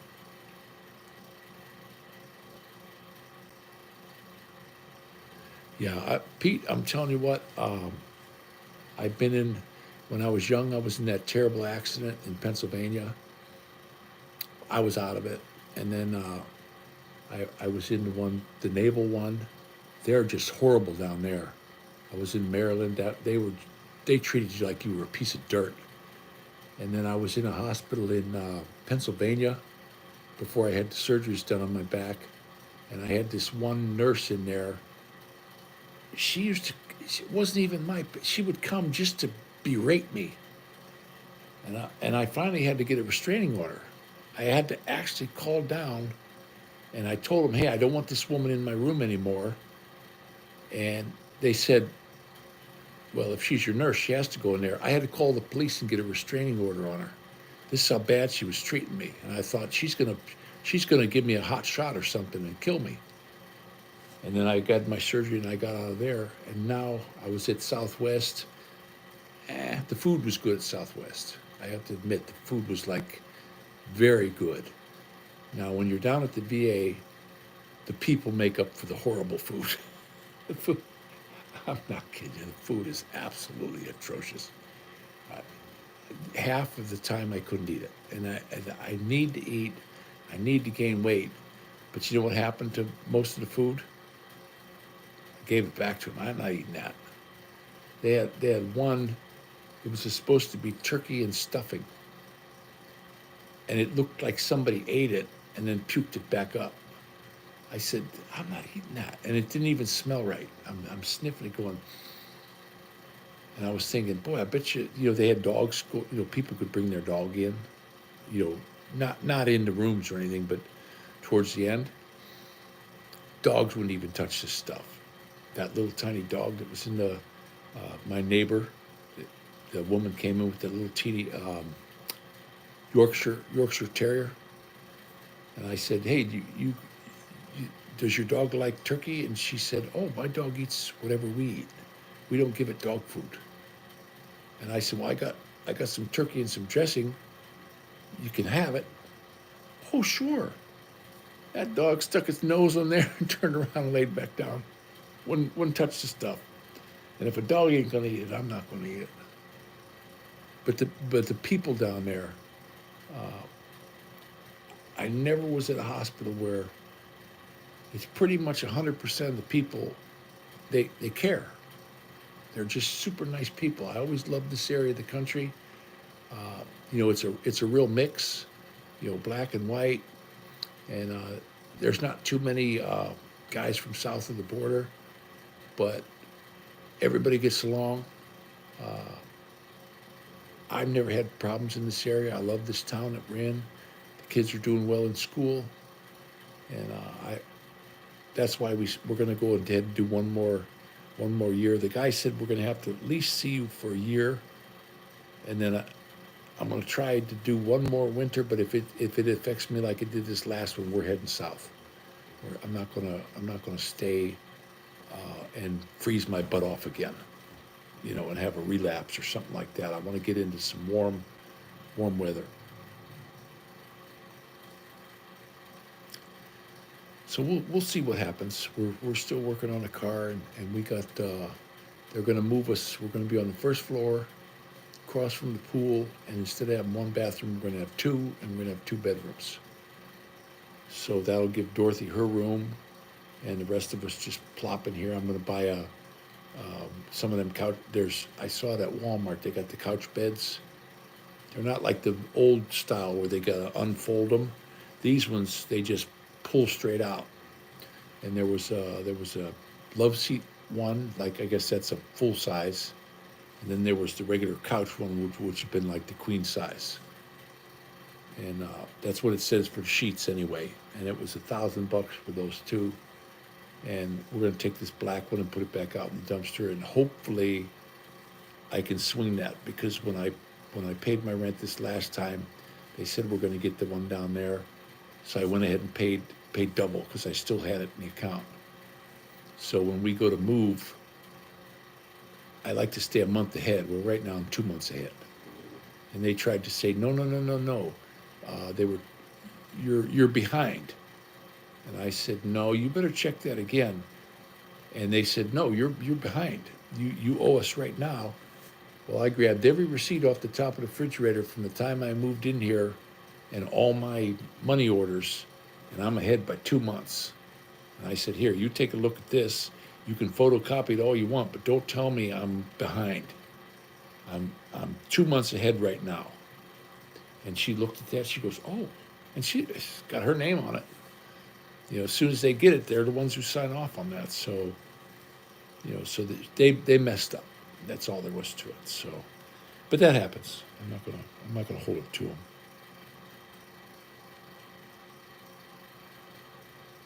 Well, what we're gonna do is we're gonna wait until we head down south. We got the VA lady sending me some homes down there that are already been, what do they call that? Inspected. Now I got on Zillow. There's lots of homes down there, but they're not all approved by VA. So we want to go down there this summer, and I can get it for little. They said little or no money down. It depends on what the house is worth, what it's appraised at, and what it's being sold for. But we saw houses down there for like $40,000, and you got 3-4 acres. The one that I really liked, the one I fell in love with, it was 3-bedroom, bath and a half, full basement, and then the second floor was just a small, like a loft, more for storage, I think. But it had a 45 by 90 pole building out the back, and there's tractors and stuff in there, and it's on 4 acres. And I was like, that one. And they had the Zillow did the walkthrough, kind of dark because there was no electricity on, but the dude had his light from the camera. It's got all the furniture in there. House is being sold as is. Well, VA won't. You have to have them come in and inspect it. They want to check for radon. They're going to check the plumbing. They want to check the foundation. And if it's not up to their specs, they're not going to loan you the money on it. So, but I'm waiting maybe Might have come today. I haven't checked the mail. She's sending me a thing. I said, well, we're thinking of heading down south to a town of Dothan, and I gave them the area, and she said, just give me the zip code. She said, give me the zip code. So I gave her like 3 zip codes, and they're going to be sending me all the approved ones. They're already approved. And I said, I don't want to spend more than 60 because I don't want to be broke. I'm on Social Security fixed income. And so she said, I can, what do you want? You want 60, 40, 50? Whatever I put in my computer right now. I said, I don't want to go over 60. 60 is my limit.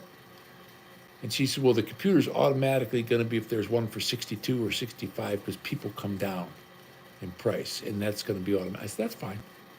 So I'm waiting for the printout for that to come, and I got it in 3 different zip codes. Ronald's the one that's helped me out on that. He knows the areas. He lives down there. One of the houses I looked at, he goes, oh man, you don't want to be over there. He says that's not the good side of town.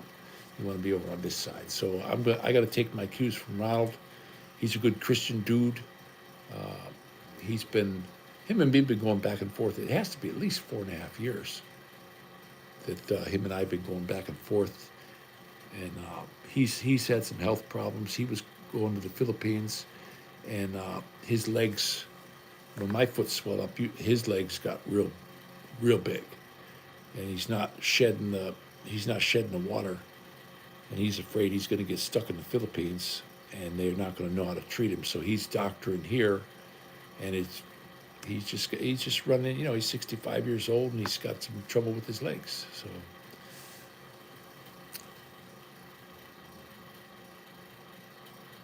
Yeah, something. When I lived in Pennsylvania, I loved that coal stove. I loved that. I'd stand there. I was always the guy who wanted to go stoke the coal because you just feel that heat coming off of there. And people don't realize when you're in a nice warm house like that, you're fine. What gives you the nosebleeds and dries you out is when people like the cold air coming in. That's what dries everybody out. We got our place right now. I got that humidifier going in here, and keep it nice and warm. And now me, I had a runny nose today, but that cleared up. A lot of people they want to give you antihistamine and they want to dry that up. Well, why did God put it there in the first place? I think it's a protection. So whenever my nose runs like that, hey, they sell Kleenex, toilet paper. Just clean it up, and that keeps you from getting all that crap, the springtime crap up in your sinuses and getting an infection.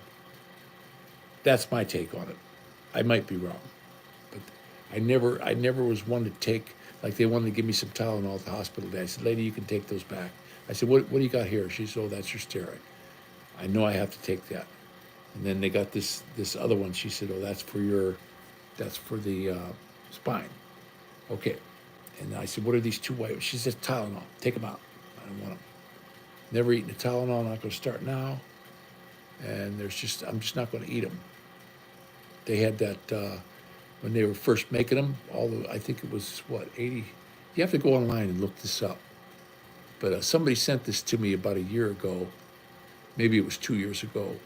There was a factory where they were making the Tylenol, and they had like a dust explosion, and 87 people croaked, burnt their livers out, and they didn't die that day, but over the period of the next couple months, they were dropping like flies because they ingested this through their masks.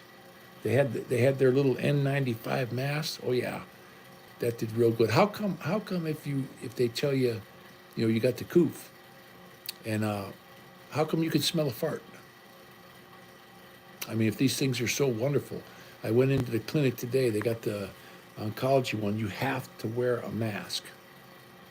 Okay, now I could see maybe from spit or something like that, but if these things are so wonderful, you shouldn't be able to smell a fart, right? I mean, your dang that molecule's got to be about the same size as whatever. So what's the point of it? I think it was just a muzzle. Now we got Bill Gates. I just saw something on here today. There's a new strain coming. It's a super duper one, and it's going to kill half the people in the world. How does he know? These things, when they happen, they just sort of happen. Like when I got chicken pox. I got the chicken pox. Well, how does he know? Why are they predicting this? I personally think they're trying to keep everybody scared. It's like this new FBI thing that come out. There's going to be a terrorist attack in the next 48 hours. Where? Well, we don't know. We just think that. What are you people nuts? If you think there's going to be a terrorist attack, why aren't you getting them terrorists? Where is it? Is it going to be at a football stadium? Is it going to be at a baseball? Baseball's starting.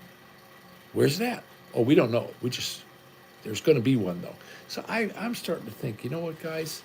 They're trying to keep everybody scared and in fear. And I don't think that our government cares a damn about anybody. I really don't. If you croak, you croak. But we'll start looking. When I was doing if you go into Zillow, that's like a real estate thing. I couldn't believe how many nice ones. There was a write up on one of them. A lot of these old timers, they move in with their daughters or their sons, or they go into a nursing home, and the house will sit empty, and they're furnished. They got books on the shelves. There's still food in the cupboard. And the family don't want them because they're out on the road. They want to be in town, and these places go for nothing. I saw one for 25,000. I was like, 25,000. Now I looked at it. You would probably have to get in there and put some new windows in. It had the old puttied windows. I think it was probably built in the 40s, and I think that's the last time it had any work done on it. You know what I mean? It was old school. But instead of being like the Philippines where they got the metal window frames, these are the old wood ones, and it needed new windows. And then who knows what's underneath the window if that's rotted out. So 25, it seemed like it was a little bit cheap. You'd really have to go look at that one. I would be wanting to look behind the walls and see if there's mold or anything in there and have that tested. But you got to be careful of the molds and funguses too, because we had one of the places I wanted to get this place, and this fellow and his family moved in, and about 6-8 months after they moved in, the wife got cancer in her stomach, and passed away. And then the dude, the husband, a year later, he got cancer in the stomach, and he passed away. Well, the oldest girl was 17, and she had a 14-year-old brother and a 10-year-old sister, and she went to the court and said, I want to see if I can raise them. And the judge wasn't having any of it. He took them out of the house and put them in foster care. Kept them together though. The judge was pretty cool. Well, what happened was the septic was leaking right into their water table. The septic was installed wrong, and their spring was up here in the back. Septic was down here, but the water from the septic was going down because these wells are 180 feet deep around here. Philippines, you're looking at 40 feet, and you've got well water. Where I lived, minimum 180 feet. You got to go down before you get decent water. And his septic tank was leaking in the water, and they were drinking that. So they had to go in there and rip all the plumbing out, and they had to dig up the septic, and it sat for years. And then finally somebody bought it again, but it had the septic. The new one they put in was what they call an irrigated sand mound. Because I stopped, and the dude was, oh, man, this is really weird. I've never seen. He goes, yeah, that's what they're making me put in. He says, this thing's like 25 grand. I said, you're kidding me. Yeah, but he says, I guess the people who lived here, they all died of stomach cancer from the septic was bad. I said, yeah, that's what we heard. I mean, that's just the scuttlebutt. And the dude, but a beautiful, beautiful home. It used to be the old, I think it was a Haney. I can't remember the name of that dang place. I think that was the old farm, but it was a long, skinny farm. It wasn't real wide. It went way up over the hill, and I'm glad we didn't get it. I'd probably be dead meat already.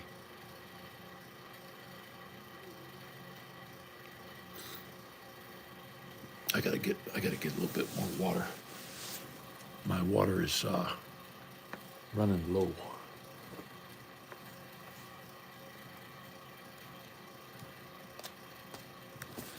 I'll be right back, guys. I'm glad you guys are hanging in there.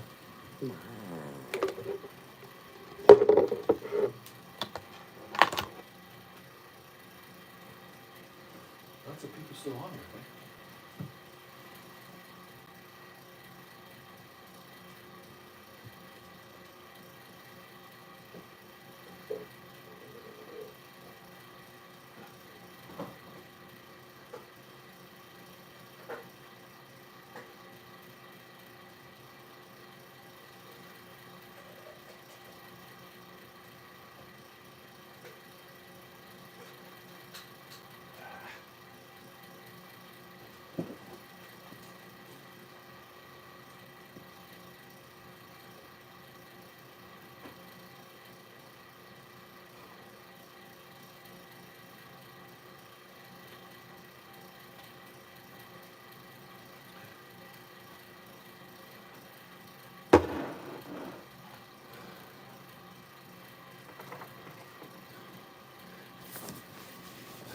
Sorry about that, guys. I'm back. I ran out of water. That was another liter that I went through. I gotta take my last one. This was actually a morning one. I'm gonna get rid of this.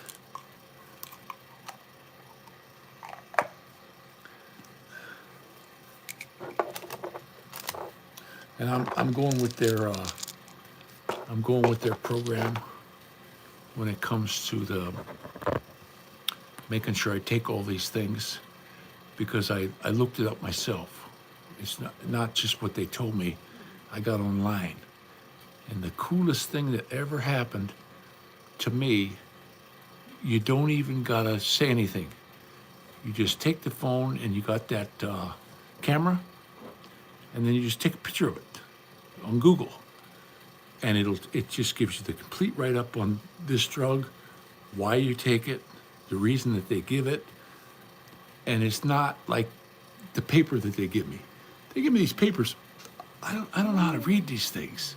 This is all doctor jargon, so that it doesn't help me. Well, this one here, when you get on the Google one, it's more like what they call layman's terms. And they explain it. They explain it to you. So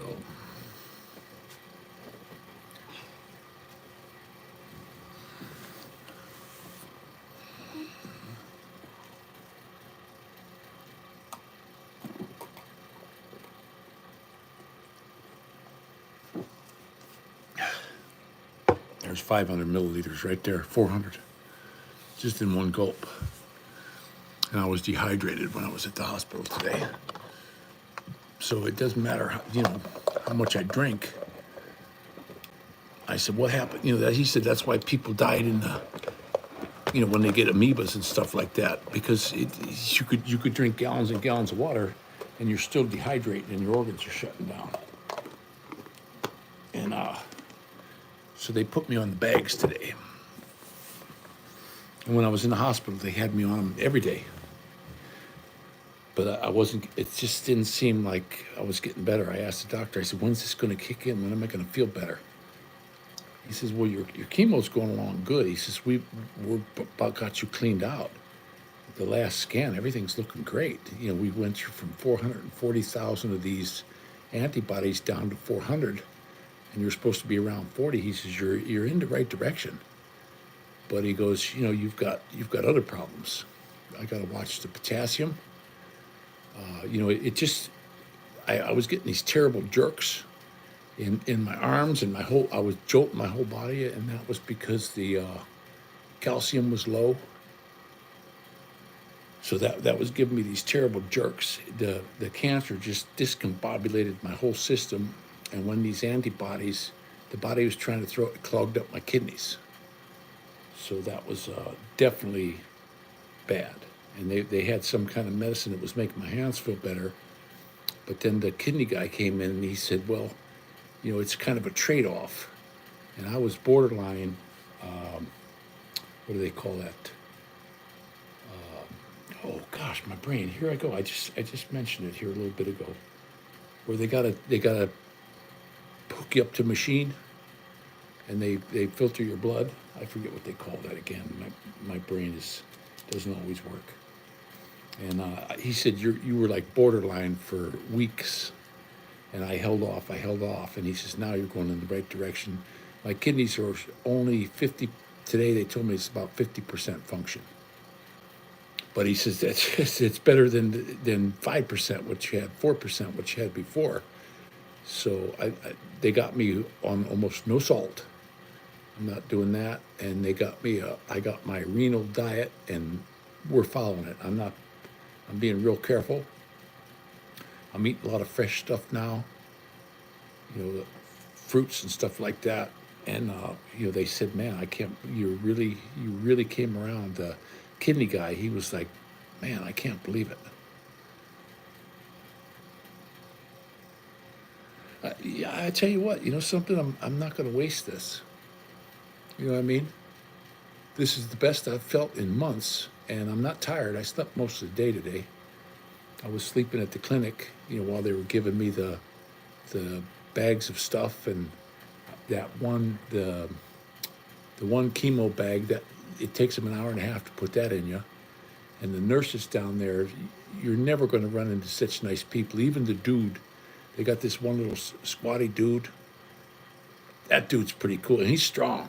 That dude's strong as a bull. And I was getting the shivers, and they come in and they bring you a nice warm blanket. And she'd come in and, are you warm enough? And no, I'm freezing my butt off. I'm going to give you a new blanket. So,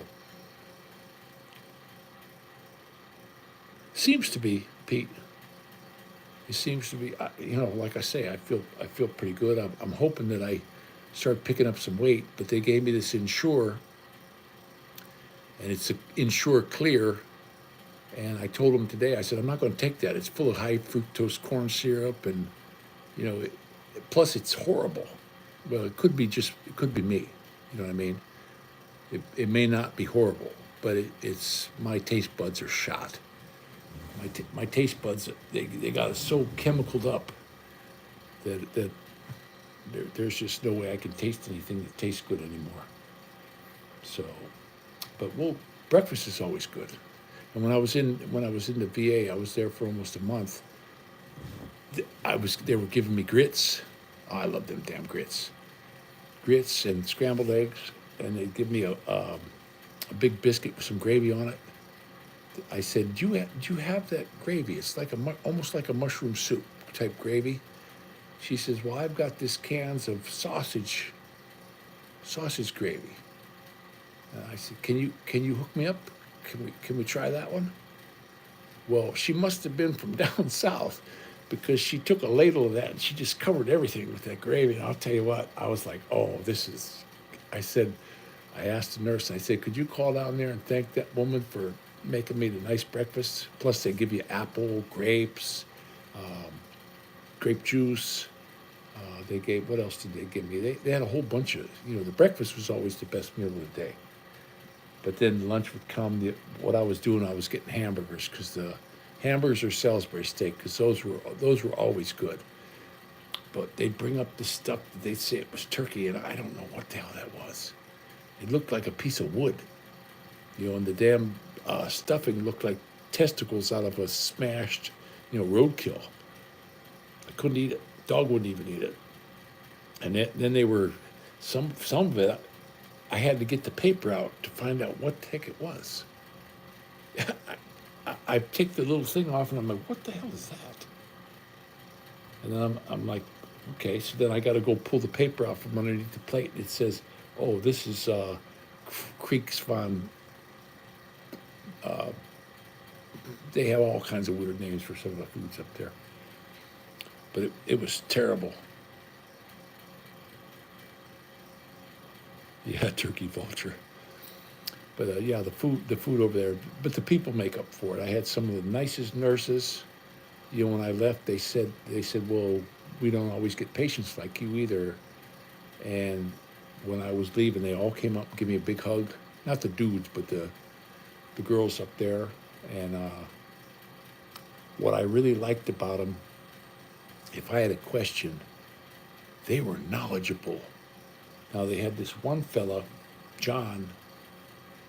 This dude, I'm not kidding you. This dude was like, the girl said, out of all the nurses, who do you think was the best? And I said, hey, the John, the dude named John. And she says, well, we get a lot of people, they really like him. I said, it's not that he's likable, it's he's factual. Any question I had, this guy was just firing this stuff off. He knows his job. The dude knows his job without having to read anything. He knew what pill was for what. He would give me a detailed why you're getting this, and then I was like the Tylenol. It's hard on the liver. I want you to shit can that. I'd like you to take that completely out. He said, I can't. Only the doctor can do that. But I'm going to put in here that you don't want them. And then the first one for my hands, I had taken that one out because they said it was going to be tough on the kidneys, and I was already borderline for dialysis. That's what I was trying to think of a minute ago. So I was worried about that. But it's so surprising when you go down to the VA how many people had the exact same thing I got. It just amazed me. I was sitting next to a Vietnam vet, 74 years old, I think he said he was. Big, heavy-set dude. He's got it. He's on his second treatment. All the dudes on the one row, they were like on the back wall. So we're sitting there, and somebody said, oh, you got some nice shoes. Because I got those Skechers, where they got no tie, and you just sort of slip them on. And they stayed on my feet pretty good. I got to get a size 14. And since the swelling's down on this foot, I could get in them. And the one fellow said, man, what, you just get some new shoes? I said, yeah, I got some new shoes. He goes, boy, those really look good. So I was talking to those guys, all of them, same thing I got, all of them. And I said, well, there's got to be something in the atmosphere around here that causes that. Now, I could have had it in the Philippines, I don't know, because something was wrong when I was in the Philippines. I knew there was something wrong with me, but I didn't know what. And you go to the Filipino voodoo doctors, they're just going to give you a pill and send you home. They don't get in depth. They don't really look at anything, and that you go to a different doctor and he does the same thing, unless you want to go all the way into Manila and get scans and all that kind of stuff. But I said I'd rather just come back here. That's why I got Maddie, and we came back here. And I said, hey, we're going to go ahead and then when this thing really kicked in, that's when we went and they said, oh yeah, you got the multiple myeloma, which the last scan is looking pretty good. Shots, which ones? You mean for the things back in 18, 19, 20, that stuff? No, never, not one single one. And I wouldn't allow my family to get any of them either. We stayed away from that. They had us locked into our place. We weren't allowed to leave. They had police patrolling up and down. And I said, you can't make me take that, and you can't make my family take it either. Show me the law. And they didn't like that because Filipinos, they just do what they're told. They can't think for themselves. If the government says you have to do this, they just do it. I mean, they don't even put up a fight. So I wasn't into that. And I said, no, we're not taking it. And my kids aren't taking it. And but we had a back way out. We could go out through the back and down by the river and take them to the park. And then of course I had the car. But we couldn't get out. We could not get out of this province when they were building my house. If I could have been where they were building my house, I would have never. The septic would have been fine. They would have never put that water in like they did. The drains wouldn't have been like they were. My kitchen or my bathroom They ran the plastic coming out the bottom of the sink, and then they had this orange pipe that had a flange on it, so it was like this much too big. So what did the dude do? He took a T-shirt and he wrapped it around and glued it, and then they put the cover over it. Well, my drain wasn't working, so I took the cover off, and I'm looking at this going, they're the shoddiest workmen, and they hide stuff. They do a crap job and they hide it. So, yeah, we never got any of those. My wife didn't get any. I didn't get any. The kids didn't get any. And they wouldn't let us in stores. They wouldn't let us do a lot of stuff. But I wasn't going for it. And then it all relaxed anyway. You know, we got on the plane. I never had to have any card or anything like that. But and then my wife came. She didn't have to get them when we left. Nobody had to get them. But now I'm getting all kinds of shots down at the VA. I got a picture of it. I can't put it on here, but the syringe is about this big. It was about as big as this, and it's got a needle. I took a picture of it so I could show my daughter and my son, and they're like, "Oh my gosh, look at that! They stuck that in you." I says, "Yeah." And it takes them 5 minutes to squirt all that stuff in. They got a little like it's like a little pumper thing, and they poke it in, and then the nurse just has to sit there and she gives it a little like this, and slowly over a period of 5 minutes. They do it on one side last week, and then this week they did it on this side. Next week it'll be on that side again. And I only got 3 more. 3 more, right, Faye? No. 3 more? No, 3 more. Shots where I go into the hospital. What's that? I don't know, what's that, 3 more? 3 more? Chemo. Yes. 3 more. I couldn't remember if I only had 2 or 3, but 3 more. And Yesterday. I got the head doctor, and he said, "Man, you're really responding well to this, better than anyone." And then the young guy came in, Mr. Graphs. He had all these graphs on the computers, and I said, "I need to really know what's going on." And he says, "You told me that last time." He said, I spent a couple hours, I got you all set up. And he had graphs of where I was and where I am now, the kidney function, where I was, where I am now, the electrolytes, what's happening to my electrolytes, and what's happening to my calcium, which has given me for a while there, I'd be sitting there and it felt like, I swear I had a demon, like somebody punched me in the shoulder. And I'd look over, there's nobody there. You know, or my leg would jolt, or I'd kick the side of the bed. My damn hip hurts so bad because I kicked the side of the bed. It's because I was low on the calcium. So every time that would happen, I'd tell them the next morning, "Man, I'm really getting the jolts bad," and they'd give me this little bag of stuff. It took 5 hours. It takes 5 hours to put it in through the, where they stick the needle in your hand, and then I'd be okay for a day or two. And then after that wore off, I'd get these jolts again. And I'm not kidding. It's like somebody punched me or pushed me, or it just grabs a hold of the whole body. And I was like, what? I swore I had a demon. There's some kind of demon in there kicking me in the side of the head and doing weird stuff. So, hello. What do we got here? Pretty much done with that. And this is Noctis Cook. I don't remember ever seeing you before, but howdy. How you doing? We're just going over what's happening in Lifetime with the chemo and all that kind of stuff.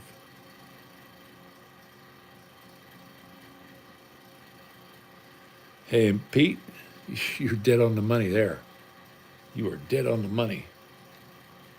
I went out to when I first got there, I was golfing with Angry Birdie's Golf Club. And he's an electrical contractor. And he says, "Hey, I'd like you to take a look at my prints." And I'm looking at this thing. It was in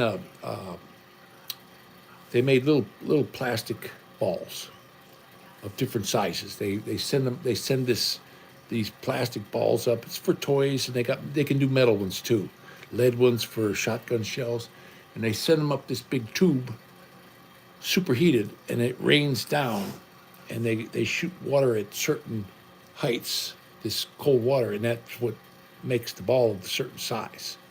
And then when it gets down to the bottom, it's got like a thing on there. And these things were taking 70 amp wire to go up there because the motor's up on top. They got to draw these things up like 120 feet all the way out the top of the building. And I'm looking at this, and they needed to run the wires on there. And I'm thinking, okay, that would probably take me, I said, give me 2 guys and 2 weeks, and I'll have that job done. This guy had like 30 guys there, and he bid it for 2 months. And when we went on there, these guys are using hickeys. They're doing everything in rigid. I said, you don't have to do it. Who spec'd rigid? He said, I did. Why? They're going to change this in 6 months anyway. You're inside. EMT. I could have that whole thing. And then when I got up into the peckerhead, it looked like he was running, wire was too small. And I said, hey, in the United States, this wire is way too small. And when he got up, going from the pipe, from the first pecker, he had a peckerhead down on the bottom, which I'd never seen before. And then up on this huge motor, he had another peckerhead. He had like 15 number 10s running through that pipe. And I'm like, what are you doing? You can't do that. He says, as long as it lasts a year. And I'm like, I just couldn't. I didn't respect that guy. I just look. There's no way I can help you. You know, I was trained to do things right the first time, and then you're done. And he got pissed off at me. And then he wouldn't talk to me anymore. I'm like, big deal. What do we got? Heard something break my window last night. Me and my pupper. Yeah, I got a pupper too. Everything was fine. BLM, leave kids alone. What's that about? I don't know who you are, BLM. Bureau of Land Management.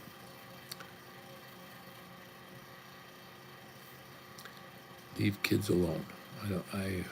Are you from here, or were you looking at another thing? Because I have no idea what you're talking about. My kids are sleeping.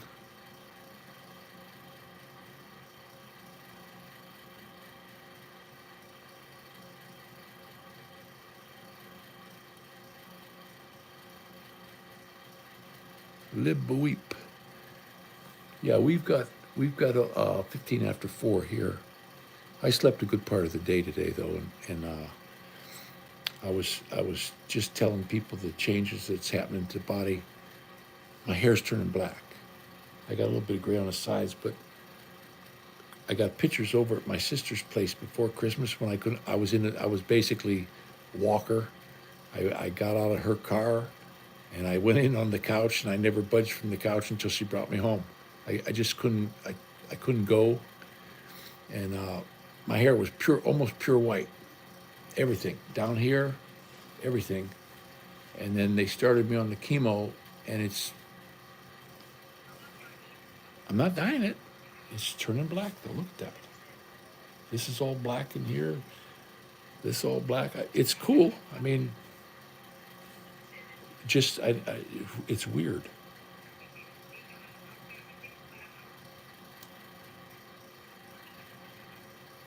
I don't know, Born Free, maybe. But I'll tell you what, when this first happened, I've always been somebody who, I don't get all excited. You know, I was never the type of person to panic. You know what I mean? I've seen people panic. A man can't do that. You can't panic. You have to get up, and you have to do your thing.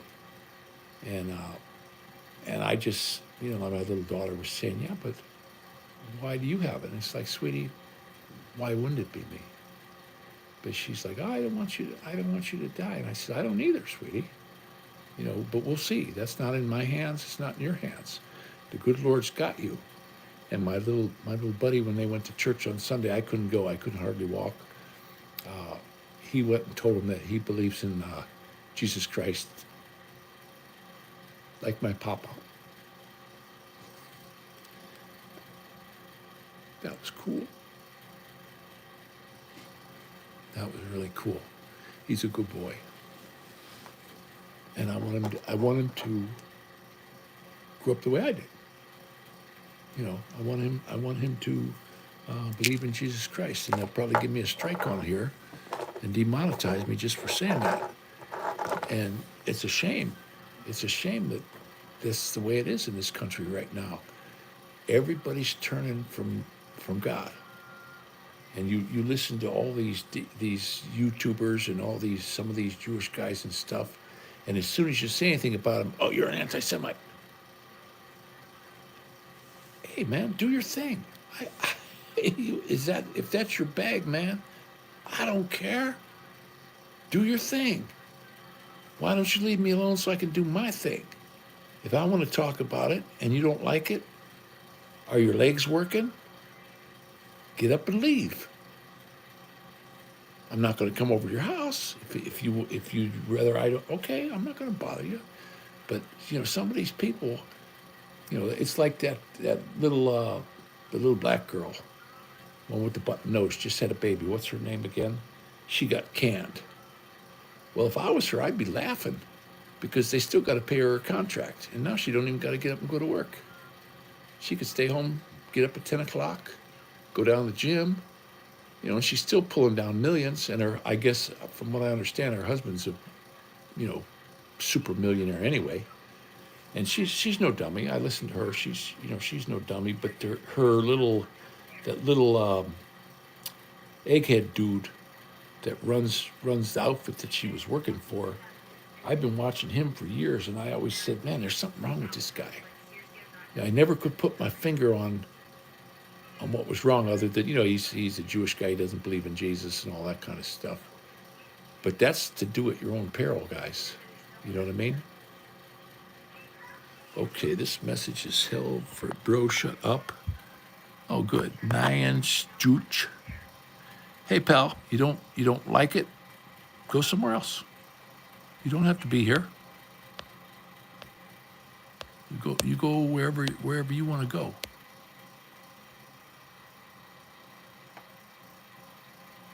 Leave kids alone, stupid old person.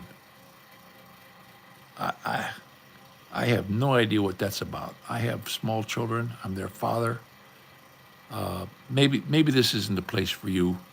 How do we get rid of you? I don't need you. You can go and do whatever it is you do to your. I don't know if you're a pedophile.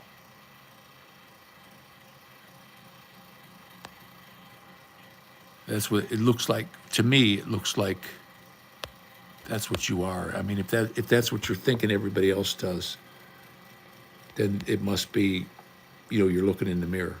So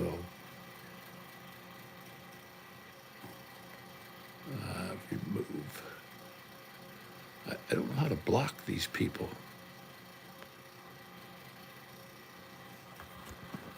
Message deleted by Rickshaw, returns to America. Let's see. Yeah, I get trolls. I actually had, for a while there, I actually didn't make any vlogs. I gave it this huge break because these trolls were on my ass, and they make things up. You know, like that Ricky Bobby guy. It's, what the hell's his name? Ricky Drama. Ricky Drama. And then my buddy Ronald, I said, go back, you know, and take a look at this. And this guy's, Ronald was looking at, man, this guy's, what's this guy's game? I mean, he was saying all kinds of derogatory things about me. I've never met the guy. I never even talked to him. I don't know him. And all of a sudden, I'm this terrible guy. I got all these kids all over the Philippines. I'm banging these 10-year-old and all this weird stuff. And it's like, man, this guy's some kind of a nut. He's from Vegas, And if you would get a lawyer on him, you could sue the crap out of this guy. You know, the stuff that he's doing, he's going to get himself in some serious trouble. Somebody's going to get pissed off, and they're going to nail the crap out of either that, or he's going to go to the Philippines, and somebody's going to bust a cap in his cranium, because there's something bad wrong with this fella. He thinks because he's a drunkard, and he goes around with, you'll see him in one night, he'll be with 3 different women. So these guys get it in their brain, everybody's like me. Well, no, they're not. That's not the way life goes. Everybody's different. And why would you want all these different women? There's some other dude, who knows? Some other dude could have been with her half an hour ago. Well, I don't get it. And they say, oh yeah, well, I'm gonna give him some love. Well, that ain't love. There ain't no. That's what Morning now. I know. You're waking up. I'm gonna get something to eat after a little bit. My sweetie's starting to wake up. But I don't know. It's not too. We still got the window open. It's not too cold outside. I'm hoping I can get some stuff done today. I want to get the garage cleared out. As long as I feel the way I do right now, I'd like to get my storage unit cleaned, because we're going to be moving within a month. They have to paint over there and change the carpet. But when they did that here, it only took them like a day. The dudes came in with the carpet. That was done in one day. The painting was already done. That took the dude a couple days. But now when the new ones are complete remodels, they got brand new stove, brand new refrigerators, and instead of being white, they're black. New counters, new cabinets. As these places are, this was built in the 70s, and as the places, people move out, they're remodeling each unit. So I went down to the office and I said, look, you're making me move because I got the little daughter. Okay. Do you have anything? She says, yeah, we got one down at the end of the hall, bath and a half, 2-bedroom. And it's $200 more a month. So I went, and then they make me fill out a whole new application, which to me is stupid. I've been here almost a year. Just say, okay, you got it. And then we'll move out of here and we'll head down the hallway, and I could probably do everything on a cart. Some of this stuff is like the couch is going to go. I have to replace the couch, and I could put a lot of stuff on this bed frame because it's on wheels down on the bottom. I could put stuff on top of this and push it to the new one and bring it back. I use this as like a dolly. But and a lot of stuff the storage room, when you go into the new apartment, the door to the apartment's right here, and then you got to walk down a skinny hallway. This one goes straight into the living room. Well, to the left of it is where all the storage units are. I mean, a foot away from my door. So we won't have to keep the vacuum in the apartment anymore. I could put it in the storage unit. And, the storage unit goes from the floor to the ceiling. So I could put our brooms and our mops and buckets and all that stuff and sit outside. And if we need it, we just go get it. And that way it'll keep the closets clear. And we won't have a mess. We got so much stuff here. I want to put a lot of that stuff in the box and stick it either in the garage or the storage unit. Because it's just making clutter. I never was one to clutter. My wife, my goodness, she just has a fret with, she's like a neat, she wants to keep the place real nice. Oh. Liberal week, Colorado, 2 a.m. for me, born free. Come to sleep now. Yeah, they're coming out of the woodwork.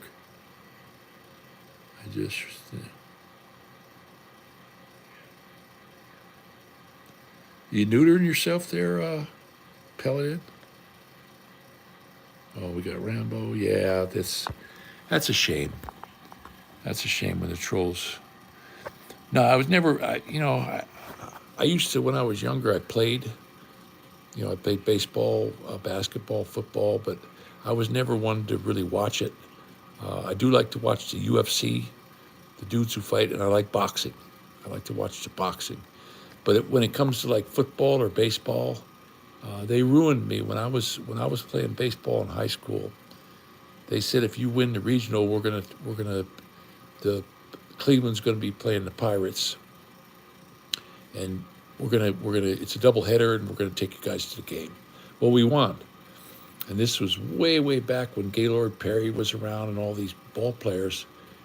And the first game was 1-0. You talk about boring. I said, you know what? That's when I quit baseball.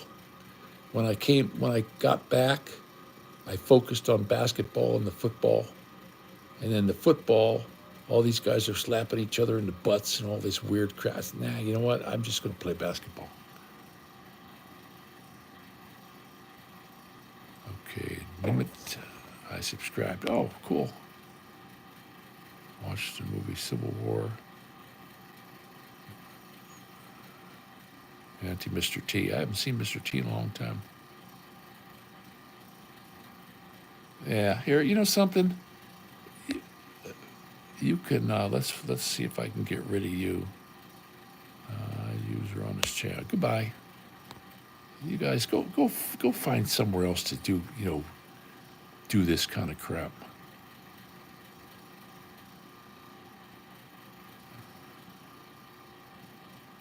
Jason Garabas. Okay, here we go. As moderator, hi user on this channel.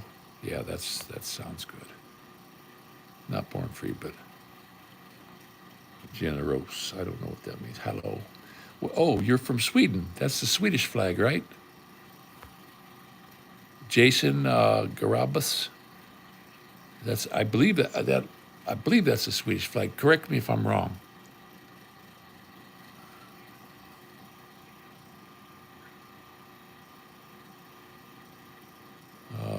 No, I'm not in a mental hospital. Are you?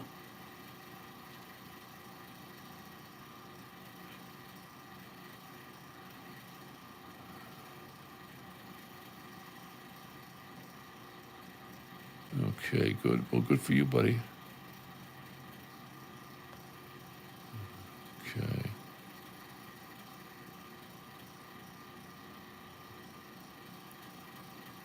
Show your room. This is my apartment. There's my air conditioner. No, I don't want to move to Arkansas.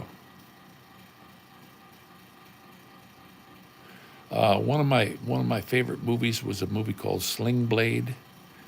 I liked Lawrence of Arabia. That was a great one. That's the only movie I ever saw where there's no women in it. And let's see, we got another hell for review. How is he talking? Tool. Yeah, let's get rid of this guy.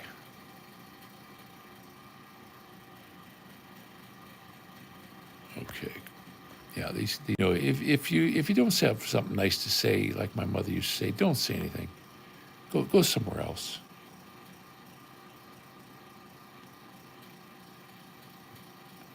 No, I do not play the bugle.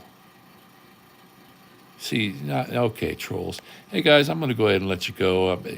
Somehow we got found out by the trolls, and this is probably Ricky Bobby sent him over. Hey Bubs, how you doing, buddy? Yeah, I just never. I got my chemo done today, and I just feel like $1,000,000. I don't know, but right now we're being trolled big time, and I don't know why. I feel bad that these people have such a terrible little life that they can't. Yeah, Forrest Gump was a good movie, by the way. I feel bad that this is all they got. All right, Pete, you take her easy. I feel better. 8510 bear. Yeah. Who doesn't like chicken? I don't know. Get help in Arkansas. I don't know anything about Arkansas. Hey Tia, how are you? Okay. Thanks for popping in, and you guys all take care, and like I say, thanks for popping. I'm sorry that we got trolled again. This happens from time to time. Alls I can tell you is pray for these poor folks. They really don't have any kind of a life. And Sling Blade was one of my favorite movies. I called it an unconventional love story, but that was really good. So you take care, guys, and this is Rick Shaw, and I'm going to sign out.